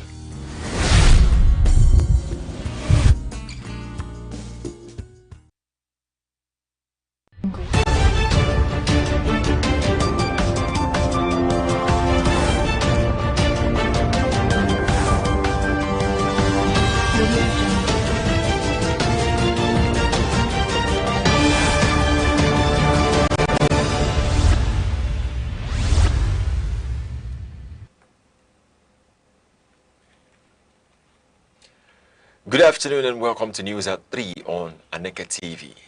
I am Good Hope Chukuma. Here are the headlines. President Tinubu inaugurates ultra-modern vaccine storage hub in Lagos. Defense Minister dismisses claims of salaries for captured terrorists. ICT failures. Port bottlenecks driving rise in cost of imported goods. Stakeholders. Now the news in details. President Bola Tinubu has inaugurated the Lagos Vaccine Cold and Dry Storage Hub in Oshodi, Lagos State as part of the efforts to strengthen Nigeria's healthcare delivery system and vaccine distribution network. The facility is expected to serve more than 90 million people across the southwest and south-south geopolitical zones by the year 2035. Representing the president at the event, the executive director and chief executive officer of the National Primary Healthcare Development Agency, Dr. Muyi Aina, described the project as a major step towards decentralizing vaccine storage and improving access to essential medical supplies nationwide. He said the hub was developed under the World Bank-supported Impact Project. Dr. Aina explained that the Lagos facility would function as a central distribution hub for 12 states, including Lagos, Rivers, Delta, and Edo states, supporting routine immunization programs and emergency public health responses. He added that additional vaccine storage hubs are being developed in Abuja and Kano to strengthen coverage across other regions of the country. International development partners, including UNICEF, Gavi, and the World Health Organization, commended the initiative, describing it as a major boost for public health logistics in Nigeria and West Africa. UNICEF vaccine cold chain consultant Emediong Ekere said the facility would improve vaccine preservation standards and support healthcare delivery at state and local government level. The Minister of Defense, retired Lieutenant General Christopher Musa, has dismissed claims that the federal government pays salaries to captured terrorists, describing the allegation as false and misleading. He spoke during an interview on Arise Television while responding to public concerns over the handling of insurgency-related cases. The minister stated that the federal government does not reward criminality and would never support any arrangement capable of encouraging terrorism or violent extremism. He clarified that while some repentant individuals undergo rehabilitation programs under established legal frameworks, those directly involved in serious crimes are persecuted according to the law. According to the minister, the Office of the Attorney General of the Federation has continued to secure convictions against terror suspects, with several individuals recently sentenced by competent courts. He noted that the armed forces and security agencies remain committed to protecting Nigeria's territorial integrity while operating within international legal standards. General Musa also appealed to Nigerians to support ongoing counter-terrorism efforts and avoid spreading misinformation capable of undermining national security operations. He reaffirmed the federal government's commitment to restoring peace and stability across affected communities. The President of the Senate, Chief Godswill Akpabio, says the National Assembly is considering the establishment of a national commission to regulate the operations, training, promotions, and conduct of proposed state police formations across the country. He stated this while speaking with journalists after a visit to President Bola Tinubu in Lagos. Chief Akpabio explained that the proposed commission would ensure professionalism, accountability, and uniform operational standards in state policing structures if eventually approved. He noted that discussions on state police are part of wider efforts to strengthen internal security and improve community-based policing nationwide. The President of the Senate also announced that lawmakers are reviewing measures to strengthen the Police Trust Fund, including a proposed to increase allocations from the Federation account from 0.5% to 1%. According to him, the move is aimed at improving police infrastructure, logistics, and operational capacity across the country. Chief Akpabio said the National Assembly is working closely with President Tinubu to develop a workable framework for state police that would address security challenges without undermining national unity. He added that although insecurity is a concern, the country has recorded improvements in the fight against insurgency and violent crimes.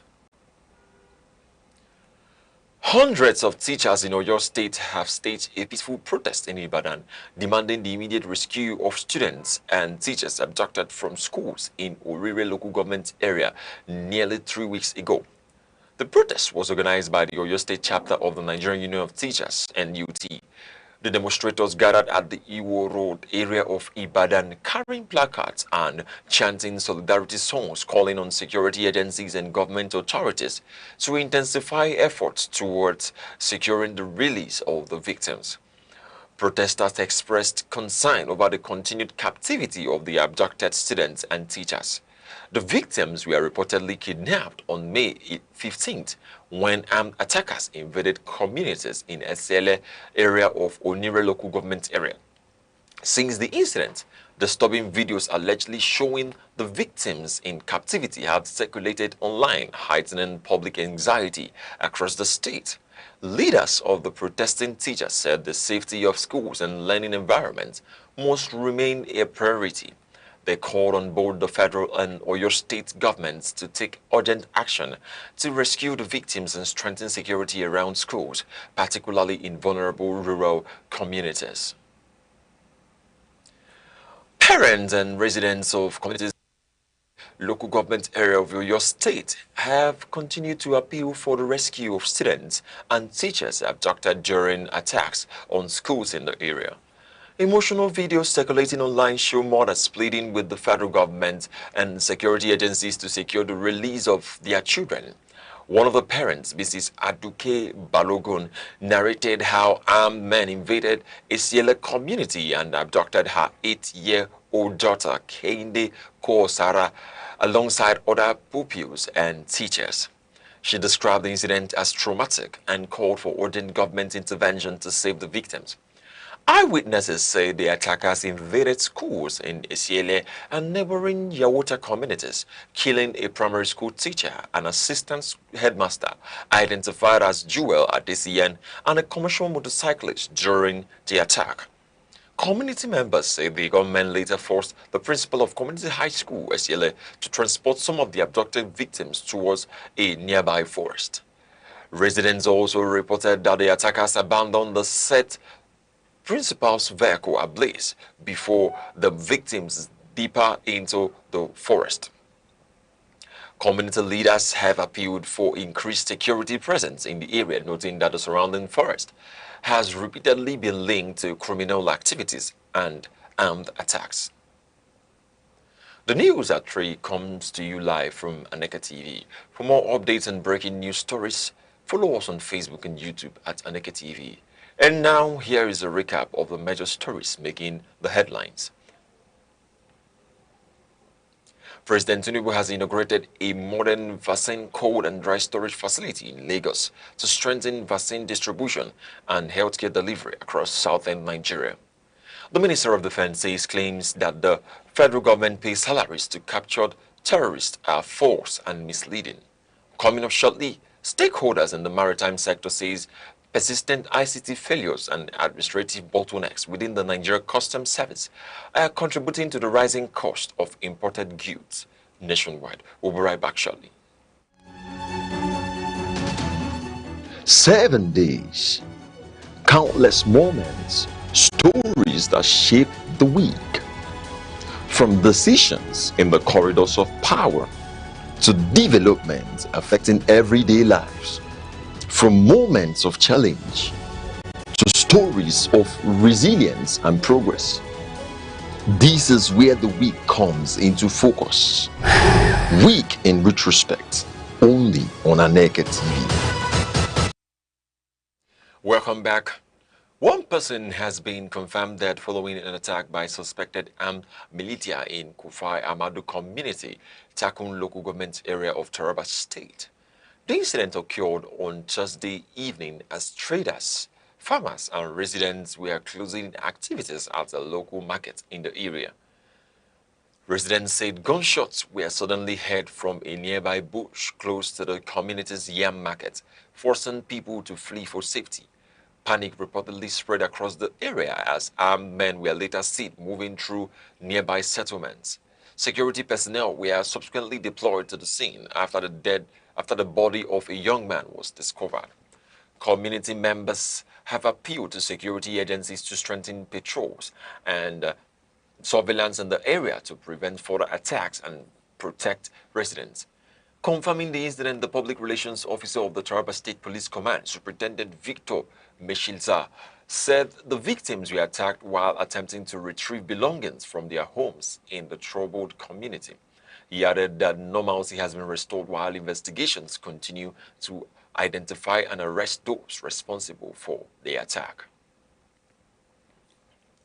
Frequent ICT system failures and operational bottlenecks within Nigeria's customs clearing process are contributing to the rising cost of imported goods across the country.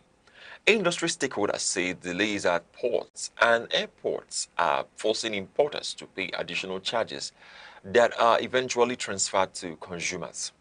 Managing Director of Mainstream Cargo, Sheyi Adewale, stated this while speaking with journalists in Lagos.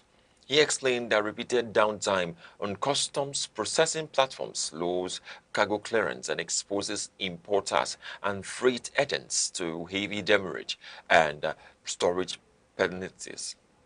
According to him, shipping companies have also reduced free cargo storage periods from about 14 days to as low as 4 days, creating additional pressure on importers already struggling with bureaucratic delays. He said the situation has increased tension between importers and clearing agents working on the tight deadlines.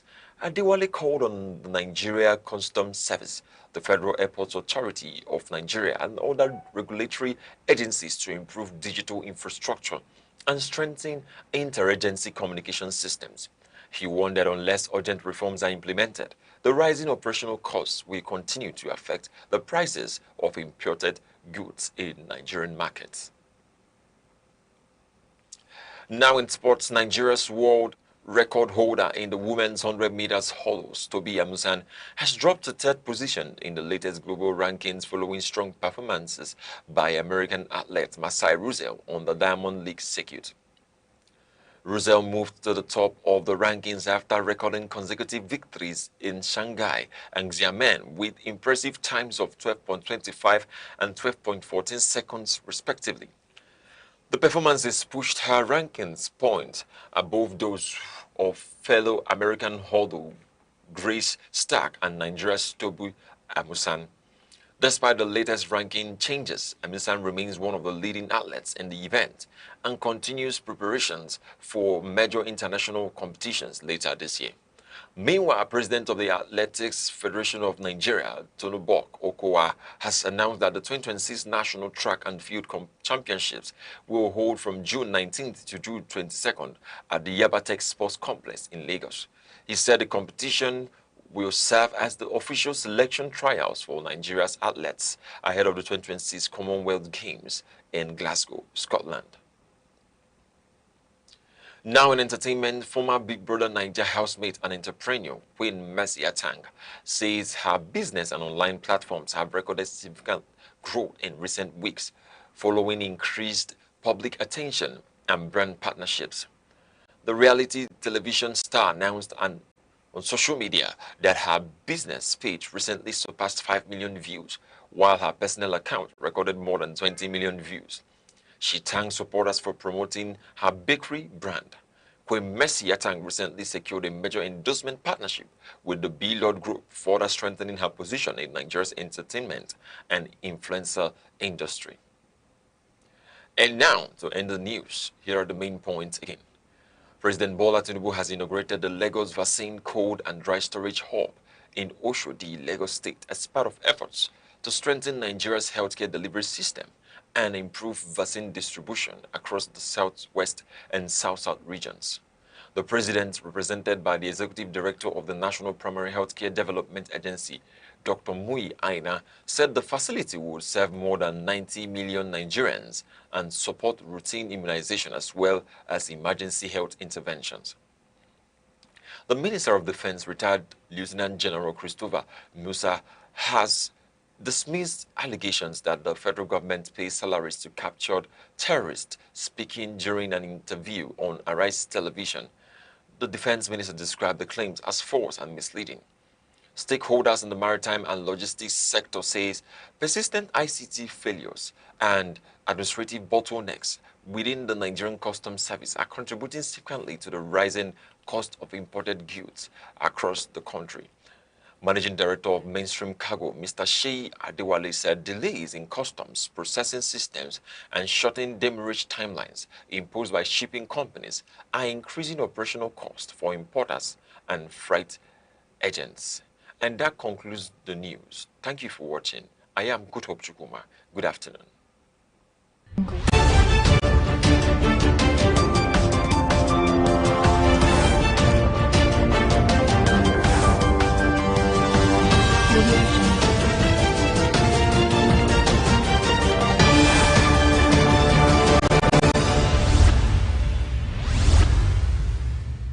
The eagle stands as a majestic symbol of strength, clarity, and vision. Its ability to soar above storms signifies resilience, while its shaped sight represents focus. This is why many nations, including Nigeria, use the eagle as an emblem of nation pride. Eagles do not fear challenges, they embrace them. They fly higher when the winds become strong, rising above obstacles rather than avoiding them. This teaches us that problems are not barriers, but stepping stones for those who dare. To live like an eagle is to stay focused, courageous, and disciplined. It is to see opportunities where others see only difficulties. The sky is not your limit, it is your launch pad.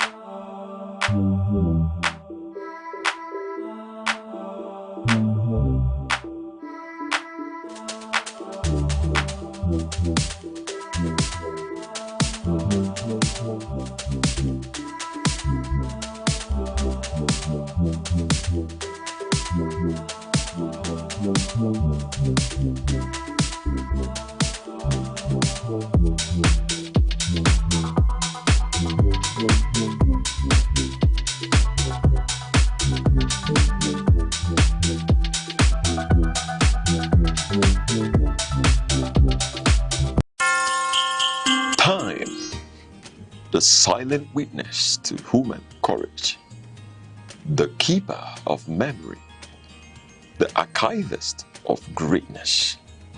Across the vast landscapes of Africa, from the savannas to the bustling cities, voices once rose, ideas once bound, and visions once dared to challenge the limits of their age. They were not merely individuals. They were epochs in human form. In literature, minds such as Chinua Achebe, Wole Soyinka, and Ngugi wa Thiong'o reclaimed the African narrative. Through ink and imagination, they dismantled distorted histories and restored the dignity of African identity. Their words were not just stories. They were mirrors, reflecting a people long misunderstood, and windows opening the world to the depths of African civilization. In the realm of science and knowledge, pioneers like Philip Emeagwali proved that African intellect could reshape the frontiers of computing and technology. Their work was a quiet revolution, reminding the world that innovation knows no geography. And in leadership, towering figures emerged when history demanded courage. Men like Nnamdi Azikiwe, Kwame Nkrumah, Nelson Mandela, and Julius Nyerere redefined freedom, not as a privilege bestowed, but as a right reclaimed. They spoke for millions. They endured prisons, exile, and resistance. Yet, their vision transcended the politics of their time. They dreamed of a continent awakened. Today, their echoes travel through generations. In every African classroom, in every curious mind, in every dream that refuses limitation. For history is not merely what has passed, it is the foundation upon which tomorrow stands. The past still speaks. Its lessons remain. Its voices endure. This is not just remembrance, it is inheritance. Echoes of the past, where history breathes and legacy lives on. Education. Education. Education. Under the watch of this APC government, over 20 million of our school-age children are not in school. This cannot be tolerated in the modern world, where education is the surest path to decent employment, wealth creation, national development, and enlightened citizenry. We shall therefore implement free and compulsory education at the primary and secondary levels and invest in leadership, entrepreneurial, technological, and innovation skills among our team and youth. We shall embark on a holistic revival of our educational system by ensuring that staffing, buildings, and all infrastructures are in place to make Nigerian youths competitive. Your Excellencies, ladies and gentlemen, the economy. The creation of an economy that works for Nigerians can only gather momentum when we address our utterly embarrassing and economy-destroying energy crisis. The provision of electricity is a minimum requirement for industrialization, whether in factories or on farms or for big business and small enterprises.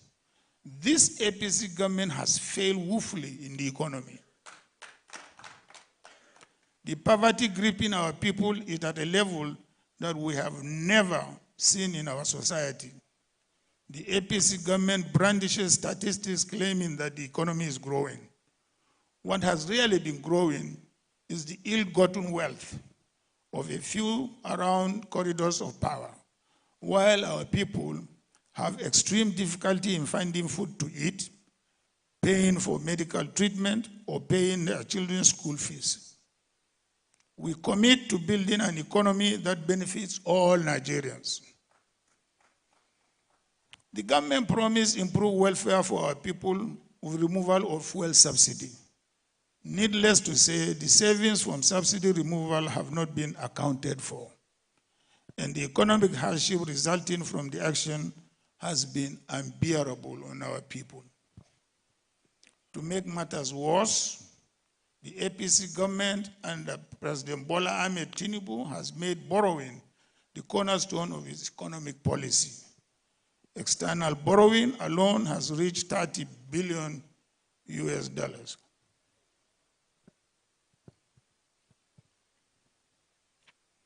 And the massive amounts borrowed are given away in contracts to friends and cronies of those in government without competitive bidding and with no pretense of due process.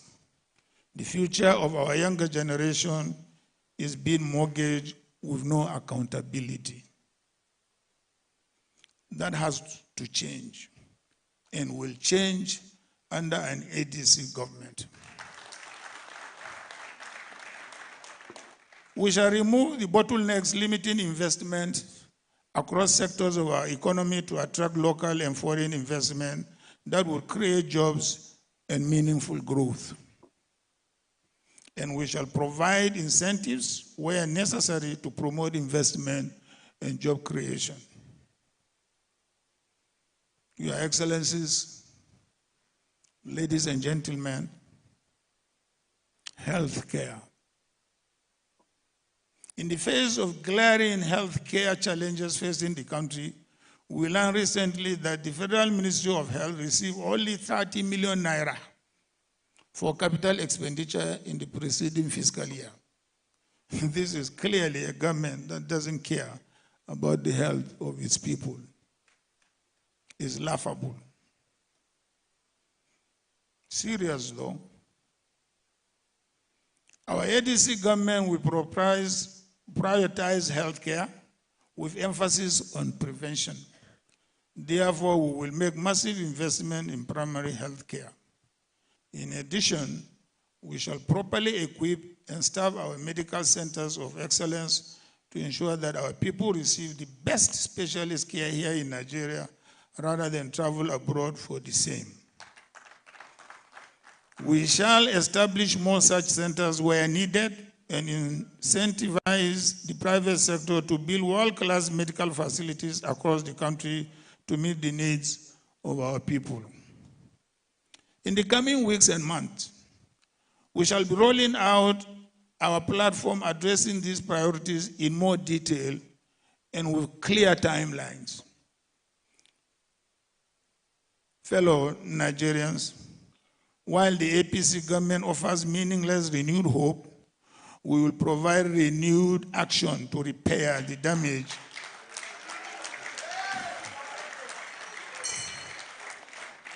they have done to our economy and society over the last 12 years of misrule. My dear friends, we have faced great challenges in building this coalition, believe me. Let us now turn our energies to continuing to build this party as we prepare for the campaign to win the elections and to rescue this country from the current misrule. We have a sacred responsibility to build a party that will stand as a great institution, not only in Nigeria, but as a great example across the world. I, Atiku Abubakar, therefore appeal to all those who feel aggrieved to come back to our party and close ranks with the rest of us. I appeal to all those who contested for various positions in our primaries to close ranks with us. In particular, I invite Chief Rotimi Amechi and Alhaji Mohammed Hayatuddin to join me in this fight to save our democracy and our country. As I said previously, there are no winners and no losers. Our people look up to us for leadership. I'm ready to lead.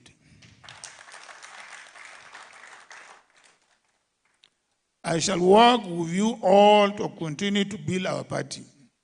I will campaign with you, and if Nigerians give us the mandate, govern with you to build a country that works for all of us. Your Excellencies, distinguished ladies and gentlemen, thank you, and may God bless you and bless the Federal Republic of Nigeria.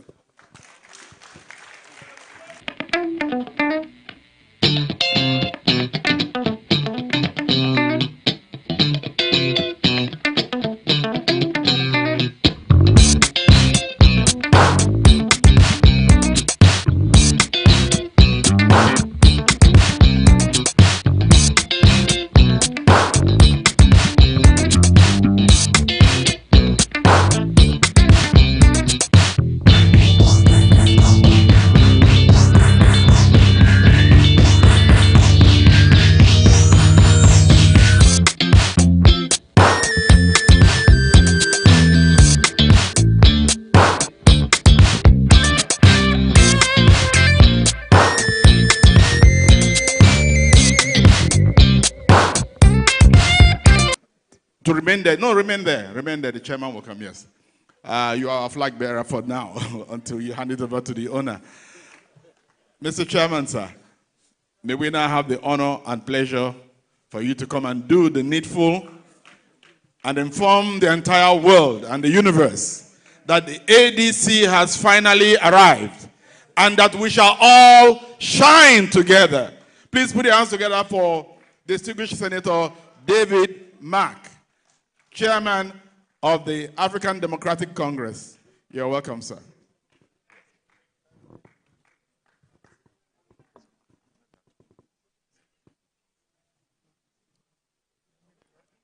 On behalf of all of us here present, I would like to hand over the flag to our flag bearer for 2027 election and the man who will take us to the villa.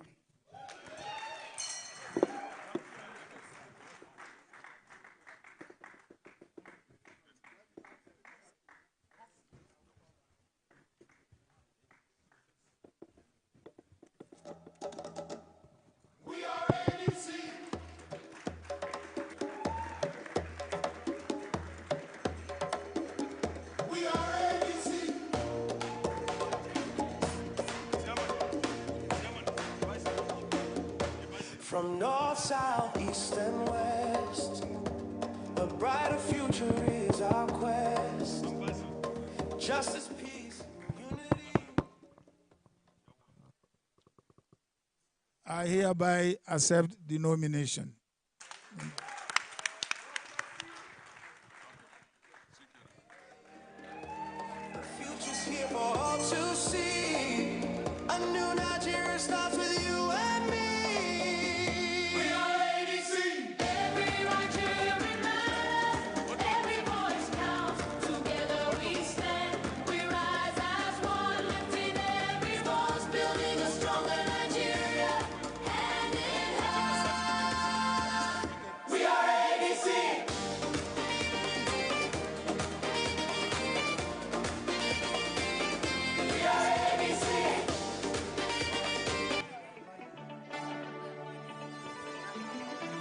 Can we give a listening ear to our national chairman, sir?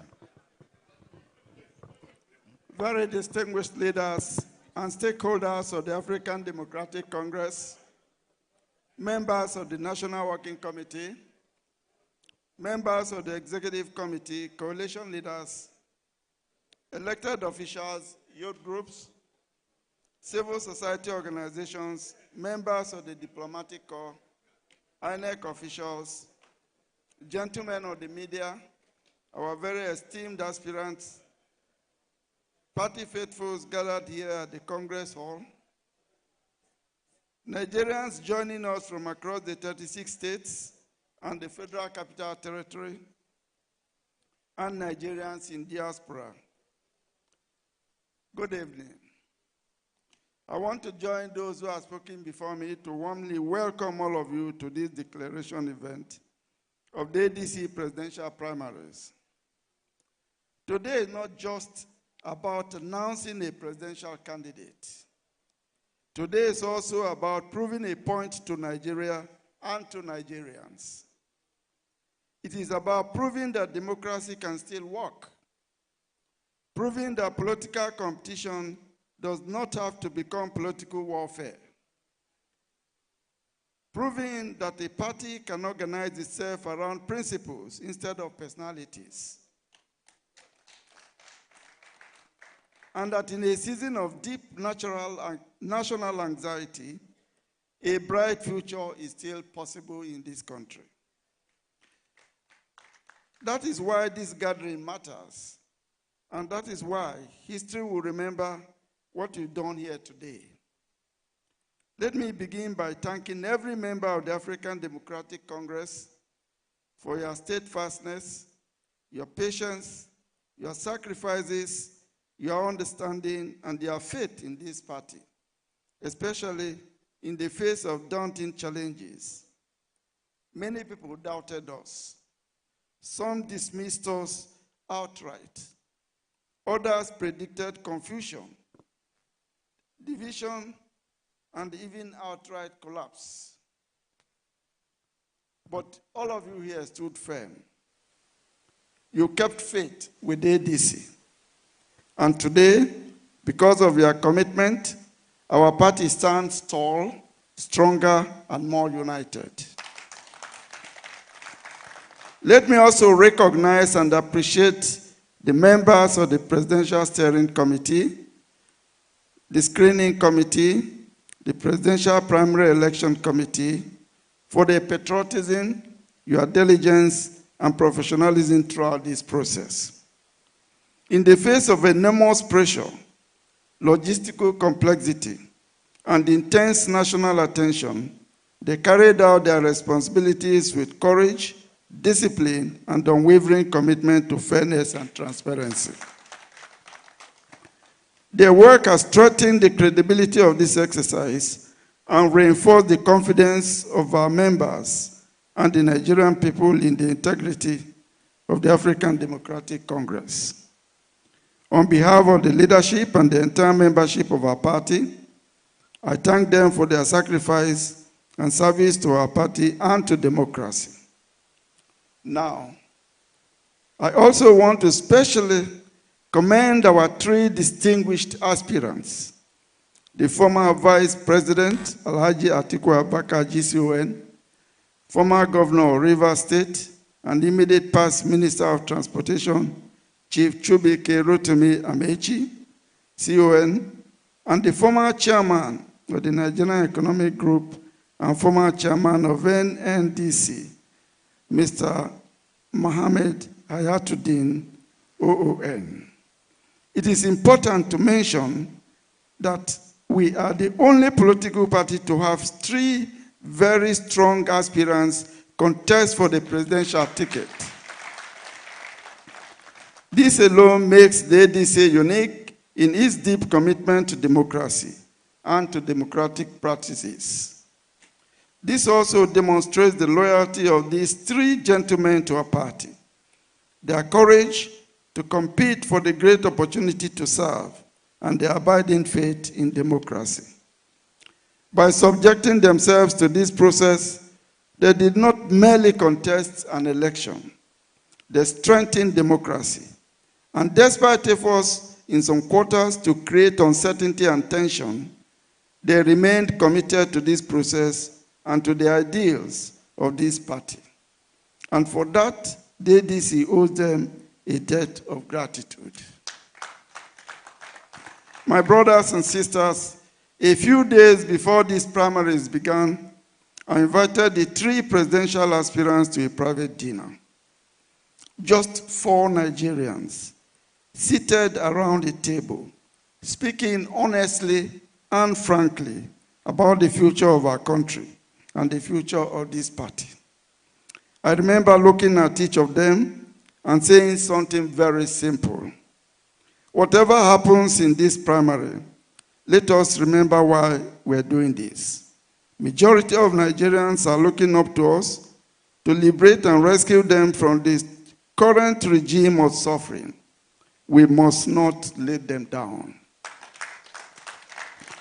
I told them that the ADC has a real opportunity to demonstrate to Nigerians a different political culture, a culture where competition would not destroy unity, where ambition would not bury principle, and where the process would matter as much as the outcome.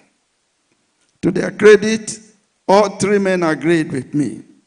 I believe that understanding is what has brought us to this moment today.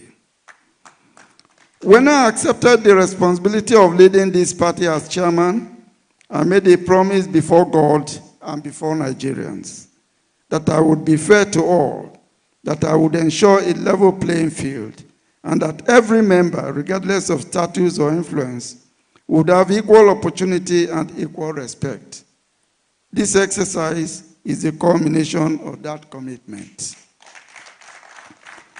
In the last several weeks, I've come under intense pressure from different quarters. Pressure to choose, pressure to endorse, pressure to tilt the scale one way or another.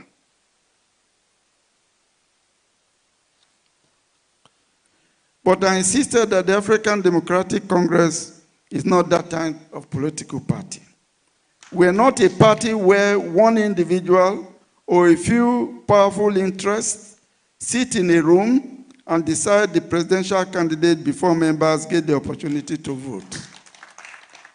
We are a party committed to the highest principles of democratic practice.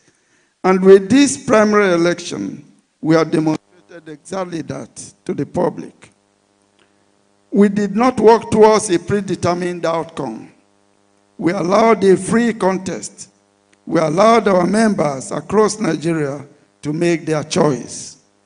Ladies and gentlemen, I must admit that this process has not been easy. When the Electoral Act imposed the option of direct primaries, we understood immediately the enormous logistical administration burden involved. Coordinating an exercise across 36 states and the FCT was not going to be a simple undertaking. There were difficulties and challenges, especially given that we are attempting an assignment of this magnitude for the first time. But despite the challenges, I'm proud to say that overall, we have conducted a process that was free, fair, credible, and worthy of democratic standards. I do not claim that what we have done is perfect. I admit there is room for improvement. However, I do not think that the observable shortcomings are sufficient to invalidate the exercise or to discredit the entire process. I can only hope that we've learned valuable lessons from this experience. Let me also add that I take full responsibilities for any shortcomings. Ladies and gentlemen, what is not in doubt is the commitment of the African Democratic Congress and my personal commitment to continue to build a political party that will stand as a shining example of internal democracy, administrative efficiency, and political accountability. It is for these reasons that I will want to employ all our great aspirants to rise above the moment, to rise above the euphoria of triumph and the despair of defeat, and embrace that which is greater than all of us, the commitment to build a strong political party that is committed to serving the Nigerian people. This is our opportunity to demonstrate why we're different and why we are ADC. We are a party whose aspirations run deep. We want to become the example of what a truly democratic political party should look like in Africa and in Nigeria. People often ask us, how is the ADC different? We are the only major political party in Nigeria whose constitution guarantees the independence of its bureaucracy and protects it from interference and capture by narrow interests. We are one of the few political parties deliberately structured to accommodate diverse voices, trade unions, professional associations, youth groups, women, persons living with disabilities, and patriotic Nigerians from all walks of life. That is not an accident. It is a reflection of whom we are. We are social democrats. Our ideology is anchored on the simple but powerful belief that government must put citizens first, that leadership must serve the people, and that democracy must improve the lives of the ordinary Nigerians. We are of the firm belief that at a time when millions of our citizens are burdened by economic hardship, insecurity, unemployment, inflation, social division, and growing hopelessness, politics cannot continue to be business as usual.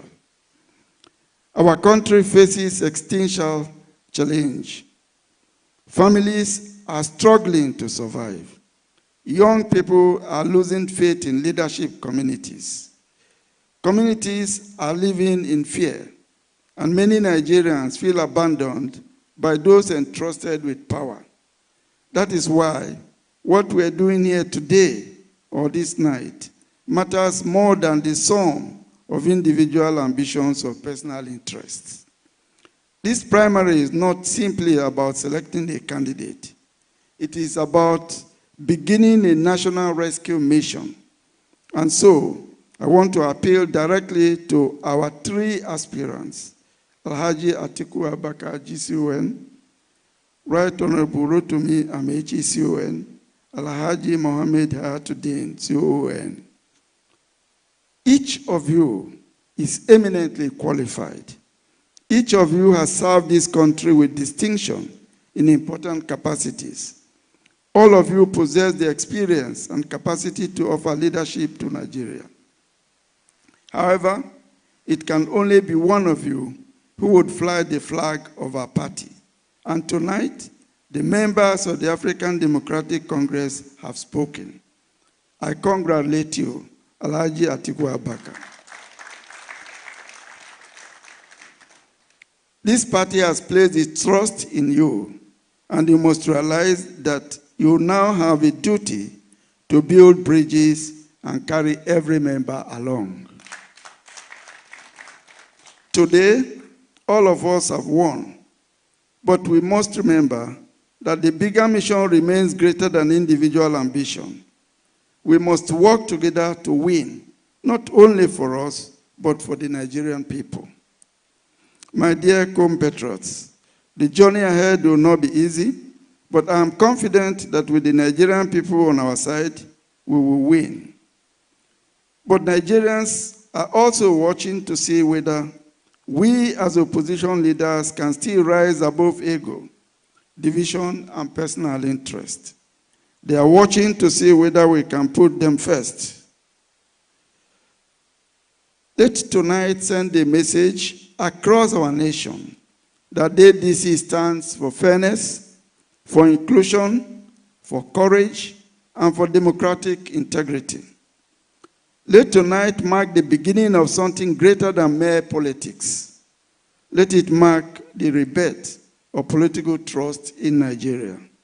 I urge every member, every supporter, and every aspirant to embrace the spirit of unity, sportsmanship, and patriotism. Let us leave this hall not as divided camps, but as one family with one purpose, to build a better Nigeria. May God bless the African Democratic Congress. May God bless all our aspirants and all our candidates. And may God bless the Federal Republic of Nigeria. Thank you, and God bless you.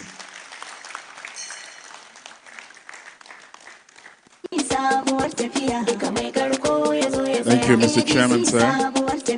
As he makes his way back, I'd like to announce that we have just one more item to go, and that will be the vote of thanks.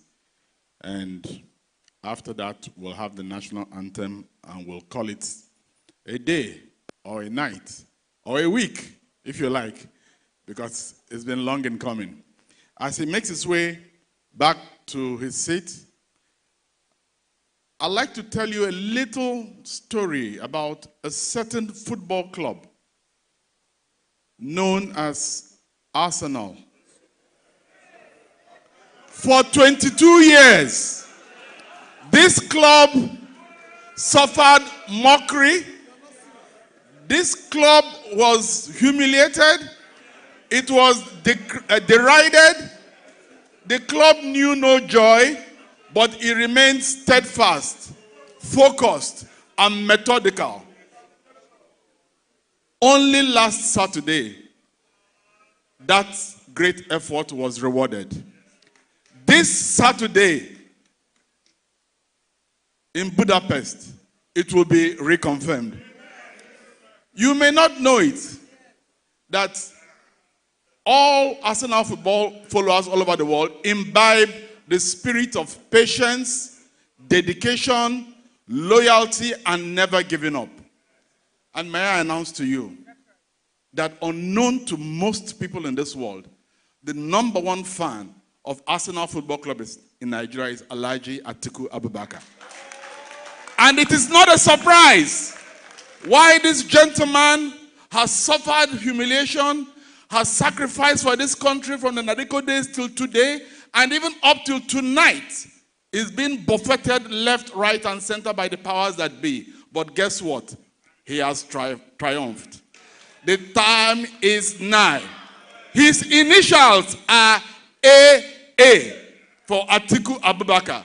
From tonight, I christen him AAA, triple A. The last A is for achievement. You have achieved, sir. And so shall it be in the mighty name of Jesus.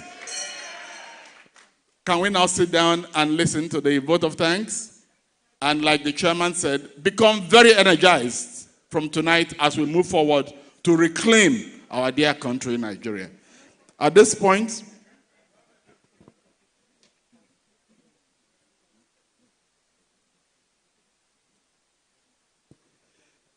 the vote of thanks will be moved by the Secretary of the Presidential Primaries Election Committee. And just to underscore the fact that the ADC did not just pick anybody. The secretary of our committee is an ambassadorial plenipotentiary, Nigeria's former ambassador to Japan, and a professor. May I introduce to you Professor Mohammed Isa Ghana, the secretary of the Presidential Elections Committee, who will have the honor to have the final say before we leave. Your Excellency, sir. Thank you.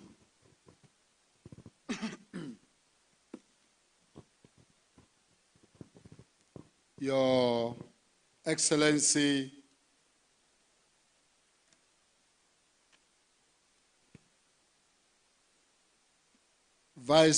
former Vice President of Nigeria, and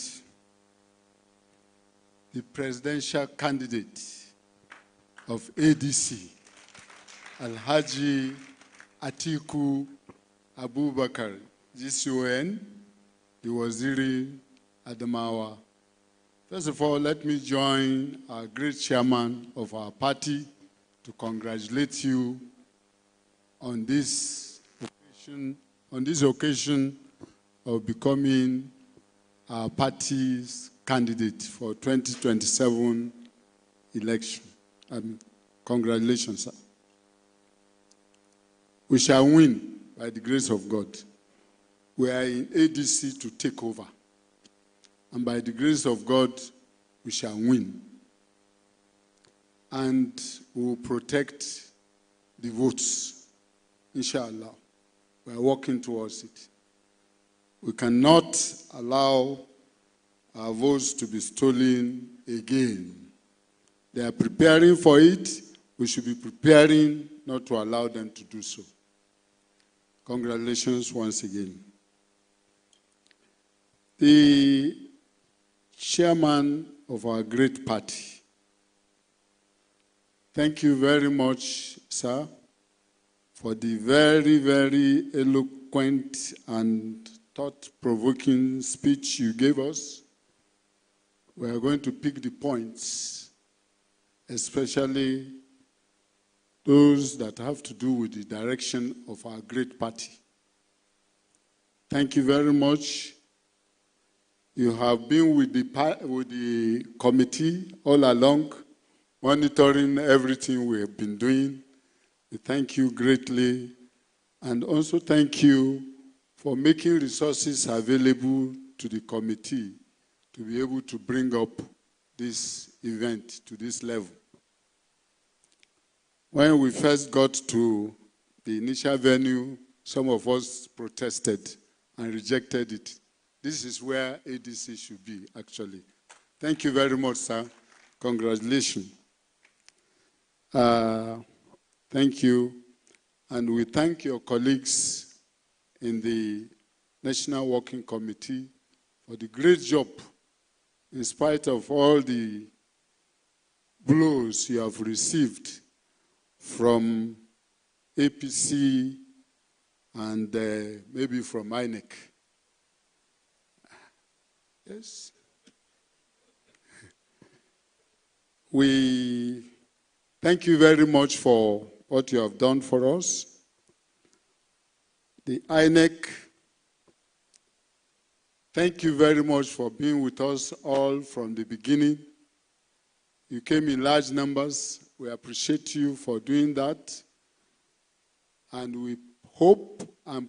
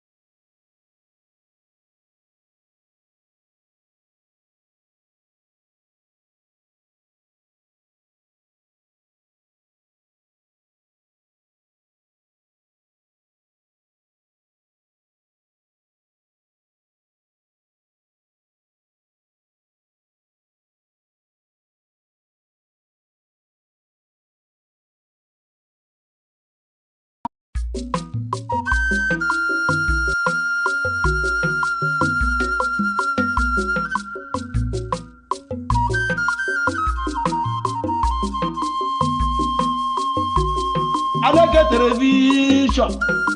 How I get one with the father and I am what you are. How Mbo Wabian here, Bube, Mbo Wabatawan here, Bube,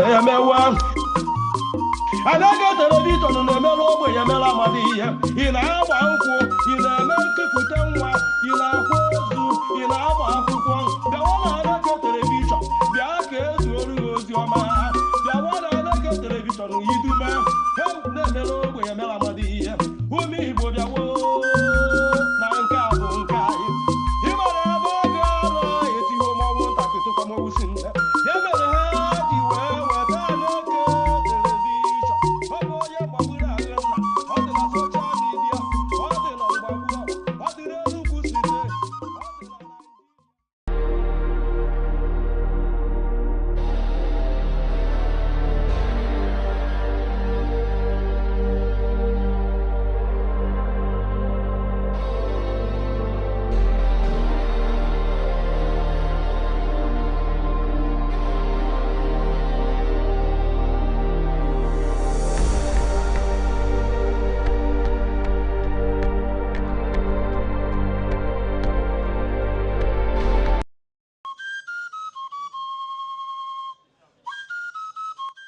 From the tiniest cells to the farthest galaxies, life holds secrets we are only beginning to uncover. Why are we here? What connects us all? What unseen forces shape our destiny? Join Professor Jude Udenta as he explores the wonders, the questions, and the revelations that define existence. Mysteries of life, where every answer sparks a new discovery. Watch now on Aneke TV every Monday.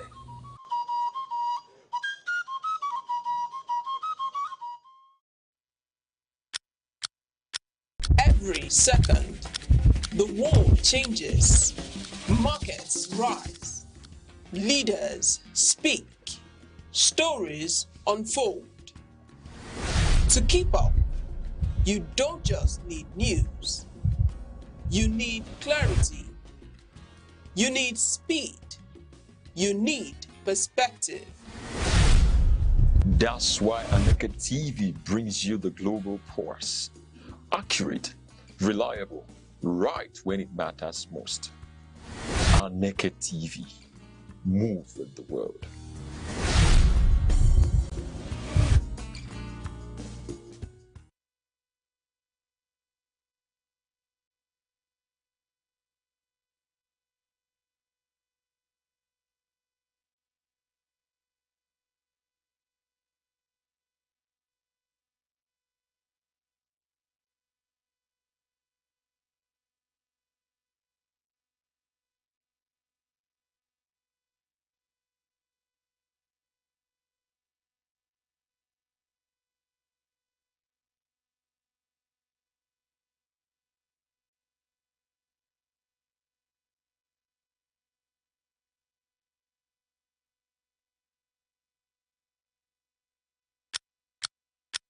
Every second, the world changes, markets rise, leaders speak, stories unfold.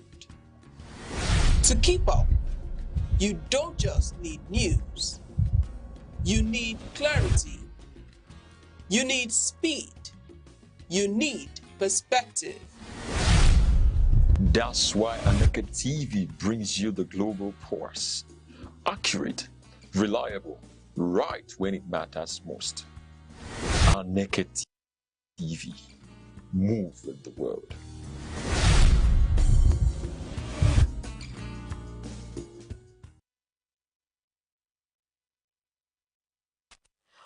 How would you feel if you had a sit-down show that brings to you highlights and happenings around your environment, around the southeast, in the southeastern region, Enugu, Imo, Abia, Anambra, and of course, its environs, rivers, and Delta State? This is what we do here on the show, Aneke Brief, where we bring to you conversations surrounding events and happenings in the Southeast. I'm your host, Princess Ken Ochoma. Now, usually we start off with bulletins, highlight from the news bulletins in the day before we get on to having our conversation for this evening. We'll take a short break. We'll be right back. Time, the silent witness to human courage, the keeper of memory, the archivist of greatness. Across the vast landscapes of Africa, From the savannas to the bustling cities, voices once rose, ideas once burned, and visions once dared to challenge the limits of their age. They were not merely individuals. They were epochs in human form.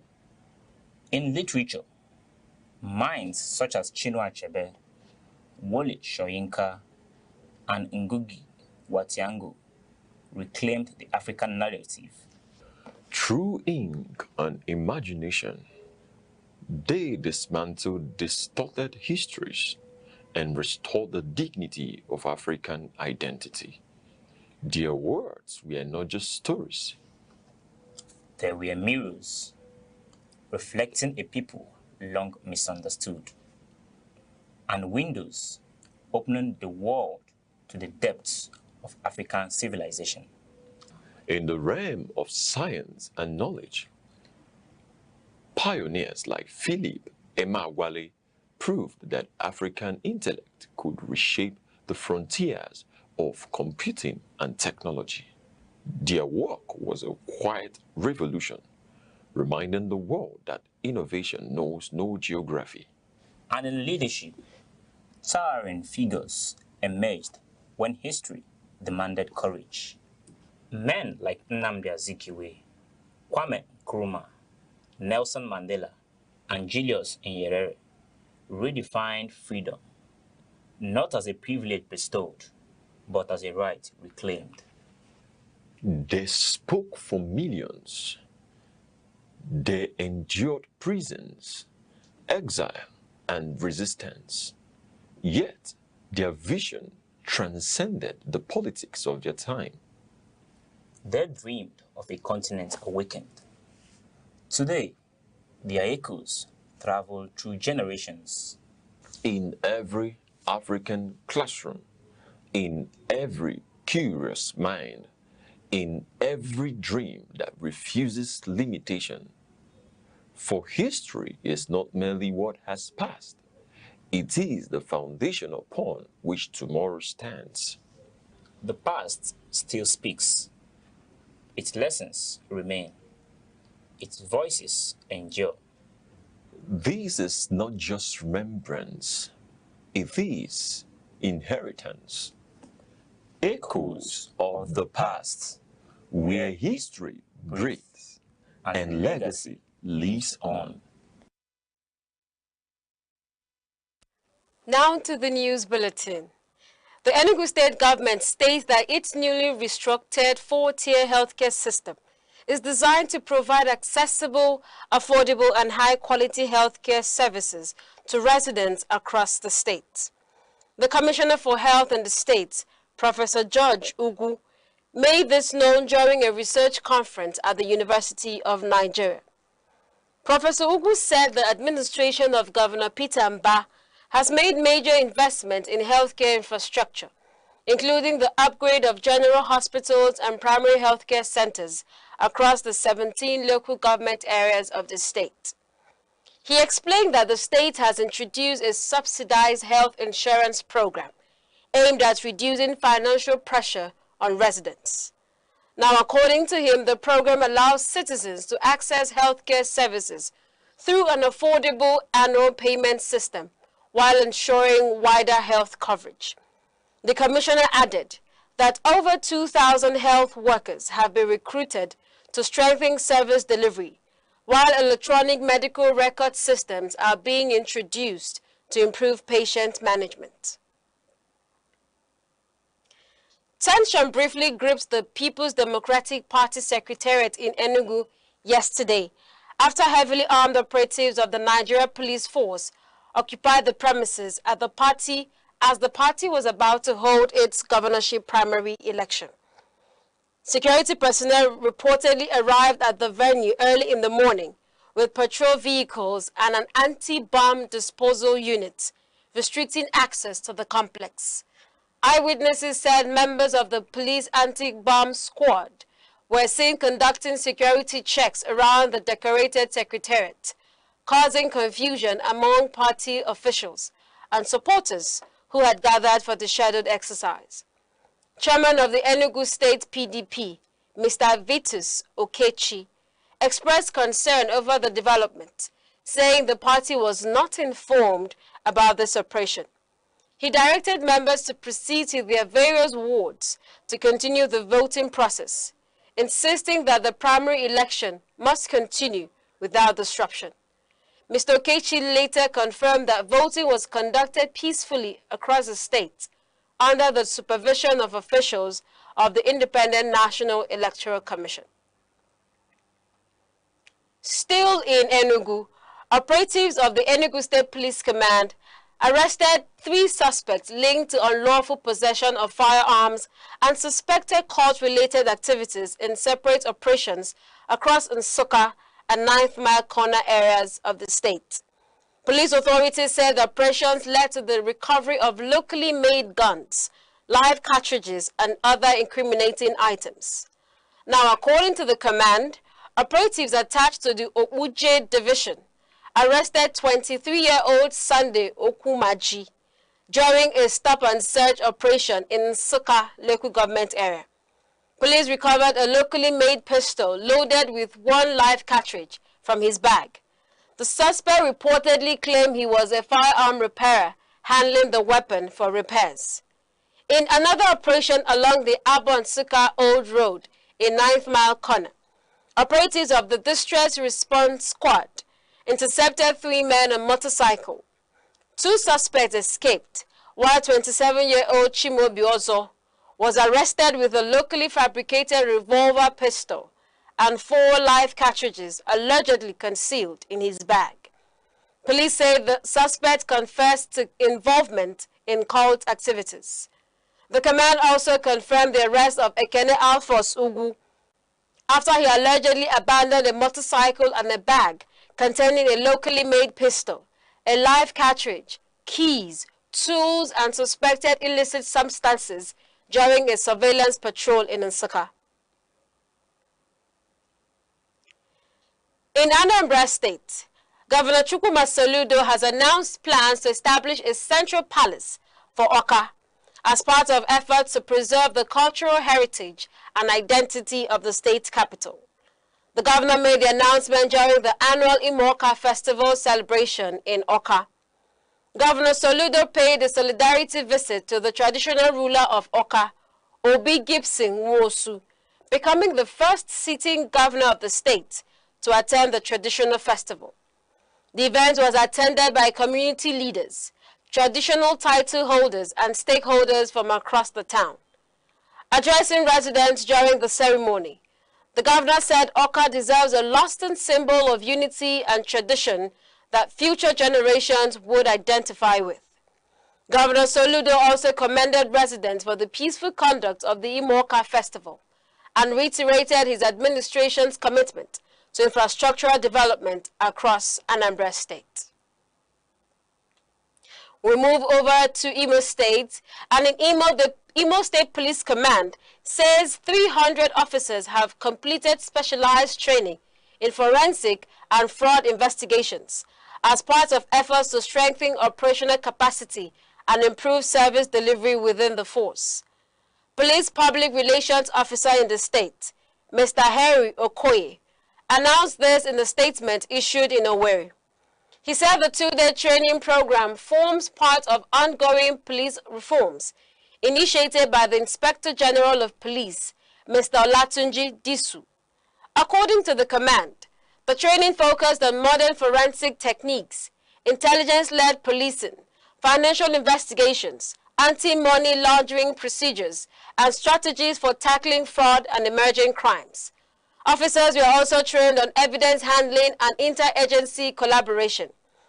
Commissioner of Police in Imo State, Mr. Audu Boso, said continuous training remains essential for modern policing and effective crime investigation. The command also commended the force headquarters delegation led by Dr. Pearl Obulu for supporting capacity development within the Nigeria Police Force. Still in Imo State, the police command has arrested 2 suspects in connection with the rape and murder of a 21-year-old nursing student, Ms. Wendy Achumba, in Obowo local government area of the state.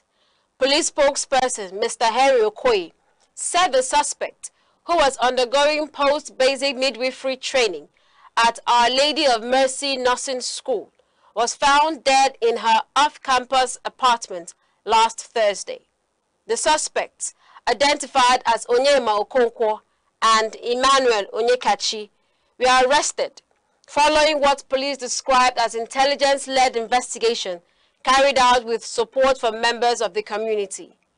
Police said one of the suspects allegedly confessed during interrogation and implicated the second suspect in the crime.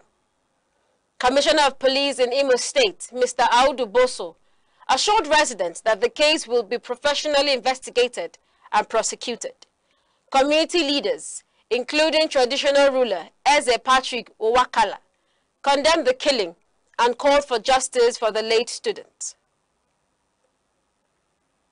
Now in Abia State, Governor Alex Oti of Abia State says the administration has issued 4,707 certificates of occupancy within 3 years, surpassing the total number processed by previous administrations between 1999 and 2023. Governor Oti announced this during a monthly media briefing in Umuahia, where he also announced the completion of a new state master plan developed in partnership with the United Nations Habitat. He said more than 4 million land records have already been digitized. The governor further revealed that the state electric bus transport scheme has transported over 26,000 passengers within 2 months of operation. He added that 20 additional electric buses are expected to arrive in July to strengthen the transport system. Governor Oti also said the state government has intensified efforts to recover public assets allegedly acquired illegally in the past. He reaffirmed his administration's commitment to transparency, infrastructure development, and economic reforms across Abia State. Governor Alex Oti of Abia State has announced plans to personally fund the construction of 1,000 capacity ecumenical worship center in Umuahia. The governor made the announcement during an interdenominational Thanksgiving service organized to mark the 3rd anniversary of his administration. He explained that the project will be financed entirely with personal resources and not with public funds.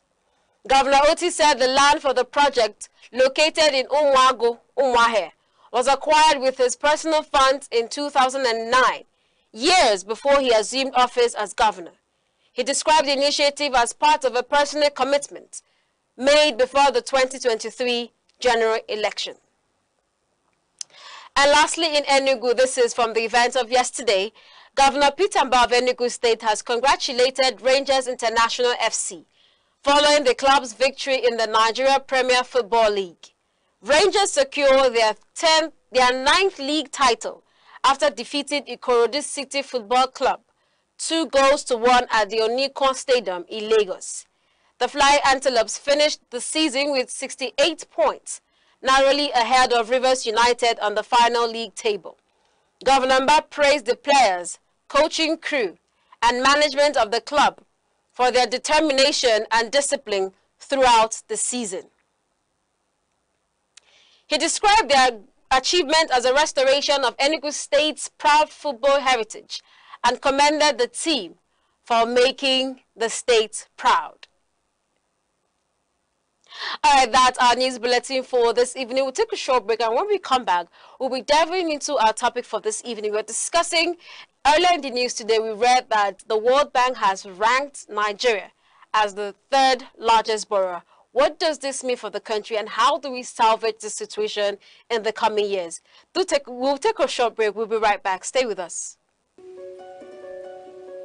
In a world that never stands still, where stories break in seconds and moments shape history, one station keeps you connected to your nation, to the continent, to the world. From breaking news to powerful stories, From business and politics to culture, lifestyle and entertainment, we inform, we inspire, we keep you ahead. This is more than television. This is your window to everywhere that matters. Aneke TV. Move with the world.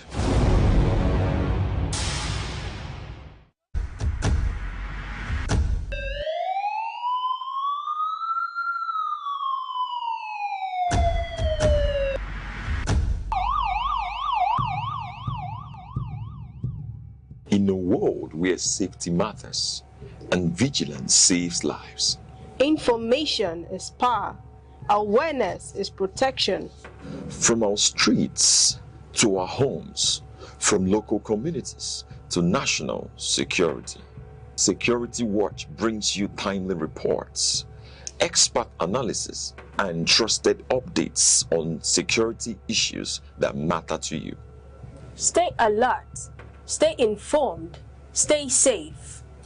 Security Watch, every week only on Aneke TV.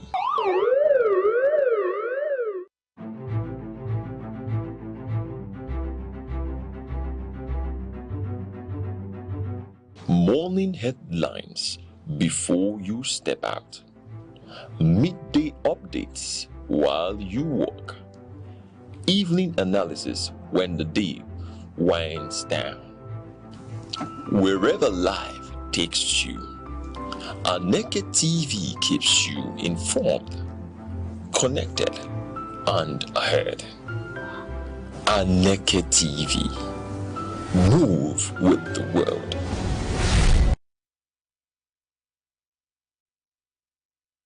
Across Nigeria, electricity has become an everyday struggle. Blackouts are no longer occasional, they are part of daily life for millions of Nigerians. In homes, families spend long hours in darkness. Parents worry about keeping food fresh.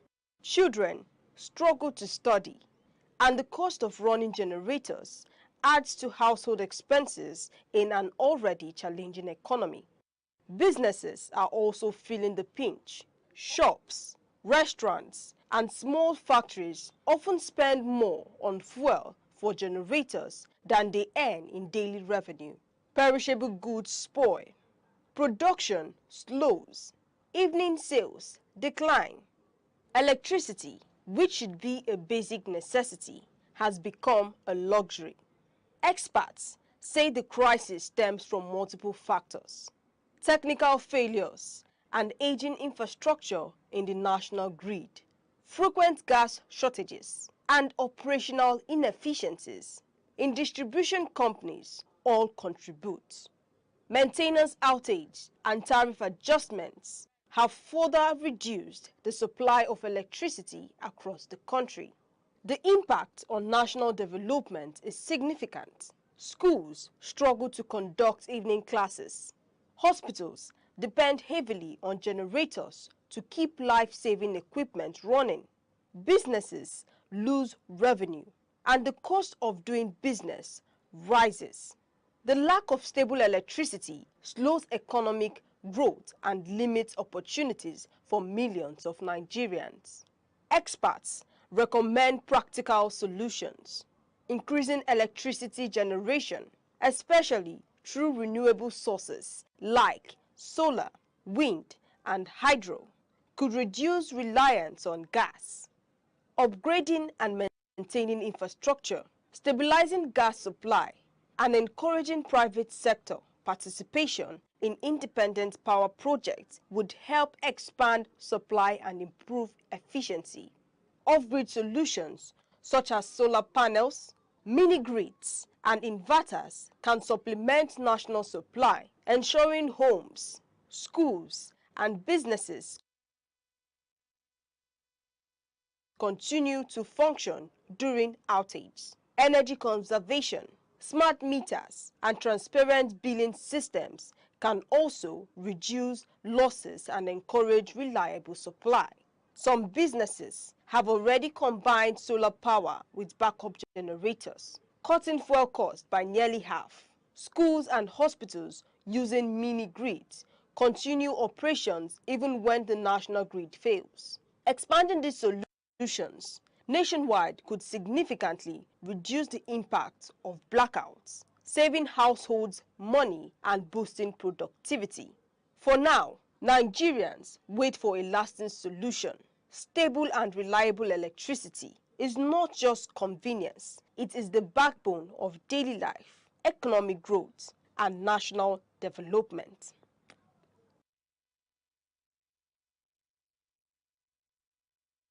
Welcome back.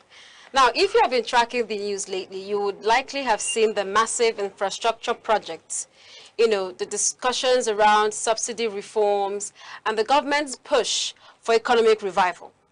But beyond the scenes of every developing nation, a silent partner is keeping the lights on. For Nigeria, that partner is increasingly the World Bank. Recent data from the World Bank's International Development Association, IDA, has delivered a sobering milestone. Nigeria is now officially ranked as the third largest borrower in IDA's global portfolio, holding a staggering $18.7 billion debt. We now sit just behind Bangladesh and Pakistan. Now, with 18.7 billion naira debt currently owed, our exposure accounts for a massive chunk of the bank's total global lending. All right? Economists will tell you that every country borrows, but the true metric of success isn't how much you borrow, it's what you buy with it. Where is this money actually going? Is it bridging our massive infrastructure gap, or is it merely plunging holes into a leaky budget? Now, to help us look past the complex sheets and find the human impact of these numbers, we are honored to have an expert with us. He's an expert economist and financial analyst, Mr. Jude Ihekoroyi. Yeah, thanks for having me. Good afternoon. Yeah, thank you. I mean, it's been a minute. Yeah. Okay, so I'll just get right into it. So earlier today, I think it was on Daily Trust, where we read in the papers that Nigeria has been ranked third, largest borrower. I don't know if you came across this news this morning. How did that make you feel? Because I know we've had conversations about lending, borrowing, but now to see that we are ranked as third, how did you feel about it? Yeah, thank you very much. It's a good question. I have always advocated that while economies grow partially by borrowing and meaningful, sustainable borrowing, borrowing should be cautiously contracted. It's a double-edged sword. If you borrow for meaningful economic projects, certainly you will eventually reap the outcome. But if nations borrow recklessly, like I think we are doing, it spells doom on the economy. Right now, Nigeria is suffering what we call debt overhang, in which case the debts have become unsustainable. We are incurring further borrowings to, offset previous debts. Yes, we borrow to service the previous debts. So debt itself in economics, that's what we call memory. Debt has memory. That is to say, your previous debt, your debt balance sheet has impact on your current and future debt engagements. Okay. Because as you further borrow, the ones you have borrowed already has impact on how much you are going to borrow further. If you have borrowed and invested wisely in the economy, then further borrowings will be easy because these ones are already yielding returns that will help you, number one, it will help you to negotiate meaningfully with the creditor. Because if your economy is strong, you have a strong bargaining position and you have leverage. You can, borrow meaningfully in terms of the rates and other concessional items that may come with borrowing.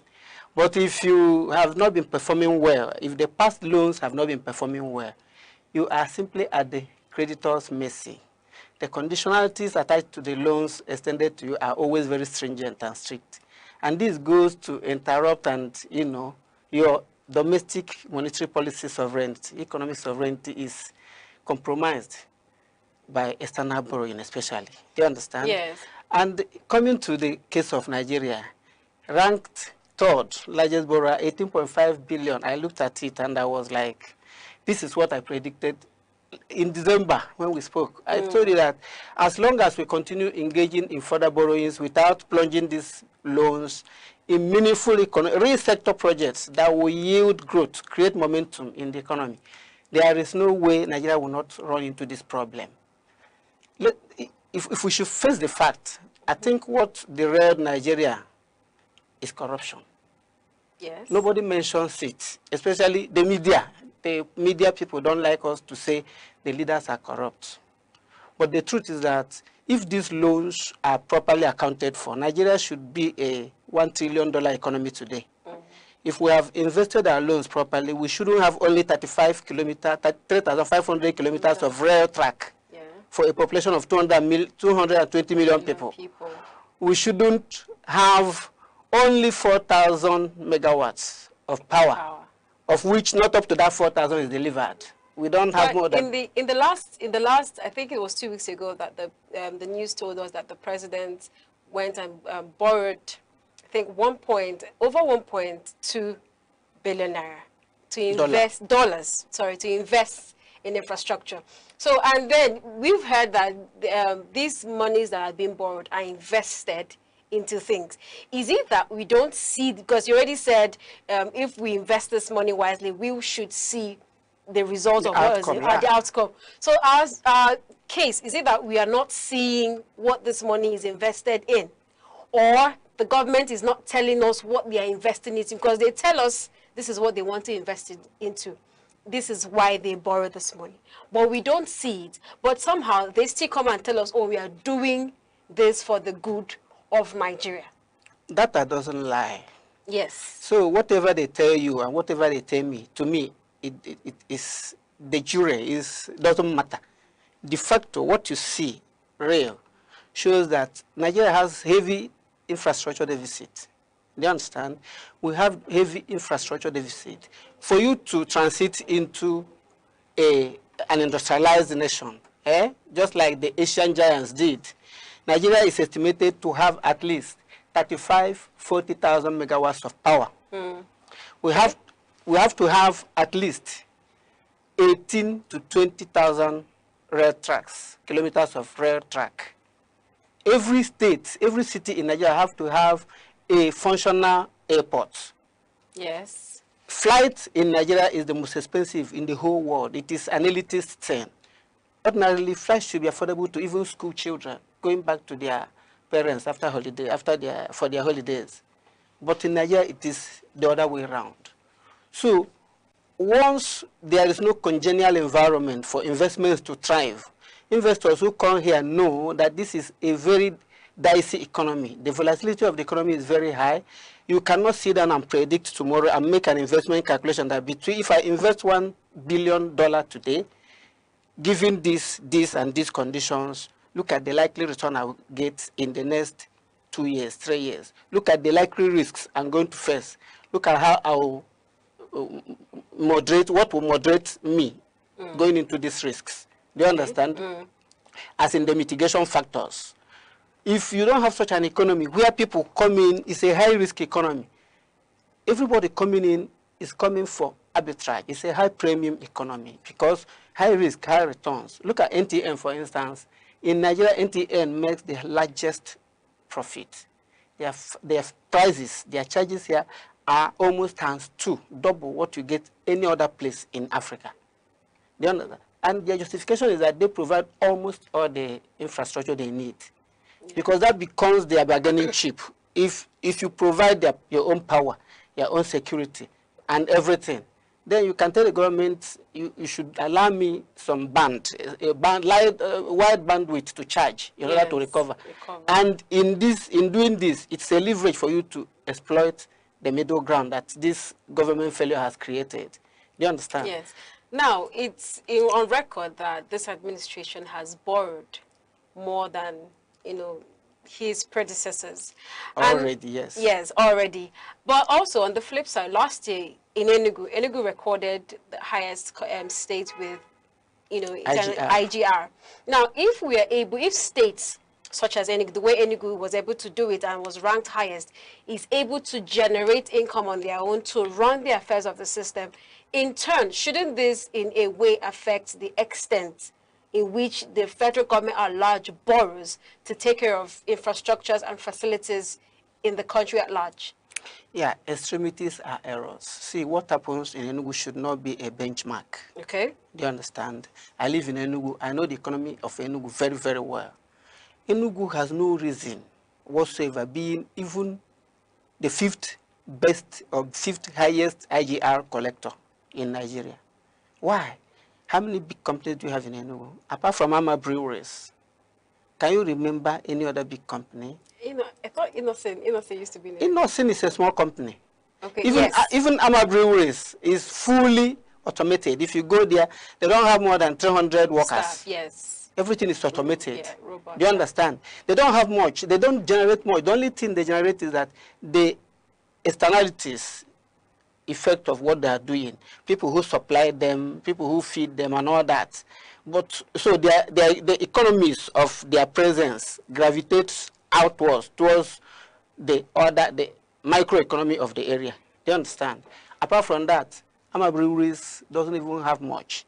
Go to a city like Detroit in America, where you have over 100 companies producing auto companies, all of them employ more than 5,000 people each. This is in the auto industry alone. No? We are not talking of other aspects of the economy.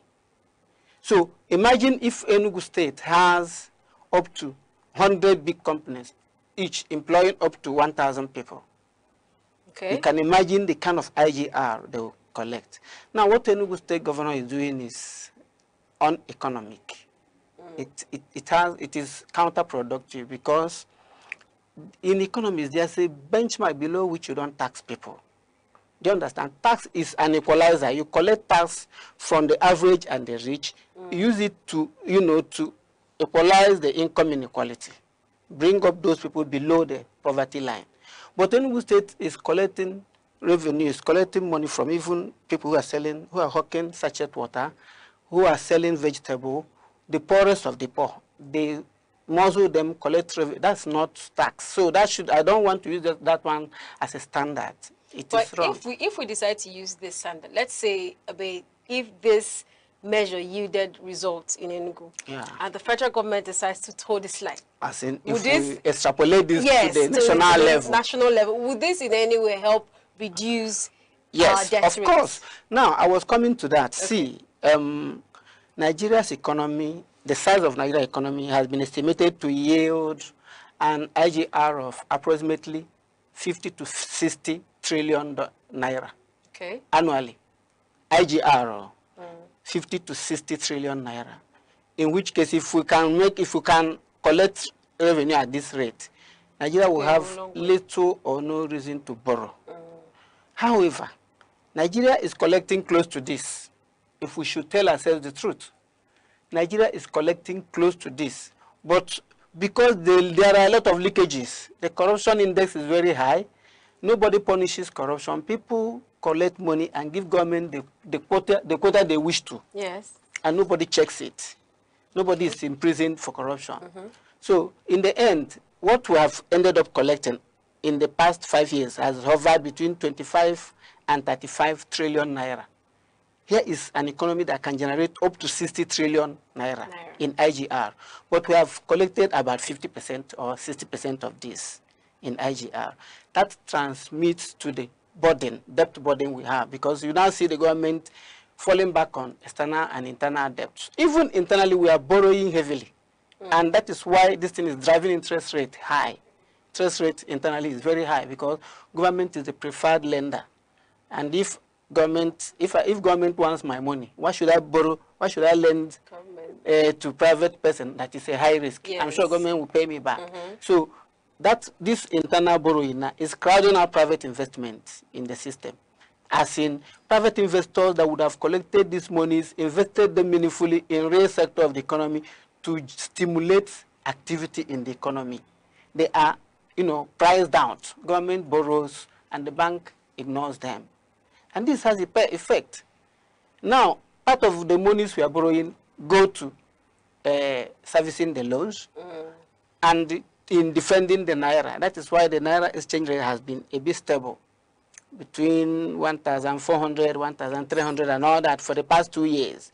Although part of what contributes to this is the presence of Dangote refinery that has been bringing in foreign currency revenue into the country and has also stopped the hemorrhage, we incur when we import a lot of refined petroleum. But what I'm saying eventually is that both the external and internal borrowing is heavily pushing the economy to a brink. So when government comes to tell us they are embarking on these large projects, I don't see the large projects. Okay. The coastal highways, what is the economic impact of the coastal highway that is taking more than 1 trillion naira? What is the economic? If government concludes that coastal highway, what is the direct economic benefit to the country? Of course, it has economic benefit, but not in tandem with the cost. It should not be a project of priority for a country like Nigeria. Yes. There are so many, we have only ports in Lagos only. That is killing the country. So one of the issues is that we don't have enough revenues to generate incomes from. Yes, it's because we have not built revenue generating projects over the years. Or maybe we are channeling energy mostly on servicing rather than creating infrastructures that would help generate Exactly. income. The revenues we have been generating have partially been, and they've partially ended up in people's pockets. Okay. Then, the remaining is used to service recurrent expenditure. Because, like I told you, when your IGR is so low, and our loan service ratio to IGR is around 80%, 80-90%. That is to say, 80 to 90% of our IGR goes to service the loan. We only have 10 to 20% of it left to help service the recurrent expenditure. You cannot see why our budget, gives so much weight to capital expenditure, and most of the money goes to servicing recurrent expenditure, because the alternative source that would have serviced this recurrent expenditure has been depleted because it is used to service the loan. And this pressure now forces the government to borrow. And why should government borrow trillions of naira in an election year?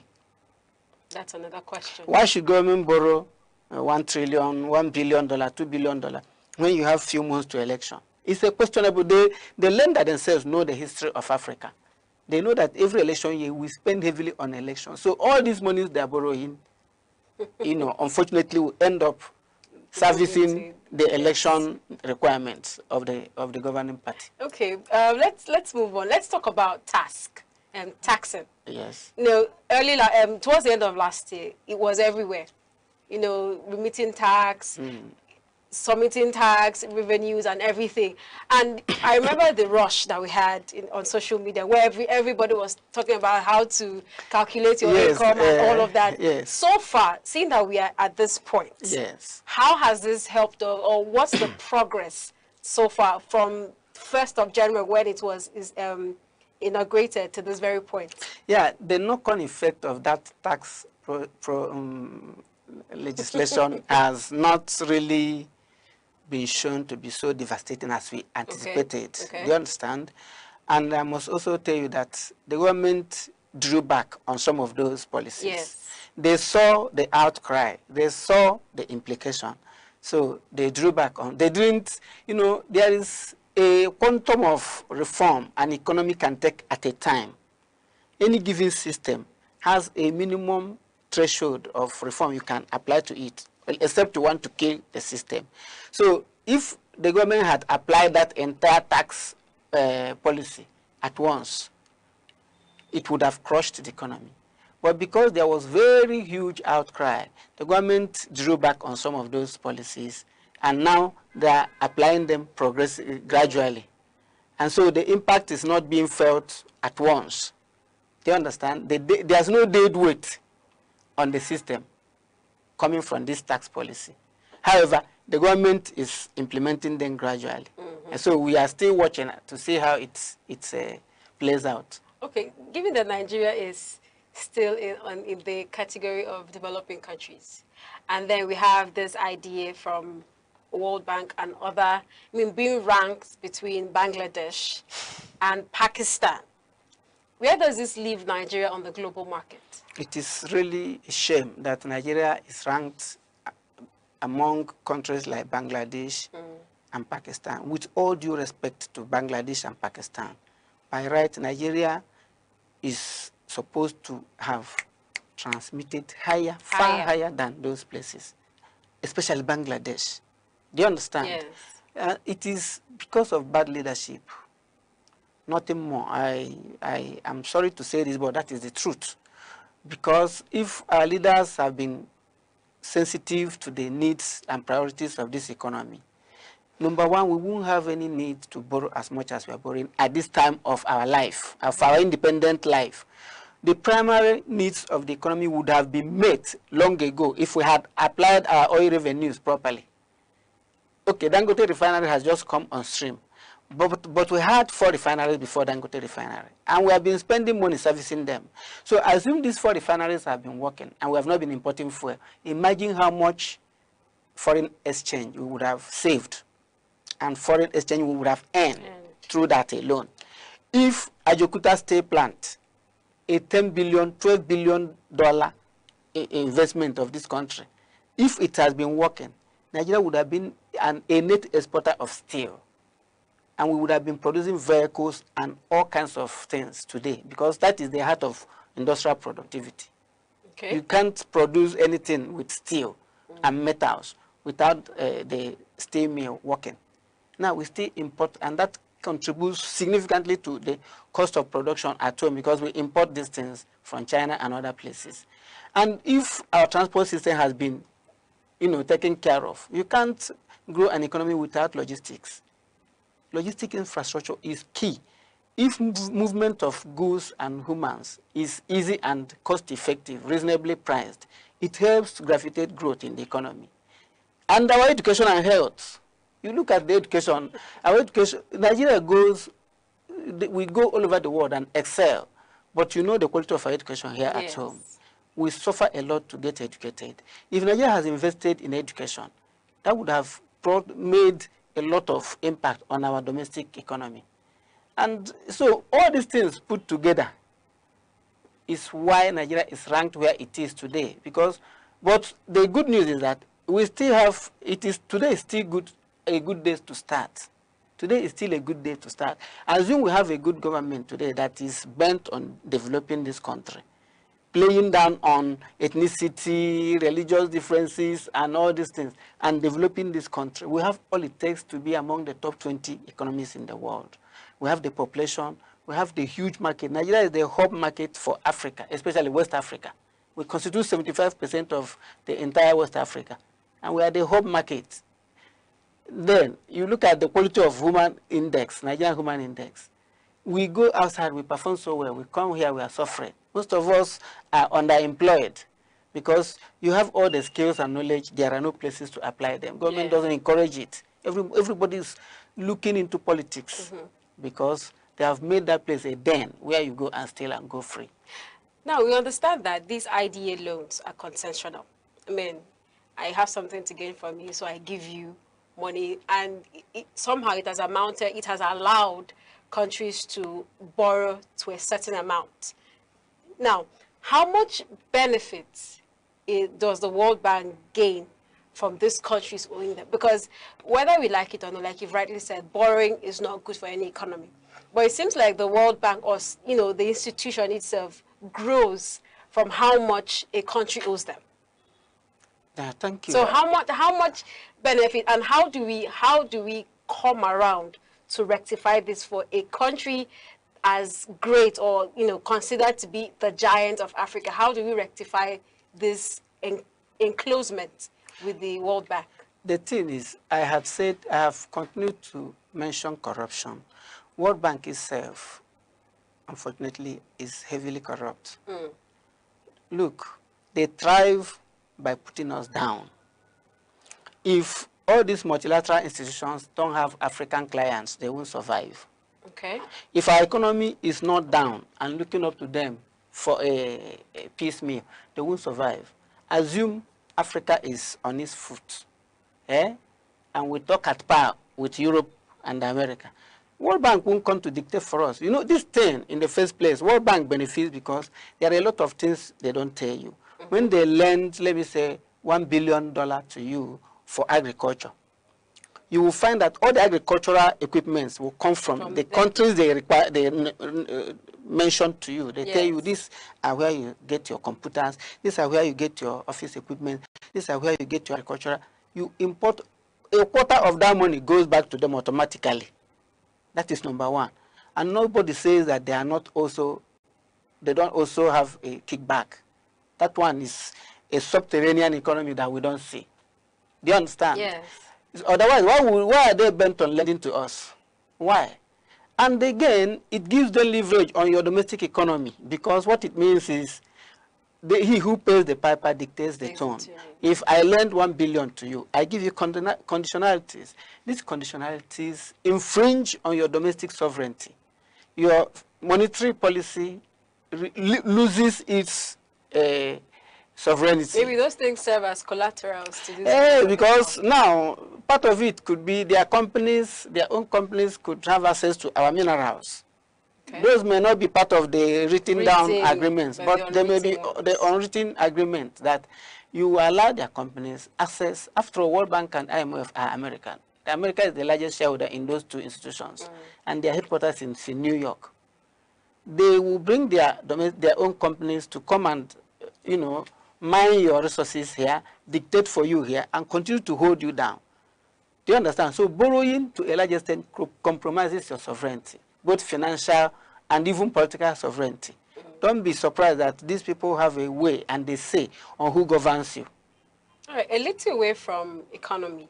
A couple of months ago, we had agriculture experts come out to tell us that the economy of Nigeria is failing in agriculture, and there is a possibility that the country might revert richly to poverty if nothing is done about it. Now, with all these debts that we are owing and how to feed and how to boost the economy, how would you say agriculture in its entirety would help alleviate this loan? So what extent could this go, and how far can this go to rectify the already existing issues in Nigeria's economy? Agriculture in any country is a boost. It's a booster. Do you understand? Yes. If you go to the US, the United States do not joke with agriculture. They don't want us to give subsidies here, but agriculture is heavily subsidized in Europe and America, and that is why food prices are cheap. Everybody can feed, no matter how much is your salary. Food is not their problem, and that is because government heavily subsidizes agriculture. So here, Nigeria has been paying lip service to agriculture. We have all the potentials to be among the highest producers of agricultural products in Africa, to even help to feed the entire world. But how much have we invested in agriculture? How much? What quantity of agriculture is mechanized? Today, we still have over 40% of Nigerians engaged in agriculture, showing you that it is still manual. Do you understand? Go to the Europe and America, you have only 3%. America has 325 million people. Only 3% of them are engaged in agriculture. Yet more than 50% of their production is exported. That is to say that 3% produces what feeds America and exports to the world. Do you understand? Yes. Here, up to 40% of us are involved in agriculture, and we can't feed ourselves. Because of Russia-Ukraine war, prices of grain, rice, and everything skyrocketed. We couldn't feed again, just because Ukraine is at war. Do you see the irony? Yeah. So that alone tells you that we have not been investing sufficiently in agriculture. If Nigeria invests in agriculture, okay, look at Israel. Israel is a barren country, but they are exporting food. Can you imagine that? So if Israel could, bring technology into agriculture and feed themselves and export to the world, how much more can Nigeria do? So we have not been doing much in agriculture, that's to say the least. All right, but because of our time, just one last question. Now we've heard these things. We know that we are owing. Well, World Bank has told us that we are number 3 on the list.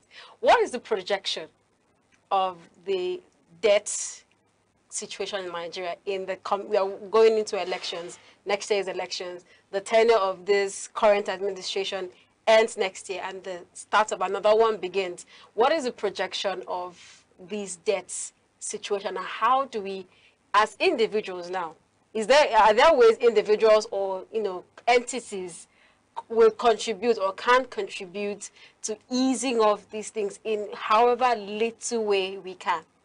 Yes, I will answer the last tranche of your question first. There is a huge way you and I can help to ease the condition of Nigeria. Okay. And that is by insisting that we vote and vote right. Forget that they can rig. Let all of us do our duty by voting first. Okay. That aside. Then projection of the loan is a contingent situation. Conditional situation. If the current administration continues in power, I think things can only get worse. They will only borrow us into recession. They will borrow the country into recession. But if we have a change of pattern, I believe there's a way out of it. What if because they've made promises, they're making promises. No, yeah. What if, with the positive plans they have towards the next administration, there is a turnaround and they eventually, understanding these things now, deciding to rectify them and do them better? Shouldn't that, to some extent, count for something? Yeah. If their promises are kept, then things may be turned around. But, we look at precedents. If A, logic people tell you that if A is greater than B, and B is greater than C, so automatically A will always be greater than C. So if in the past these people have made promises and promises and promises and failed, they've made it and they are not ashamed of failing in their promises, what makes you think the ones they are making now will be kept tomorrow? To me, it will be foolish of me to believe that there's anything good I can still extract from this present government. When people are killed like chicken and nobody cares, do you understand? There's so much insecurity. In fact, the trajectory of our loan position and loan situation is bleak, except we have a change of government. Or we can only hope that things get better with the current administration. No, I don't. I know that will be. That is not to me. I don't believe in that. No. All right. Anyway, that's all. Thank you so much, Mr. Jude. It's always a pleasure to have you. Yes. To, dissect economies and all that affects Nigeria. Thank you so much for Thank you very much. By. Thank you very much. And that's Thank all you we're very taking much. today Thank you on the very show, Aneke Brief. This is where we learn, this is where we discuss, and this is where we understand issues affecting us in the Southeast and in the country at large. Till I come your way again tomorrow, I am Princess Ken Ochoma. Every second, the world changes, markets rise, leaders speak, stories unfold. To keep up, you don't just need news. You need clarity. You need speed. You need perspective. That's why Aneke TV brings you the global pulse. Accurate, reliable, right when it matters most. Aneke TV. Move with the world.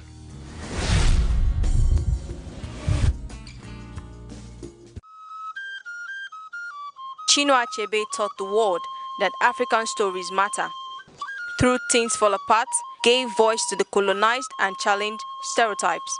His legacy is proof that the pen can shape perception and preserve identity.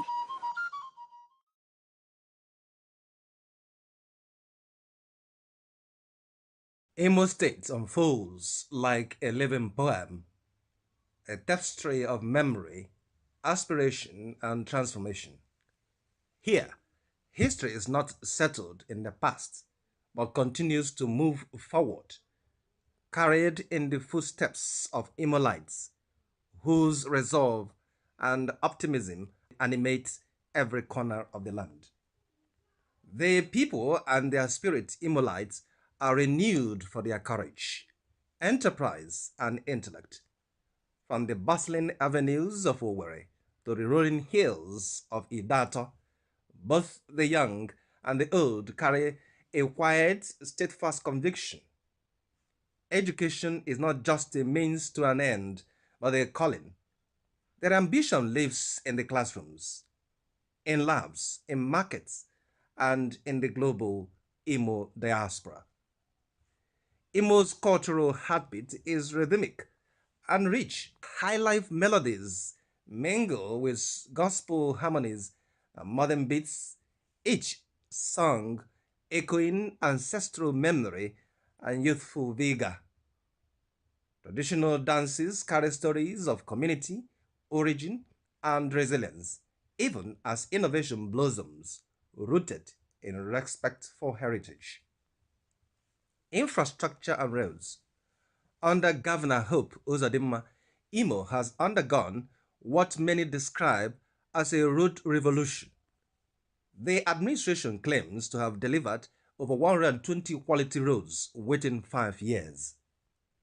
Notable among them are the dualized Owerri-Olo and Owerri-Okigwe roads.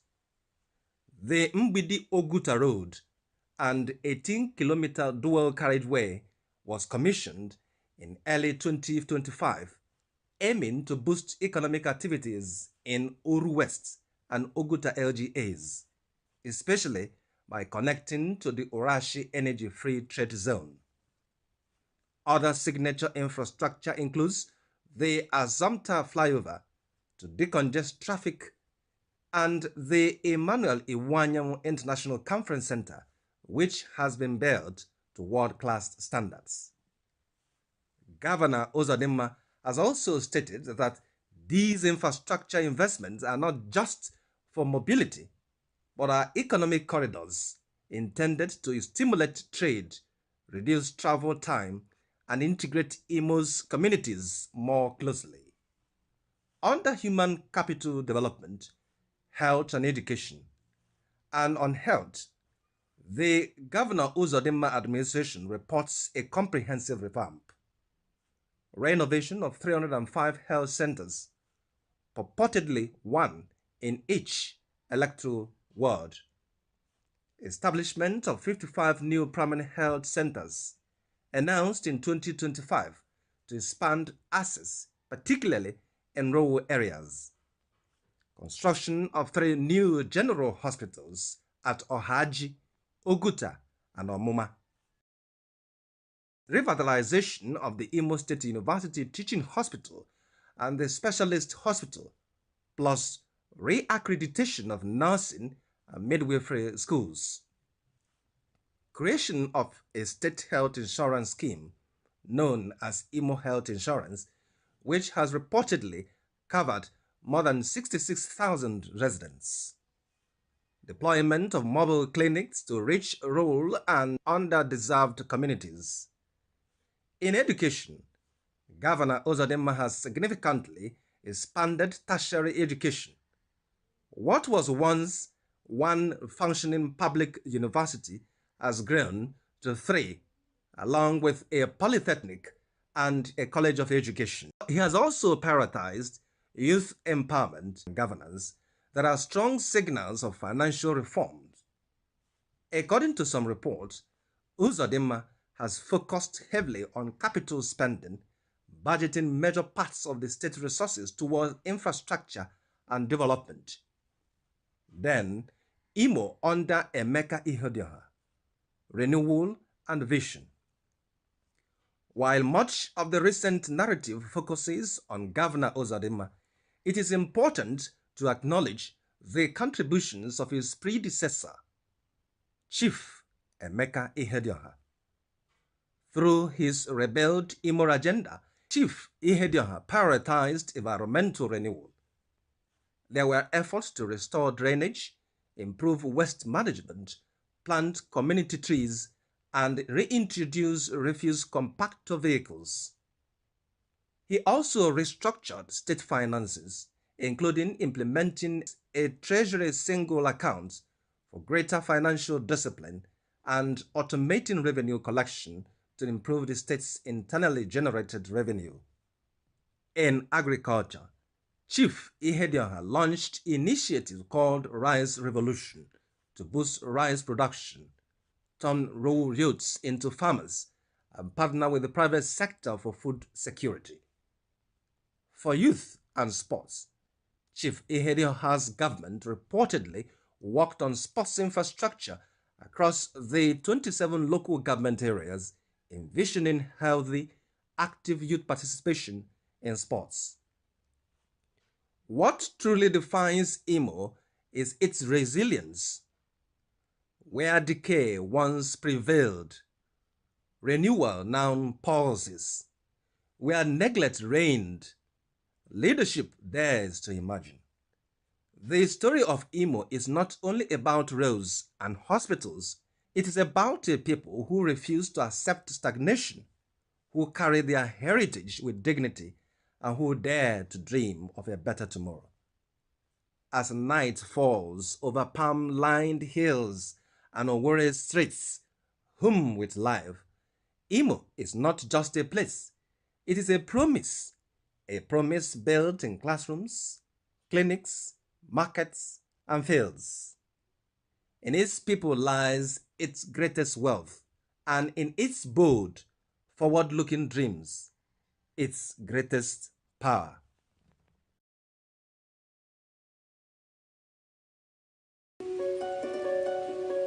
In a world that never stands still, where stories break in seconds and moments shape history, one station keeps you connected to your nation, to the continent, to the world.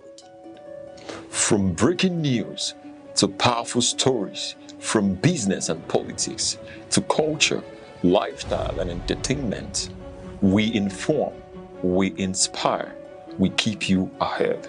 This is more than television. This is your window to everywhere that matters. Aneke TV. Move with the world.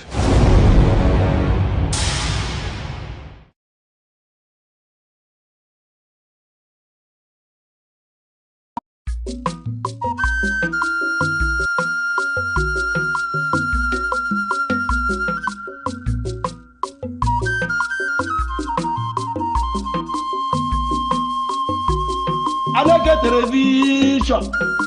How agribo di egwu nkwazo na ahia mgboji ogwugwu kakwa ogwugwu ema. How mbo wa bia na ihe ebube eme. Mgbagbu wa gbatawa na ihe ebube emewa. Aneke television na emelu ogbe ya mela amadi ihe. Ị na-agba nkwụ, ị na-eme nkepụta nwa, ị na-akwa ozu, ị na-agba akwụkwọ. Bịawa na Aneke television, bịa ka ezuoru ozi ọma. Bịawa na Aneke television yidume. How na-emelu ogbe ya mela amadi ihe. Umi Igbo bịawo na nke a bụ nke anyị. Ị mara ebe ọ ga-alọ etiho mọnwụ ntakịtụkwa mọnwụ si nne. Ya mere ha ji wee weta Aneke television. Ọ bụ onye mgbagburu agụ nna, ọ dị na soshal midia, ọ dị na mgbagbu, ọ dị n'Enugu site.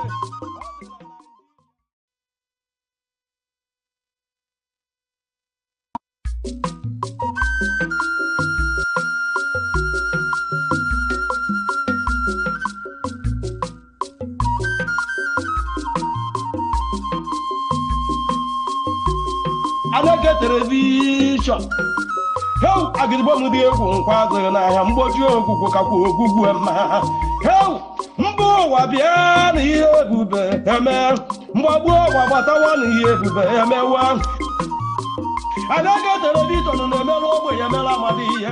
Ị na-agba nkwụ, ị na-eme nkepụta nwa, ị na-akwa ozu, ị na-agba akwụkwọ. Bịawa na Aneke television, bịa ka ezuoru ozi ọma. Bịawa na Aneke television yidume. How na-emelu ogbe ya mela amadi ihe. Umi Igbo bịawo na nke a bụ nke anyị. Ị mara ebe ọ ga-alọ etiho mọnwụ ntakịtụkwa mọnwụ si nne. Ya mere ha ji wee weta Aneke television. Ọ bụ onye mgbagburu agụ nna, ọ dị na soshal midia, ọ dị na mgbagbu, ọ dị n'Enugu site. Uhuruchi ọma gị onye Igbo na-esonyere anyị. Ana m anabata gị n'oge Otobo na Aneke TV. Ihe mmemme a bụ ihe mmemme anyị wepụtara ọhụụ n'ụlọ ọrụ mgbasa ozi Aneke TV iji leba anya n'okwu ndị ahụ na-emetụta anyị dịka ụmụafọ Igbo, dịka ụmụafọ Enugu steeti nakwa dịka ụmụafọ Naịjirịa. Ihe omume a nwere ike ịdị na-eleba anya n'ihe gbasara okpukperechi, ndọrọndọrọ ọchịchị, ahụike nakwa omenala. Ọ ga na-abịara gị kwuruchi ụbọchị Tuesday nakwa Friday ma ọ kụọ elekere 5. Abụ m Joshua Ozioko, mụ na gị na-abụ ga na-anọrị n'oge ya bụ ihe mmemme. Daalụrị nne ọzọ maka isonyere anyị. Ịma na Igbo na-ekwu okwu si na ebe onye bikọ na-awachi. Ọ ya mere na agba nke mbụ a nke ihe omume a na anyị kpebiri na anyị ga-eleba anya n'ihe gbasara ọchịchị n'Enugu steeti, maka na gọvanọ Enugu steeti bụ Peterobi n'abalị ole na ole na-abịa ka ọ ga-eme afọ 3 ọ malitere ọchịchị. Maka na mgbe ọchịchị a batara n'ọkwa, ọ malitere ikwe nkwa dị iche iche na ọ ga-agbanwe Enugu, mee ka Enugu ghọọ ebe akụnụba na-ada ụda site n'atụmatụ ọrụ mmepe dịgasị iche iche, kwalite nchekwa, weta mmụta nyere ha chọrọ, amụma ahụike, dọta ndị na-etinye ego n'azụmahịa ma kwalite ego steeti a na-akpakọta. Ọ bụrụ na ige ntị nụ ka ihe si afịọ, ịghọta na ndị nkwado ọchịchị n'ugbu a na steeti a na-arụtụgasị aka n'ihe dị iche iche ọchịchị steeti a mepụtagoro, dịka atụmatụ ihe gbasara usoro ime njem nakwa ụlọ akwụkwọ Smart Green School nakwa ọnọdụ mgbanwegharị dị iche iche na-aga n'ihu na steeti a iji mee ka steeti a bụrụ ejiamaatụ. Mana ka o sila dị, ndị na-ekwugide etu ọchịchị si achị na steeti a na-ekwu na ọ ka nwere ihe ndị fọdụrụ ọhaneze steeti a ka na-ene anya ya, maka na ụfọdụ na-ekwu n'ihe gbasara ụgwọ ụtụ isi nke na-agbaji ndị mmadụ aka na mmiri ekwere ha na nkwa dịka ọ bụ nọnso iru aka nakwa ọtụtụ ihe ndị ọzọ dị iche iche ha na-arụtụgasị aka. Ọ ya mere na n'abalị a anyị chọrọ ịjụ ọchịchị n'ugbu a n'Enugu steeti o mezugo nkwa o kwere ọha steeti a. Ọha steeti a ha na-erite elele atụmatụ ọchịchị onye kwuo uche ya dịka ha na-akwụ ụtụ isi ya? O nwekwara ihe ha ga-eme iji gboo nsogbu ụkọ mmiri na-echi ọha steeti a ọnụ n'ala? Atụmatụ ọrụ dịgasị iche iche a na-abagide na steeti a ha nọ n'ụdịdị kwesịrị ma elegara anya dịka ha si adị. Iji nyere anyị aka zaa ajụjụ ndị a nakwa ajụjụ ndị ọzọ, anyị nwere ezigbote onye ọbịa pụrụ iche anyị ya nọ na nke uhuruchi a, bụ onye ga-eleba anya ma zaa ajụjụ dịgasị iche iche. Ọ bụ nnukwu onye enyemaka mgbasa ozi ọgbara ọhụụ nye gọvanọ steeti a, bụ Dr. Ruben Onyishi. Dr. Onyishi nnọọ n'Otobo. Ọ dị mma nnọọ maka isonyere anyị. Daalụ maka ịbịa sonyere anyị. Ọ dị mma, ajụjụ nke mbụ anyị na-achọrọ ịjụ bụ n'uche nke gị. Ama m na dịka onye enyemaka pụrụ iche nye gọvanọ steeti a n'okwu mgbasa ozi, kedu ka isi hụta ọchịchị gọvanọ Peterobi n'ime afọ 3 gara aga? Daalụ. Ịgbanyela ọchịchị Mba n'ime afọ 3 gara aga bụ ihe nke ndị Enugu kwesịrị ịtụrụ Chineke mma maka na ya bụ gọvanọ alụgo nnukwu ọlụ. Abịa n'ife ọlụgolo n'afọ 3, onwere gọọmenti lụgolo ya na afọ 8 since Enugu ebidola Enugu steeti. Even na Oda Anambra steeti oke nwere gọọmenti pụtalụ lụba ọlụ mebe ụdị ife ọ na-eme ihe niile alụgolo na oge 10 afọ na afọ 3 akamafunuru ya oke menụrụ. So ya ka m ji wee sị na ọ ihe ndị Enugu ga-ekenebe Chineke maka onyinye o nyere anyị bụ Petermbah, maka na ya bụ nwa amadi na-eme ọfụma, na-agba mbọ, na-alụ ọlụ eji n'aka, ma nke alụgara alụ na Enugu steeti karịrị 3,000 ka a na-akpọ 3,000 up to that, and ihe a bụ just na 3 years. So na by the time ọ na-achịtọpụ 4 years, chịkwa another 4 years, ịma na ife oge eme n'Enugu ga-adị egwu. Mana n'uche nke gị, ọ dị gị ka ndị Enugu ha na-erite uru elele ọchịchị onye kwuchi ya na ọchịchị Peterobi? A na-ajụ ajụ ma ndị Enugu a na-erite uru. Smart school anụwa dị 206 alụlụ, ụmụ agbara ka alụlụ ya, ọ ndị Enugu ka alụlụ smart school a. ana ụmụ akwụkwọ anyị ụmụaka anyị na-erite elele maka na ya ihe gbasanya bụ skuul bụ na ọ dị free ada na ego and ma akwa akwụkwọ ma akpụkpọ ụkwụ ma akpa nwatakịrị ga-eji jee akwụkwọ ewe n'iwe isi na ụlọ akwụkwọ anwa na ada na ego na ya o nwere ka ozi si pụta n'oge gara aga n'ụlọ akwụkwọ nke GTC o nwere ihe anyị hụrụ n'usoro mgbasa ozi ọgbara ọhụụ na-egosi ego na-aga na-akwụ ma ego nri ma ego akwa ma ihe niile. GTC ọ bụ smart school GTC ọ bụ smart school ọnụ ga na-ene anya n'ife malụ nke a na-ekwu maka ya. GTC of smart school bụ ka anyị na-ekwu maka ya. GTC bụ ebe ndị ọrụ aka a na-akụziri ndị ọrụ aka ife a ga-akụziri ha. Onye jelu na ị na-amụ ọrụ ịma na ịmụcha ọrụ na ibido mebe nke gị wee na-enweta ego ị ga-akwụ ụgwọ ya.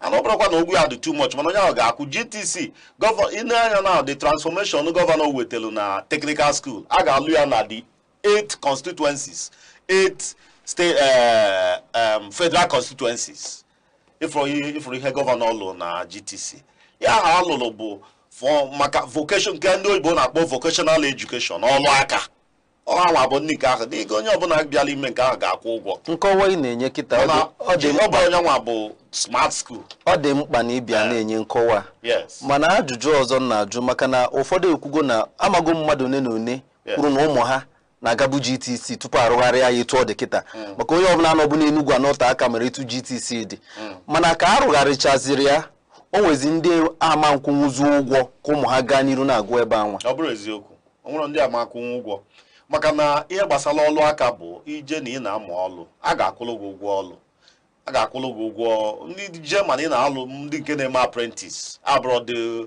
formal education like that ndị nke ahụ na ije ebe ahụ ị ga-akwụ ụgwọ ị ga-eji wee mụọ ọlụ wee dọka agreement ma ya fọzikwa nke a na-akụzi gwa ahụ a na-ekwukwa na-akwụ bụ na ibi na skuulu ma ego nri ị ga-eri ma ife niile ọ bụrụgodị na isi na be nne gị na be nna ga-apụta ị ga-ahụ spend kwa ego ahụ maka na ị ga-agbanụ moto bịa skuulu ị ga-eri nri ị ga-eme ife dị na ya. So nke ka anyị ndị be anyị si ka anyị pacha kọbọ ka anyị gide ego anyị na-ekwu maka technical school bụ a different thing. Ọ bụ na ị chọrọ ije technical school ịkwadota ọ bụ na ị ga-emenwu ife dị n'ime ọ bụ na ime nwere rapụ mana enwe smart school ebe a da-akwụ ife ọbụla ịghọta. Ọ dị mma n'uche nke gị ọ bụ na ị na-anya na ọchịchị gọvanọ Peter Ndubisi Mba asị gị maka ya dịka onye nkụzi kedu akara ị nwere ike inye ya n'ile anya na ngalaba maka anyị ga-arụtụcha aka na ngalaba dị iche iche. Mmenye 90% mmenye maka ya excellent inye ya 90% nwere ihe ọ pụtara bụ na o nwere ngalaba ebe e kwesịrị ịkpatụ aka kedu ihe dị ka ngalaba ndị ahụ ka anyị bido ebe ahụ. Onye ọbụla apụtala n'ụwa mechi ife niile edele ya o nwere onye ọbụla apụtala n'ụwa mechi ife niile edele ya so na a ga-enwezikwe nke fọlụ alụchazi ife niile inye 100% na alụchaghị ife niile then nke fọzụrụ aka ya alụ ka nkụ. Gọvanọ nwunye ebelivro dịda na ya alụgo ife ọbụla ihe o bu n'uche ọ ga-alụ ka nkụ mana nke ọlụgodo kịta atụrụ anyị n'anya achọbụ nka m menshọn biya mana anyị ga na-ewere ofu onye nyere 90% 10% fọrọ afọ gịnị mere ya kedu ihe ndị fọdụrụ ekwesị ịkpa aka ka o nwezuo 100%. Nwere onye ga-enwezu 100%. O nwere ndị na-aga akwụkwọ nwe 100%. Onwere onye a ga-enye 100%. Onye na-aga akwụkwọ nye 100% a ga-enwekwe margin of error. Ị ga-arapụ margin of error. M ga-enye ya 100% for what? Not 100%, but don't wait for excellent that somebody has done very well. Man put on singing and nye mmadụ 100%. Onwere onye mecheli fe ni na edele ya. Nye 100% man onwere zi hoza ya alụm. Na alụcha ga olu niile dị n'Enugu ekwesịrị ịlụ. Mana ọlụ ka na-aga n'iru. So man nye 100%. Mana mma agwa gị na mma nye 90% maka ihe ọ lụgoro. Aka enwe nuru onye lụrụ ihe ọ lụrụ na 3 years. Agwara gị sị gị na ihe ọ lụrụ na ịchọ ka mkpọbịa afa akpọbịa na ihe ọ lụrụ na 3 years ka ihe gọọmenti ọzọ nwere ike ịlụ na 8 years. Onye na-eme otu a ọ na-eme ọfụma. Ọ dị mma ama m na ihe gbasara okporo ụzọ so n'otu n'ime atụmatụ ọrụ ọchịchị n'ugbu na steeti a ji mana onwego ndị na-ekwu onwego ndị Enugu na-ekwu na ogogo okporo ụzọ ndị a na-arụ nọ na ya na orijuchere afọ na ụfọdụ n'ime ha ndị nke karụrụ arụ ine ha anya ụfọdụ etikpobego ine ha anya ụfọdụ shiri ike ine ha anya ụfọdụ n'ime ha dịka mmiri zoo ọsapụ ya ka ihe nwere ike ikwu n'Enugu okwu asị ya bụ okwu asị ịma na ya ha bụ era of politics onwe ndị na-apụta nnọọ ha na-akọgheri na-akọ ihe mmasịrị ha nwere ụzọ niile a na-alụ n'Enugu a ịmago na petermbah dị ka a ga-asị gị declare one routes street niile dị n'Enugu a na-epave ya in fact nwere ozi nke follow a flag go hand off all the streets all the roads in Enugu. The last one emele bụ 2000 and something roads a flag, okay, sorry, 200 and something roads, 1022 roads, 1022 roads a flag off. The last time ụzọ niile ịbịa na-emene ọsara ọkụ, ịbịa na Tinkers Corner ọsara ọkụ, ịbịa na Transekulu ọsara ọkụ, ịbịa na New Haven ọsara ọkụ, ịbịa na New Layout niile ọsara ọkụ, ebe ọbụla ịbịala n'Enugu ọsara ọkụ, aya na Opi Nsukka Road ọsara ọkụ, Owo Amanka na Ụbahụ road pụrụ ugboro afọ ọsara ọkụ, ịbịa na ama ụlọ Ezeagụ ụzọ pụrụ Ụmụlọkpa ọsara ọkụ, ịbịa na Amechidodo si pụọ Amagunze ọsara ọkụ, ebe niile sara ọkụ, onwe ebe fọlụ n'ụzọ n'Enugu steeti. Ihe m chọrọ ịjụ bụ atụmatụ ọrụ mmepe a gọvanọ na-arụ maka ịkpọgo Transekulu kpọọ Abakpa kpọọ ebe dị iche iche, ndị nọ n'ime ime obodo ha so dị na ndị a na-arụrụ ihe aka ọsọsọ ndị bi na township. Ọ bụrụ ọsọsọ na ya ka njiwa gwa ịma na ngwa gị sị gị na aka eje ọlụ n'aka ụzọ dịcha n'ime ime obodo a na-alụ ya like nke dịcha na mana Mbulumbu ma Nara ọdụ a na-alụcha ụzọ ebe ahụ, mana Enugu Ezike nke a na-alụ na Igbo Eze North na ihe a, mana ihe anụnwa just 3 years ya ka m ji wee na-agwa gị sị gị na gọvanọ na aka alụchara ihe ọ kwesịrị ịlụ na ihe 100% ma na ọ lụsị gị ihe o kwesịrị ịlụ na aka nwechara ụzọ. In fact na this budget of this year na-enwelu maka ụzọ ihe a na-akpọ gọvanọ ga-alụ 10 kilometers of roads na every ward, ọ dị na budget a ga-eme implement. This year has not gone long. I got all those things. Yeah, niile bụ gradual process because ọ bụ na ego bi mmiri asị ngwa ife a niile esi ụlọ onye akị lụchapụ ya mana ego abụrụ mmiri, so mana ọka ego na-abịa ka a na-alụ mọ n'ihe ka mkpa bụ na ị nwere gọvanọ bụ na ego niile a na-anata na steeti a ma nke a na-akpọ IGR which from 30 billion rise to 400 and something billion, ma nke a na-enweta from FAC ha ncha na-abanye n'ọlụ. So na ifu n'ọlụ ka gọvanọ mba na-alụ every now and then, even kita a na-eme politics enu na gọvanọ dị ready na-eme inspect roads. So na ihe fụla a na-eme abụrụ na onwere ebe ọ na-eri mperi na ọlụ ihe niile kwesịrị ịlụ ka a na-alụ, mana a ga na-alụ ya alụcha nka eweta nka, alụcha nka eweta nka, ndị niile na-ebenefit rokịta ha ga-ebenefit leta. Ghọtago nya ka gọvanọ na-ekwu ka enye more time 4 more years so that na we deep between now and that time ọlụ a niile a ji n'aka ha na-alụ a ga-achịkọta ha nche ọlụ lụọ onye ọfụma ifu na Enugu ga-anọzi na auto cruise. Ikwuru na enwere ọtụtụ atụmatụ ọrụ ewebatara n'ego nzube ọrụ ya bọjetị nke afọ a. Yes. Ebidogoroba ha maka mgbe ị na-ekwu ịnọ na-egosi okwu gị nọ na-egosi na ebidobe rụba ọrụ ndị anwa ihe a ọnwa Mee fọrọ abalị one na one ka ọgwụ ọ bụ na ebidobe rụba ihe dị n'atụmatụ ọrụ ego nzube ọrụ nke afọ 2026 na ngwụcha ọnwa Mee ka ezi mgbe a ga-ebido ya. Ofufe ka a na-alụ ifere na ọlụ na-aga ebe niile a na-alụ ụzọ ịda afụ n'ụzọ niile na a na-alụ ya. Ihe anyị na-ekwu bụ ihe nọ na bọjetị. Ihe nọ na bọjetị, yes, ndị a na-alụ ha nọrọ na bọjetị. Ha ncha nọ na budget. Budget this year nke last year. Okay, this year. Now, if you look at budget, let me tell you budget. I know budget performance. Last year, the budget performed, I think, about 80-something% budget performance based on, because budget bụ ihe na-atụ anya na ị ga-enweta. Ihe na-atụ anya na ị ga-ewefu mmefu. That's expenditure and income. Nyanwa bụ budget. Enwere ike ịtụ anya na nke a ga-abịa. Enwere ike ọbịa sịrọ ọbịa udo si wee bịa ị ga-anagide weli etinye n'ọlụ lụọ ihe pụtalụ. So the fact that na no na May now doesn't mean that na ihe niile dị na budget na ha ncha na aga tinyecha aka na ha ncha kịta. Also ihe a ga-eji nwayọ wee na-eme implement. Ị ga-afụ na budget a we perform very well. If a budget nwere 80% performance bụ excellent budget. What I know. So no ọlụ ahụ niile asị na aga let me tell you, o nwere ihe niile asịkwa na aga alụ ama nlụcha ahụ. Ọkwa ife niile asị na aga alụ, the only thing oge take bụ the projection gọọmenti na-enwe bụ 4 to 8 years. So o nwere ọlụ niile petermbah wepụtara na ya ga-alụ ama nlụcha, a ga-alụcha ha ncha. Mana ihe ha tinyeche n'aka karịrị. Tinye n'aka karịrị. Ị na-anya na ifo smart school ahụ ihe ọ na-eteke ịlụ 260 smart schools. One they take about 1.2 billion. Because you may change Luchanya again me equip. May check hand equip. Equipping the smart schools now. You have part of the budget, equipping them. What does it take to equip the smart schools? What does it take to equip the type 2 hospitals? Yeah, need neighbor go koneli. Ana na tinye ha ncha n'ọlụ. Mana ịma n'oge ụfọdụ na ihe kachacha ndị mmadụ mkpa bụ just a ga na-asị gị na ka alụrọ nka na ka alụrọ nka. Mana nwere onye nke ahụ alụgolo, nwere onye ga-ekwuchite nke ahụ alụgo. Nọ nke a ka alụrọ. Mana nke a ka alụrọ a ga-alụkwa ya. So no gradual process. And if na gọọmenti na-agba mbọ na-alụ ọlụ, onwe gọọmenti dị bụ just a na-eri ego, a na-eke ego. Mana ifu na gọọmenti a dị very prudent. Anya lụrụ gọọmenti anụ nwaanị.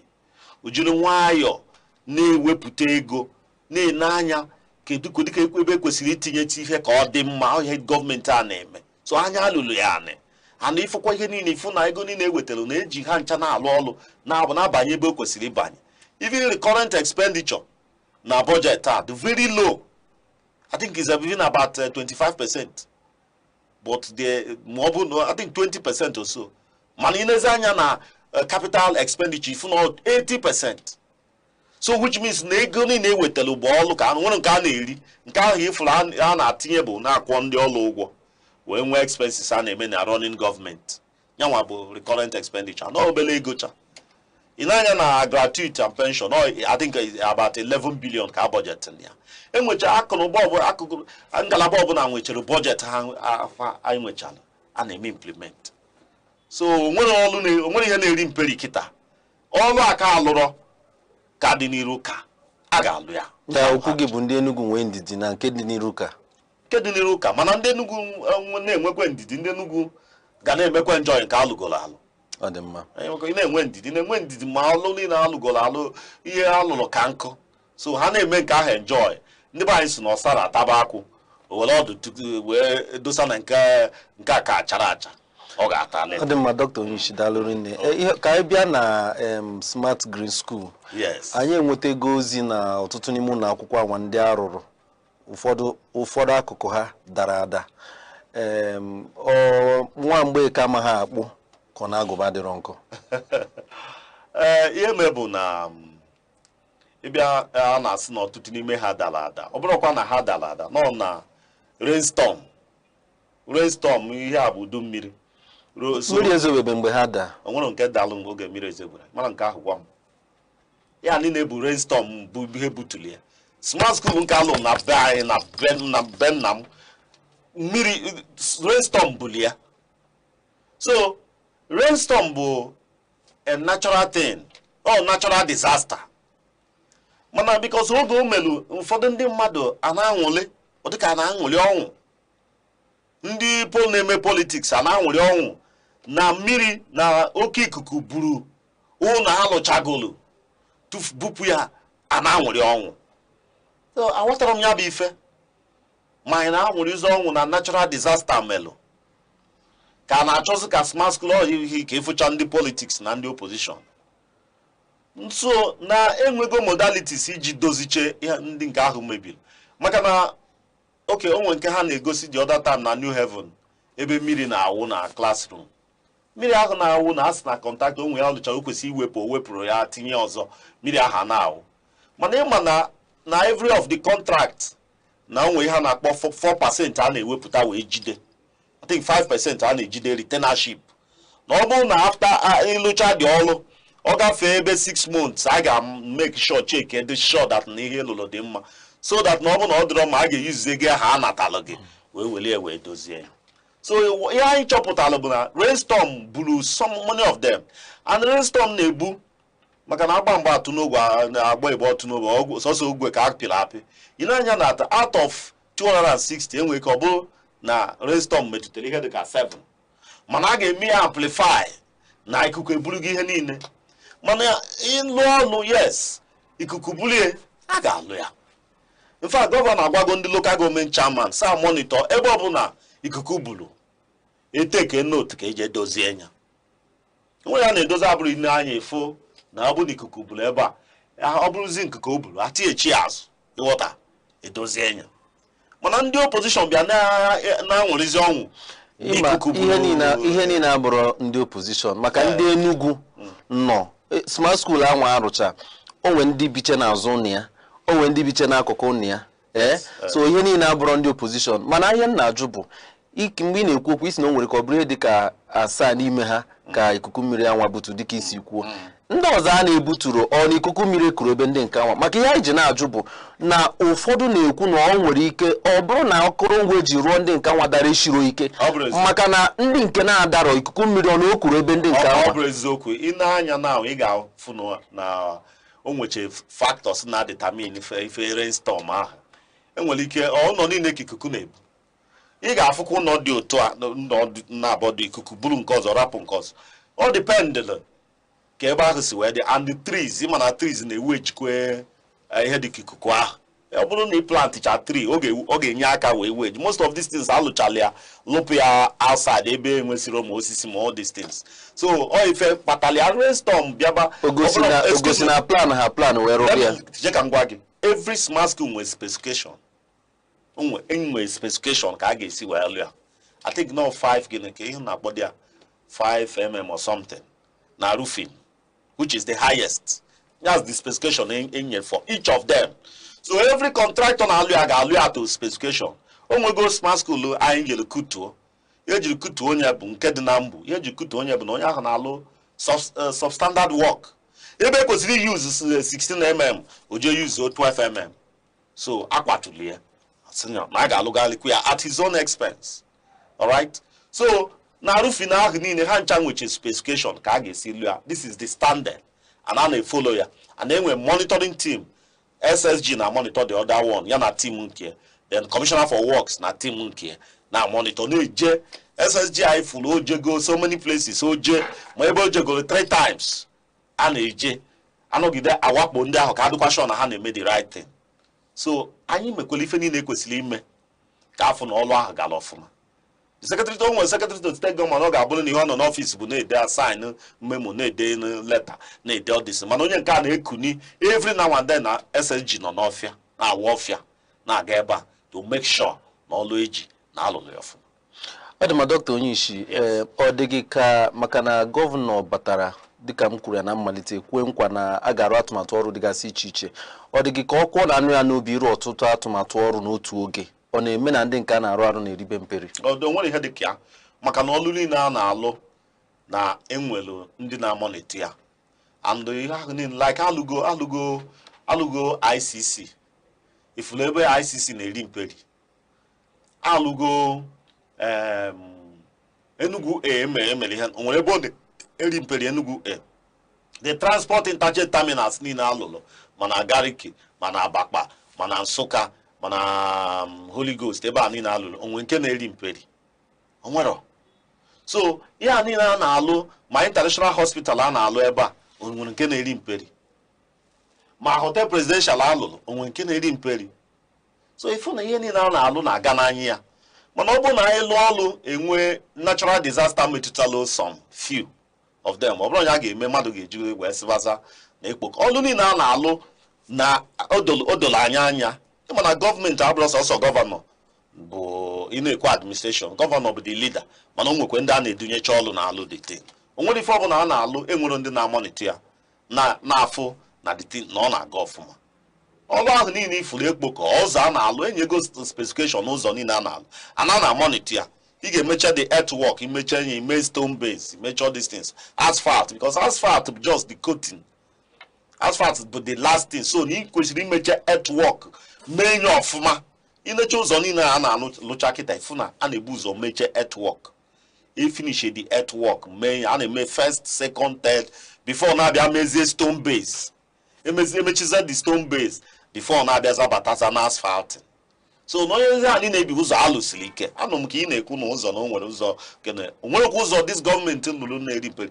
The standard a na-ene bụ 30 to 50 years. Ụlọ ọbụzọ ọbụla anyị lụrụ ga-anọ at least 30 years at least. But a na-ene anya na 30 to 50 years ọ ga-anọ. Ọtago ni moto ihe ọbụla agba anya maka na alụsiri ike. Nwere ụzọ alụchalụ na Enugu ifuru ga-eri mperi because a na-alụsi ha nchi. Ọ ka mma na ọ bụrụ ofu ka alụtalụ, not the philosophy, ọ bụrụ ofu ka alụtalụ so lụọ onye ọfụma than na alụlụ many, then at the end of the day ifu na nwere isi. Onwe ndị na-ekwu na ihe ọchịchị steeti a na-agbadokarị anya ịrụ bụ atụmatụ ọrụ ndị ahụ anya na-ahụ. Ọ bụrụ nke ndị mmadụ na-enwe mmetụta ya n'onwe ha. Iji maatụ ikwuru maka bus terminal arụcha, ihe anya na-afụ edozie ya ọma mma n'anya, smart green school ọhịa anya na-afụ, okporo ụzọ ọhịa anya na-afụ, bọs ekpote na-eme njem ọhịa anya na-afụ. Mana ụfọdụ na-ekwu na mmetụta ọchịchị elele ọchị onye kwuchi ya dịka ọrụ na ihe ndị ọzọ na-ada ahụkebịa n'ọchịchị steeti a. Okay, ka m correct m kwuo nke a mma abata na nke ahụ. Ịma na o nwere oge ikwuru okwu tax. Isi na na too much tax. Anyị ka ga-abịa na nke ahụ. Okay, now ka nnachizie na abịa n'ihe ikwu. Ide anya n'Enugu a efu na ọ bụrụ eziokwu na ọlụ a na-alụ bụ ọlụ nke a na-afụ n'anya. Terminals afọ a na-ekwu CNG buses a niile ebupụtara kịta na ije Nsụka bụ ị na-akwụ 1,500 ije Nsụka, mana ọ dasị ego na ka ị na-akwụ think up to 6,000. Ọ bụrụ ndị mmadụ ka ihe ahụ na-serve, ọ bụrụ ndị Enugu na-erite elele ya 1,500 ijego Nsụka. Many people n'Enugu a nwere ezi moto ọzọ ha na-eso abụrụ CNG bus ha na-agba na those terminals. For the residual income na-enye ndị Enugu, ị gaghị ịkali spend na transport save onye. Ọ bụrụ ezigbo ihe ka a na-eme ha asị. Smart school anyị si na-asa anya na-afụ. Smart school anyị na-alụ maka ụmụaka anyị na-ekwu okwu na nwatakịrị enwere ezi school fee ọ ga-akụzi until ọ gụcha. And ihe a ga na-akụzili a na-akụzili robotics, akụzili AI, akụzili ICT, akụzili mechatronics, augmented reality, virtual reality, a na-akụzi ebe ọbụla. A na-akụzi ya to mold ka eme Enugu child na onye ahụ gụchazi ọpụtazịa ọbụla ọkụ na-agba achara. Ebe ọ bụrụ ihe a chọgidara ahụma, ndị NSCDC anyị na-akpọ ihe a chọgidara ahụma. A ga na-akpọ gị n'ebe niile gị bịa alụ bọọlụ. Akpọ gị ndị bụ a ga na-azọ gị azọ maka skill ị nwetara na ị na-agụ na smart school. Onye ka ị na-asị na na-eme ha na-ene n'anya. Ọ bụrụ ọ bara n'ime ome baalụ ụmụ development n'ihe gbasara the Enugu child. Kama m nke a na-akụ. Okay, daalụ. Negodo type 2 hospital. Gọvanọ bute type 2 hospital na grassroots. Bulie bịa na grassroots. Na ọ bụ na arụ na aya gị na masses na afro ego. Most people arụ na aya ba ha na village na ha na-eje na nke chemist achịta ọgwụ na all this. Nwere doctor na-enete, nwere anything. Alụghị na mass school enwere health workers, nwere resident doctor ga-anọ ebe ahụ na-eme people attend, na-take care of primary health care and secondary health care issues. Ha ga na-amụ nwa ebe ahụ na-eme nya ka isi nọ ịsọsị ha na-afụ n'anya. Ama jụ maka sa aghọtara m ihe a na-ekwu na ihe a na-afụ n'anya. Ị na-agwa m ihe niile gọọmenti na-alụ bụ ihe ga-abalụ ndị be anyị uru. Enugu A has na Enugu A bụ for the elites. How? Apart from the revenue a na-enweta na ya na data Enugu A. Maka ndị mmadụ a na-eche echiche ọfụma, ihe a na-eche bụ just one way. Ego ahụ a na-enwetakwa from ebe ahụ ka ejikwe na-alụ ụzọ na-aga na big. Ọ bụ ụzọ ahụ ị na-asị na na-afụ na lee anya many street roads, ama m street roads ihe dịka Monarch, Ologo, all these places alụchalụ pave all their roads. Ha mara na a ga-epave those roads in this life. mana ụzọ ahụ niile kwụ ọtọ kịta n'anya amụtinyalụ. Do you know the impact of those roads in the economy of ndị mmadụ? Ọ bụrụ na ụzọ ahụ ị na-agba gwogom gwagam gwogom kịta ọzọ sam, which means na moto ị na-anya na moto gahụ ga-adị ndụ. Ego ahụ ị kara spend ndị na-eji alụ moto ọzụkwa residual income over time. Ha na-eche echiche ọfụma. Enugu Air na-ekwu okwu ya now. Enugu Air affects even taxi drivers, affects technicians, even extends to tourism. That's why in a fan hotel, 5-star hotel, because the expectation when I get about 3,000 people who gonna be in Enugu every year. Those people they beg no. Okay, MBA conference in Enugu eba. Okwa hotel ni di Enugu julu. Hotel ni di Enugu julu. Ihe ahụ na-eju ndị hotel ahụ niile that making money. Ndị ahụ niile nọcha na hotel ha na-eji afịa, they will buy. It's affecting, trickling down to the grassroots, to everybody. So what this government is doing is actually to open up Enugu so that nobody in Enugu not thrive. Your government apụtalụ number one, na actually GDP of Enugu state go $30 billion. Number two, Enugu ka one of the 3 subnational economies. Many investors investors are coming. Higher group the other day, Notre Dame track or the channel here now. What can they create jobs? Nenu asphalt plant government all the other day and they produce asphalt. All this thing. It will equal mad and all about. Never name assembly tractor equal mad and all about. All these hotels, my ICC meaning the mad boy here now there over Mabala on the Enugu. Yeah, enable empowerment to the people of Enugu State. So not the deliberate here follow na pachanya name here. People in the bank will benefit. So now your government name go where the line am. Adema Dr. Ruben Onyishi daluri ne gonyama na esonyere anyị. Anyị ka nọ n'otubo na Aneke TV. Anyị ga-agbara aka ahịa, anyị laghachite azụ, anyị gaa n'iru. Daalụ. Every second, the world changes, markets rise, leaders speak, stories unfold. To keep up, you don't just need news. You need clarity. You need speed. You need perspective. That's why Aneke TV brings you the global pulse. Accurate, reliable, right when it matters most. Aneke TV. Move with the world.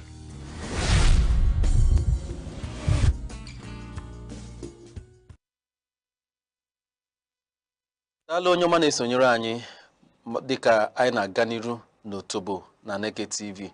Anyị na-eleba anya na ihe ọchịchị Gọvanọ Peter mepụtagoro n'ime afọ 3 gara aga. Aka mgba dị iche iche ọchịchị ahụ na-ezite ya na ihe ndị Enugu na-atụ anya ya. Cheta na ọka bụ anyị na nnukwu onye enyemaka pụrụ iche n'okwu mgbasa ozi ọgbara ọhụụ nye Gọvanọ steeti a bụ Dr. Ruben Onyishi nọ. Dr. Onyishi daalụ dịka anyị na-aga n'iru n'otobo. Daalụ.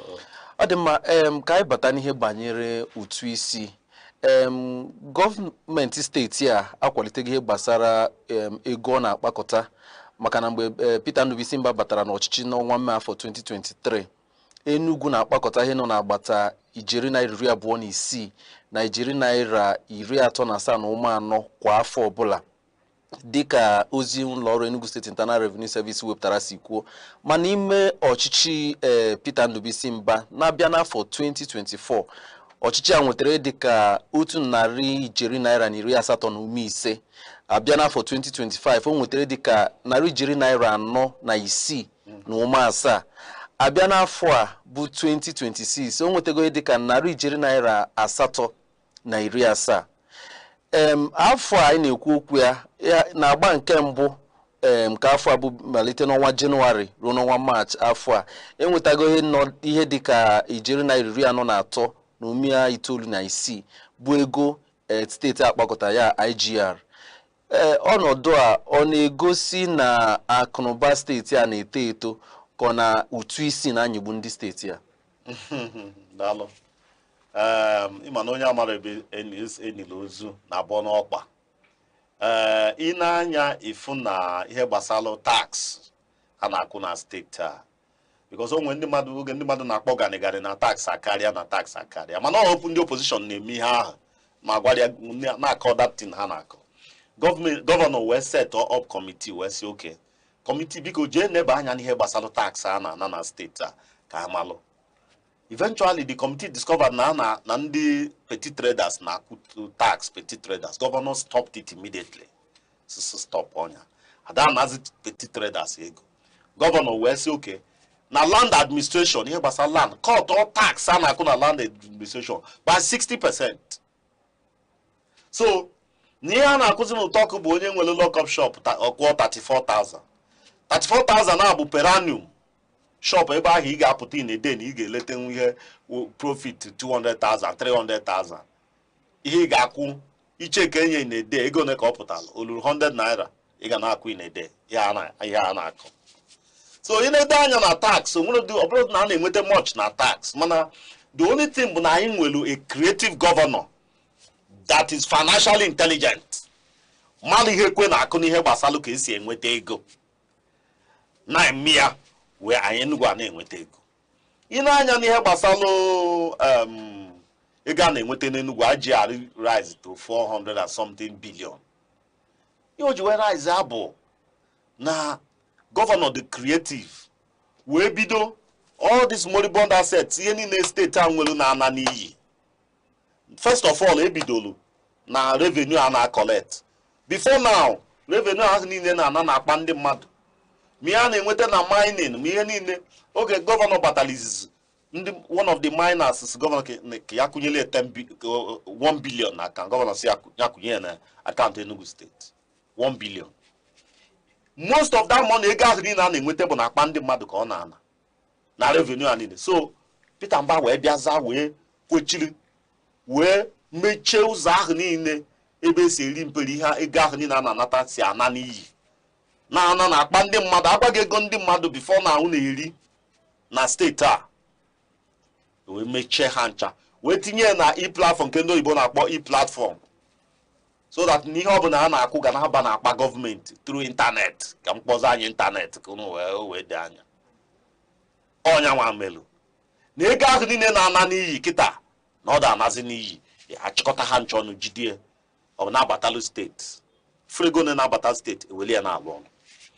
Gọvanọ na onwe wee maka na o nwere ọgụgụ isi n'ihe gbasara ka esi enweta ego wee bịa bido ihe Enugu nwere na-ana n'iyi ọchịkọta ha ncha ọnụ n'edibo hotel presidential a na-agụ n'iyi mana ewechiteli ya jidie. ICC a wezụga jidie, International Hospital, Niger Gas, Sunrise Flour Mill, UPPL ihe a niile ka gọvanọ jikọtara ha ncha ọnụ wee lụgharịa ha wee na-eyi elde ihe o nwere ihe ndị oyibo na-akpọ cash cow ha bụrụza ha na-eyi elde money to Enugu State. So no financial creativity and intelligence bụ ihe gọvanọ ji aga. Ọ bụrụ na tax bụ ego onekwa ego ole ka ị na-akwụta na tax. Ọ bụrụ na tax gọvanọ cut go ihe a niile ma nke a na-asị na land na a na-akwụ cut go by 60%. Gịnị fọzụ patri 40%. Mgbe ị na-ekwu maka ụtụ isi ikwu na gọvanọ kwụsịchara ụtụ isi niile na-akwụ nọ ndị nwe shop na-akwụ 34,000. Mgbe na-ajụ 34,000 anwa a na-akwụ ya 34,000 ụgwọ esu ama business premises na ụgwọ ndị ọzọ niile a na-akwụ asonia. Okay, ihe ga-amalụ bụ na ịma na ihe na-eme ndị mmadụ bụ na ha bịara na-asị ha na-ana tax ha na-ana tax. Esu ama onwe ha na-akpọ taxes and fees. Fees bụ ụgwọ ị na-akwụ na service rendered to you. Ihe esu ama na-ana gị bụ afịfịa dị n'ụlọ ha bịara kpopụ ma nke ị na-eji atụfu na ụzọ ha na-ekpopụ ya ha na render service nke ahụ bụ fee. Ada ekwu okwu nke ahụ na ya na-ekwu okwu ya bụ tax ụtụ isi a na-ana. Ka m gwa gị onwere onye na-alaiki ụtụ isi o ada like ya ime iwetugodi ya 1 naira onwere onye na-alaiki ịkwụ ya maka gịnị ama m oge anyị dị obele ịnọgide our fathers then ha na-agba ọsọ asọ gịnị na-eme ife okorobịa na-agba kitikiti asịla ndị ụtọ ọkọbịa ọ bụ eziokwu na ndị ụtọ ọkụ bịara ife onye ọbụla na ọsọ onwere onye chọrọ ịkwụ tax onwere onye chọrọ ịkwụ ya bụ ụtọ ọkụ ka a na-akpọ tax ọ bụrụ onye na ndị ụtọ ọkụ bịara ife onye ọbụla na ọsọ a na-agba onye chọrọ ịkwụ tax mana tax ahụ bụ gọọmenti revenue onye na-asị gị tax ahụ a na-ana ọkwanụ ya little na contribute to the development of your state especially gọọmenti ịmalụ na gọọmenti a na-alụ ọlụ na ego ahụ niile na a na-ejikọta ha ncha tinye ya n'ọlụ ịghọta so na ọ bụrụ taa ka o bidoro tax evasion that is ịgba ọtọ ikuku ọsị ụtụ isi bụ ihe o bidogori long time ago ekwu so nwere onye dị mma ka ọ kwụba anything ka ya wepụta ego kwụba gọọmenti onwere onye dị mma ime ya onwere onye chọrọ ka a na-ana tax mana a ga na-ana tax because na tax ahụ na-enye aka n'ọlụ a na-alụ ụzọ a niile a na-alụ ọ bụrụ ọnụ mmiri ka a ji alụ ya ụzọ ahụ niile ifuru a na-alụ adịkle nke a Enugu ihe niile gọvanọ na-alụ lụbasị n'Enugu ọ mmiri ka eji alụ ya ọ bụrụ ego ka eji alụ ya na-alụkwa ihe ga-abala anyị ncha n'uru. Ọ dị mma Dr. Onyeisi anyị ka na-ekwu maka ụtụ isi ọ gbasara azụmahịa a kụturu ụlọ ahịa ndị mmadụ na Ogbete Gariki na Nsụka nakwa ebe ndị ọzọ iji rụọ bọs terminal ọ dịghị ka o nwere ụzọ ọzọ akara isi mee ya ọka mma iji nyere ndị mmadụ aka na azụmahịa ha karịa etu esi mee ya. One thing ị ga-amalụ bụ na onwe ha na-akpọ urban renewal. Urban renewal bụ na gọọmenti pụtasị na achọrọ idozi obodo ka edozie ya ọfụma mana o nwere ihe a ga-alụ ga-abala anyị uru. Now ndị na-ekwu okwu urban renewal will gender displacement na-ekwu bụ na onwere ebe ọbụla emere urban renewal adị enwe ndị ọ na-emetụta ga-apụ ebe ahụ.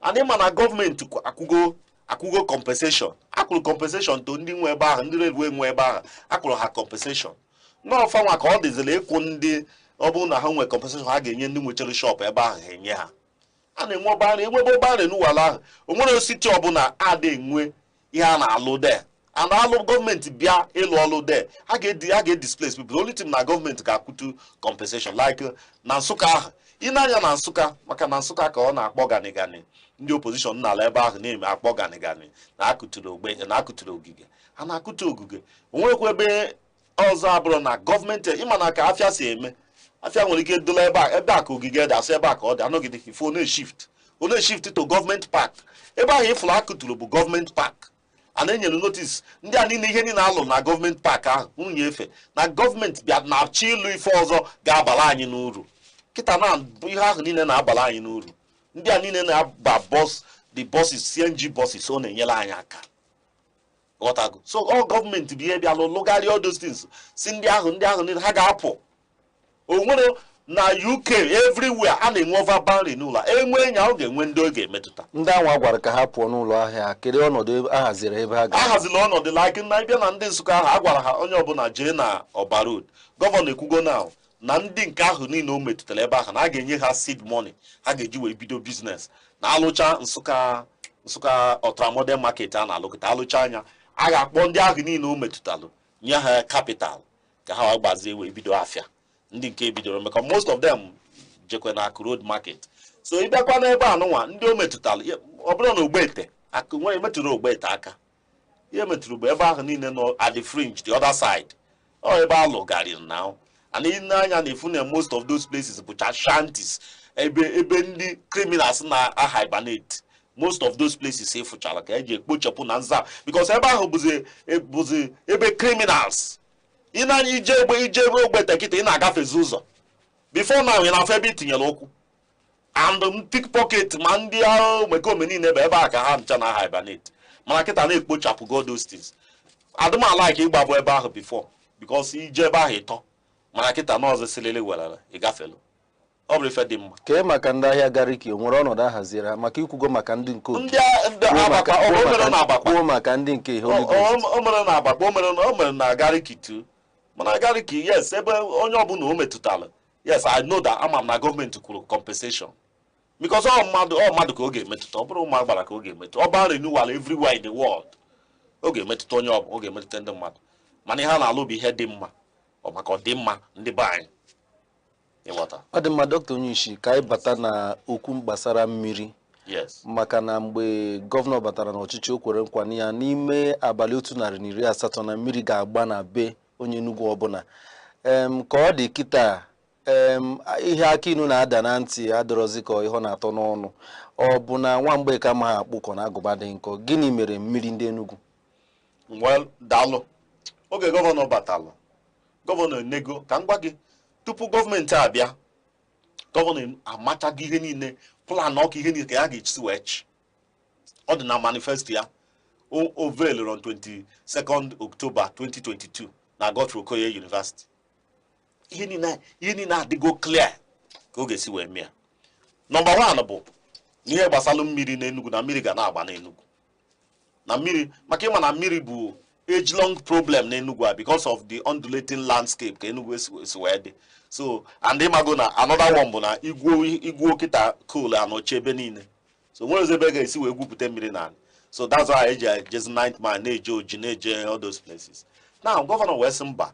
n'ihe a niile ga-akwụsị ya ga-eme ka mmiri gbaa n'Enugu in 180 days now gọvanọ bịakwa wee lụba ọlụ ka nwoke in that 180 days meet go the target upstream target bụ Enugu before now na quantity of water na-generate n'Enugu bụ about 2 million 3 million liters circulate enyo ndị ga-enweta mana gọvanọ bịalụ all the reservoirs niile ekpochepụ zacha ha ncha wee bido 9th mile water scheme Moji River wee na-generate about 120 million liters a na-generate ifu na ọsala ọkụ mmiri a na-agbapụ ebe niile wee chọpụtaza na no asbestos pipe enile na anụ during the colonial days asị gịnị ka a ga-eme wee bido rope bia tinye ebe 9mm pipe wesizi oke na-emechighị ihe a na the next thing bụ ga-eselu mmiri jezi ebe ahụ mmiri na-adụburo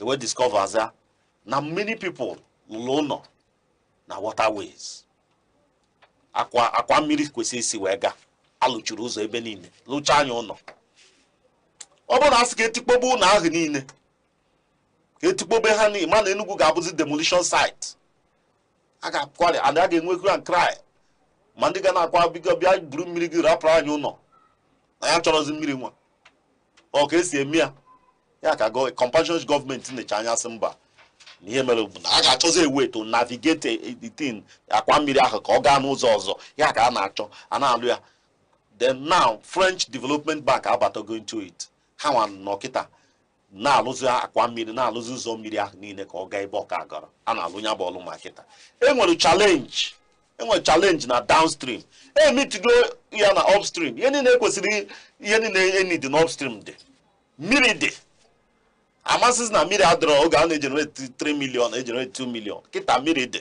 everywhere mana the problem bụ ebe ndị aka enwetara mmiri ka mmiri ga-esi wee ruo so nya ka eji partnership with French Development Bank now and ebidogo na 9th mile now na-alụ ya na-abịa gọvanọ agbachiri nkịtị n'ihe gbasalụ mmiri ọ bụ na imebe ihe wee nwee challenge ọ bụrụ ọnụ ya nwa ka ị ga-eji wee rapụ ya the intention bụ na mmiri ga-agba akwadosigo ọnọdụ ka ọ ga-esi wee gbaza nwee that challenge so enwee challenge ihe a ga-eme bụ asịzi gịnị ka a ga-eme ọ bụrụ to abandon it and say target nye na memitara after all target abụrụkwa the end target bụ to drive you inye onwe gị target gọvanọ ifu na gọvanọ ihe niile ọ na-eme ọ na-enye onwe ya target ihe target a na-eme bụ to drive you n'ịmalụgo na ebe a ka ị na-eru at the end of the day na-asịzi kedu percentage of target gị meet enwere ike imite 60 70 80% ọ ihe target na mana ndị mmadụ bụ asịra na ịsịkwalụ na ị ga-enye anyị mmiri by so and so time anyị afụrọ mmiri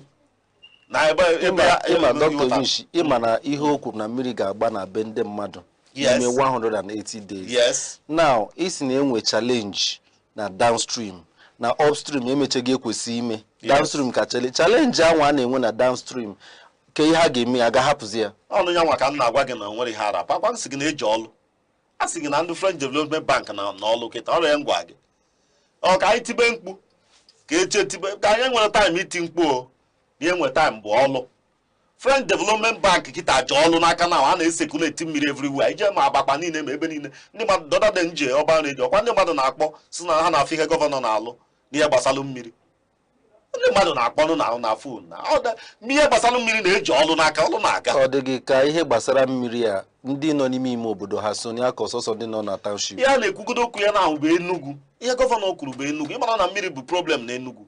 Mmiri a enwere water challenge like that. Eru asa nọkwa na-alụ ọlụ ihe gbasara n'ime obodo ndị a na-egwuru borehole ma ihe niile. Mana a na-ekwu okwu Enugu, kedu ebe ị nwetara mmiri na Enugu? Ịmara na Enugu nwere a special challenge because of coal dị naanị. Ya bụ coal city. Igwu ọkpam now inweta coal. So n'ọnya nwa milia gọvanọ wee folu ntutu tasị that na mmiri ga-agbalata n'Enugu na mmiri ga na ejenerate gụọ mmiri a n'Oji na 9th mile ejenerate 120 million liters. What is the water need of ndị Enugu? About 70 million liters. Anya surpass gị na ya na-achọzi na mbụ imeke sure na mmiri gachara ebe ọ gara ozi eji ọlụ n'aka now and again before na this government before na ya pụọ before adịmekwu before na achịcha nke a achịcha ọgbọ fụlụ nke a follow 1 year mmiri ga-agba ebe niile. Adịmma anyị na-eme ka anyị chịkọta mana ka were otu nkeji kwuo okwu maka nchekwa n'Enugu steeti ka anyị chịkọta naanị otu nkeji. Ọ dịghị ka ọnọdụ nchekwa ọ kago mma karịa ka ọ dịbụ na mbụ n'oge ọchịchị Peter Ndubisi mba? Ọnọdụ nchekwa malụ mma karịa ka ọ dịbụ na mbụ kịta n'Enugu steeti. Ịma na gọvanọ batalụ na mbụ mana oge ụfọdụ anya dị echeta ka ife si wee mee mana before now na enwe Monday sit at home enwe insecurity ndị mmadụ adịghị apụta ịpụta on Monday ka ime business a ga-agbagbu gị ndị unknown gọọmenti a na-egbu mmadụ here and there mana gọvanọ bịalụ si na ya akwụsịgoda sit at home. Oke o nwere gọvanọ ọ ga-abụrụ ọ ga-asị na ya ma ka anyị rapụkwu ya maka re-election ka e wee menye re-elect na ọdụ steeti ndị afịa a na-afọ ọsịsa apụtaba dịka ndị Anambra si wee mee ka echelie na ya nweta second tenor ka ya gọvanọ pụtara ozugbo o bidoro ọrụ taa mee ya taa. Ọ bụrụ about re-election ihe gọvanọ na-ekwu bụ na ya ga na ọlụ dị mma na ya ga-alụ ya. Ọ bụrụ maka election ọ bụrụ na ma alụcha ọlụ dị mma unu si na ọ dịrọzi mma nsogbu adịrọ mana m ga-eme the right thing. Gọvanọ wee stop other sit at home maka ọ dịrị that time ma ndị ogbe item ihe niile a stop ọnya. Anyị na-agagharị everywhere that time na-make sure na banks everywhere open because we were losing a lot. Enugu State was losing a lot. Southeast was losing a lot. Gwa gị ego lose n'ihe na gọvanọ wee stop other sit at home today enwere ozi sit at home.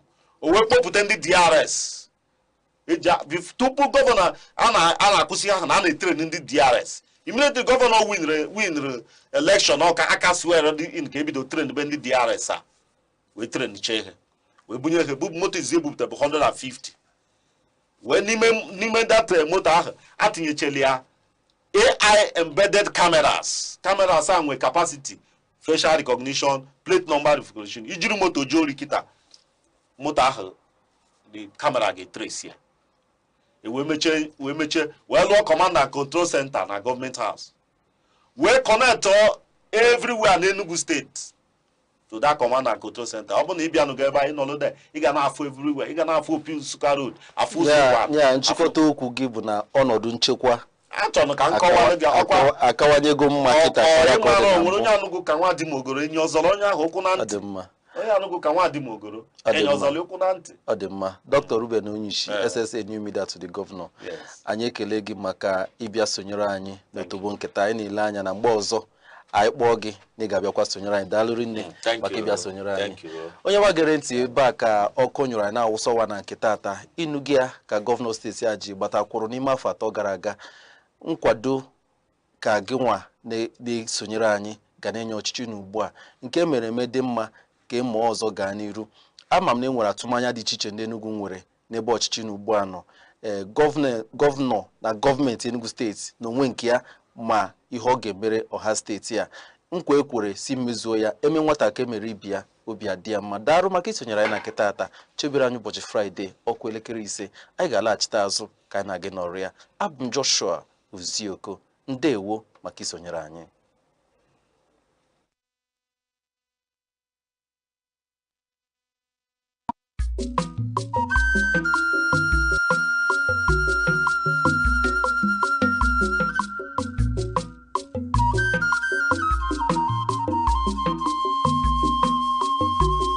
Aneke television. How I get one with the father and I am what you how Mbo Wabian here, Bube, Mbo, what I want here, Bube, I got television on the mellow way, Yamela Madia, in our uncle, in America, in our Hozu, in our Uncle, the one I got television, the Arcades will lose your man, the one I got television, you do man, help the mellow way, Yamela Madia, who me would have Nanka, Bunkai. You might have a girl, if you want to come over soon.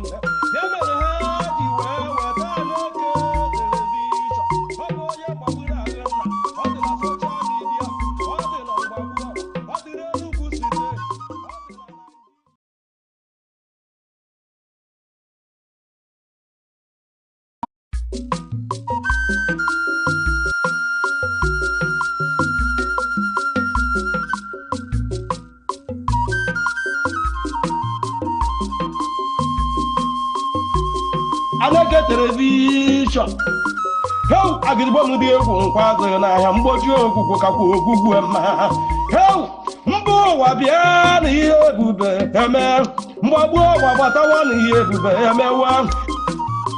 Aneke television on the mellow way, Yamela Madia, in our uncle, in America, in our Hozu, in our Uncle, the one Aneke television, the Arcades will lose your man.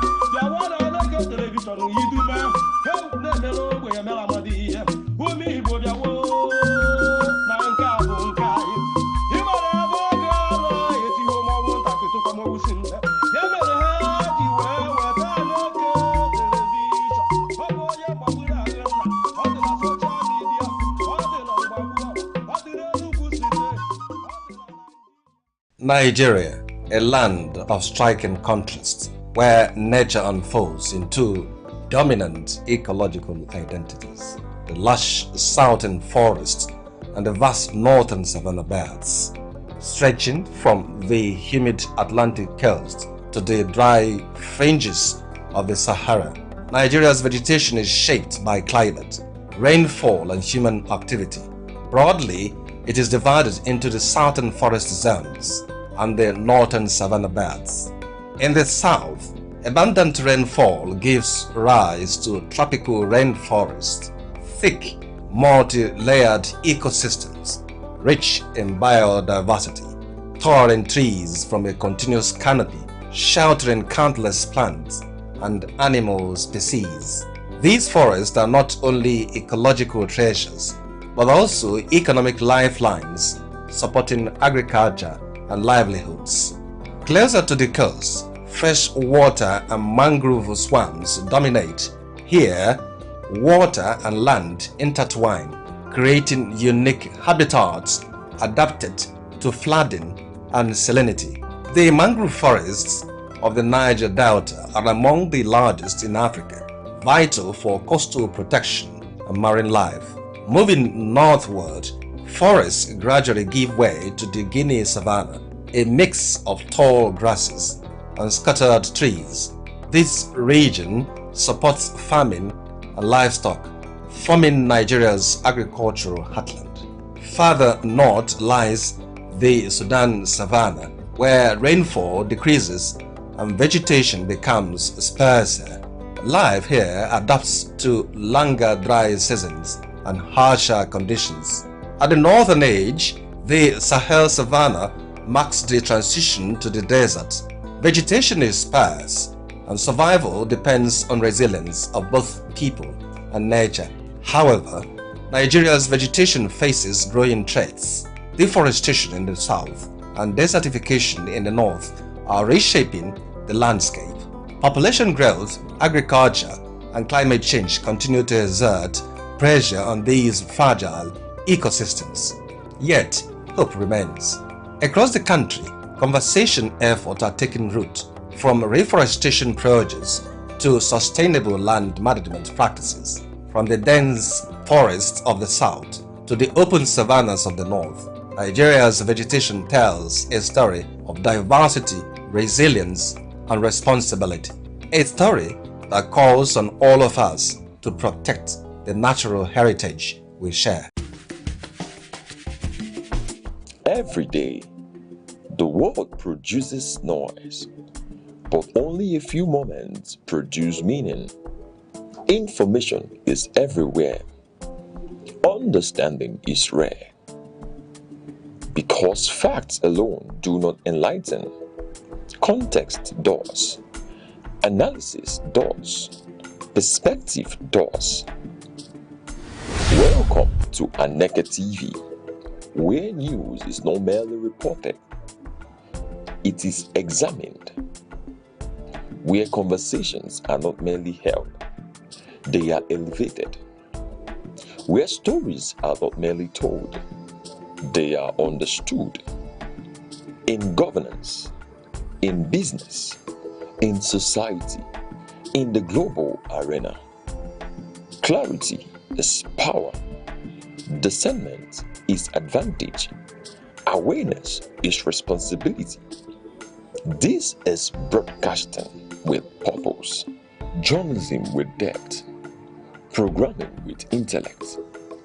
Nigeria, the world, we are live. Aneke TV, broadcasting daily, informing minds, shaping perspective.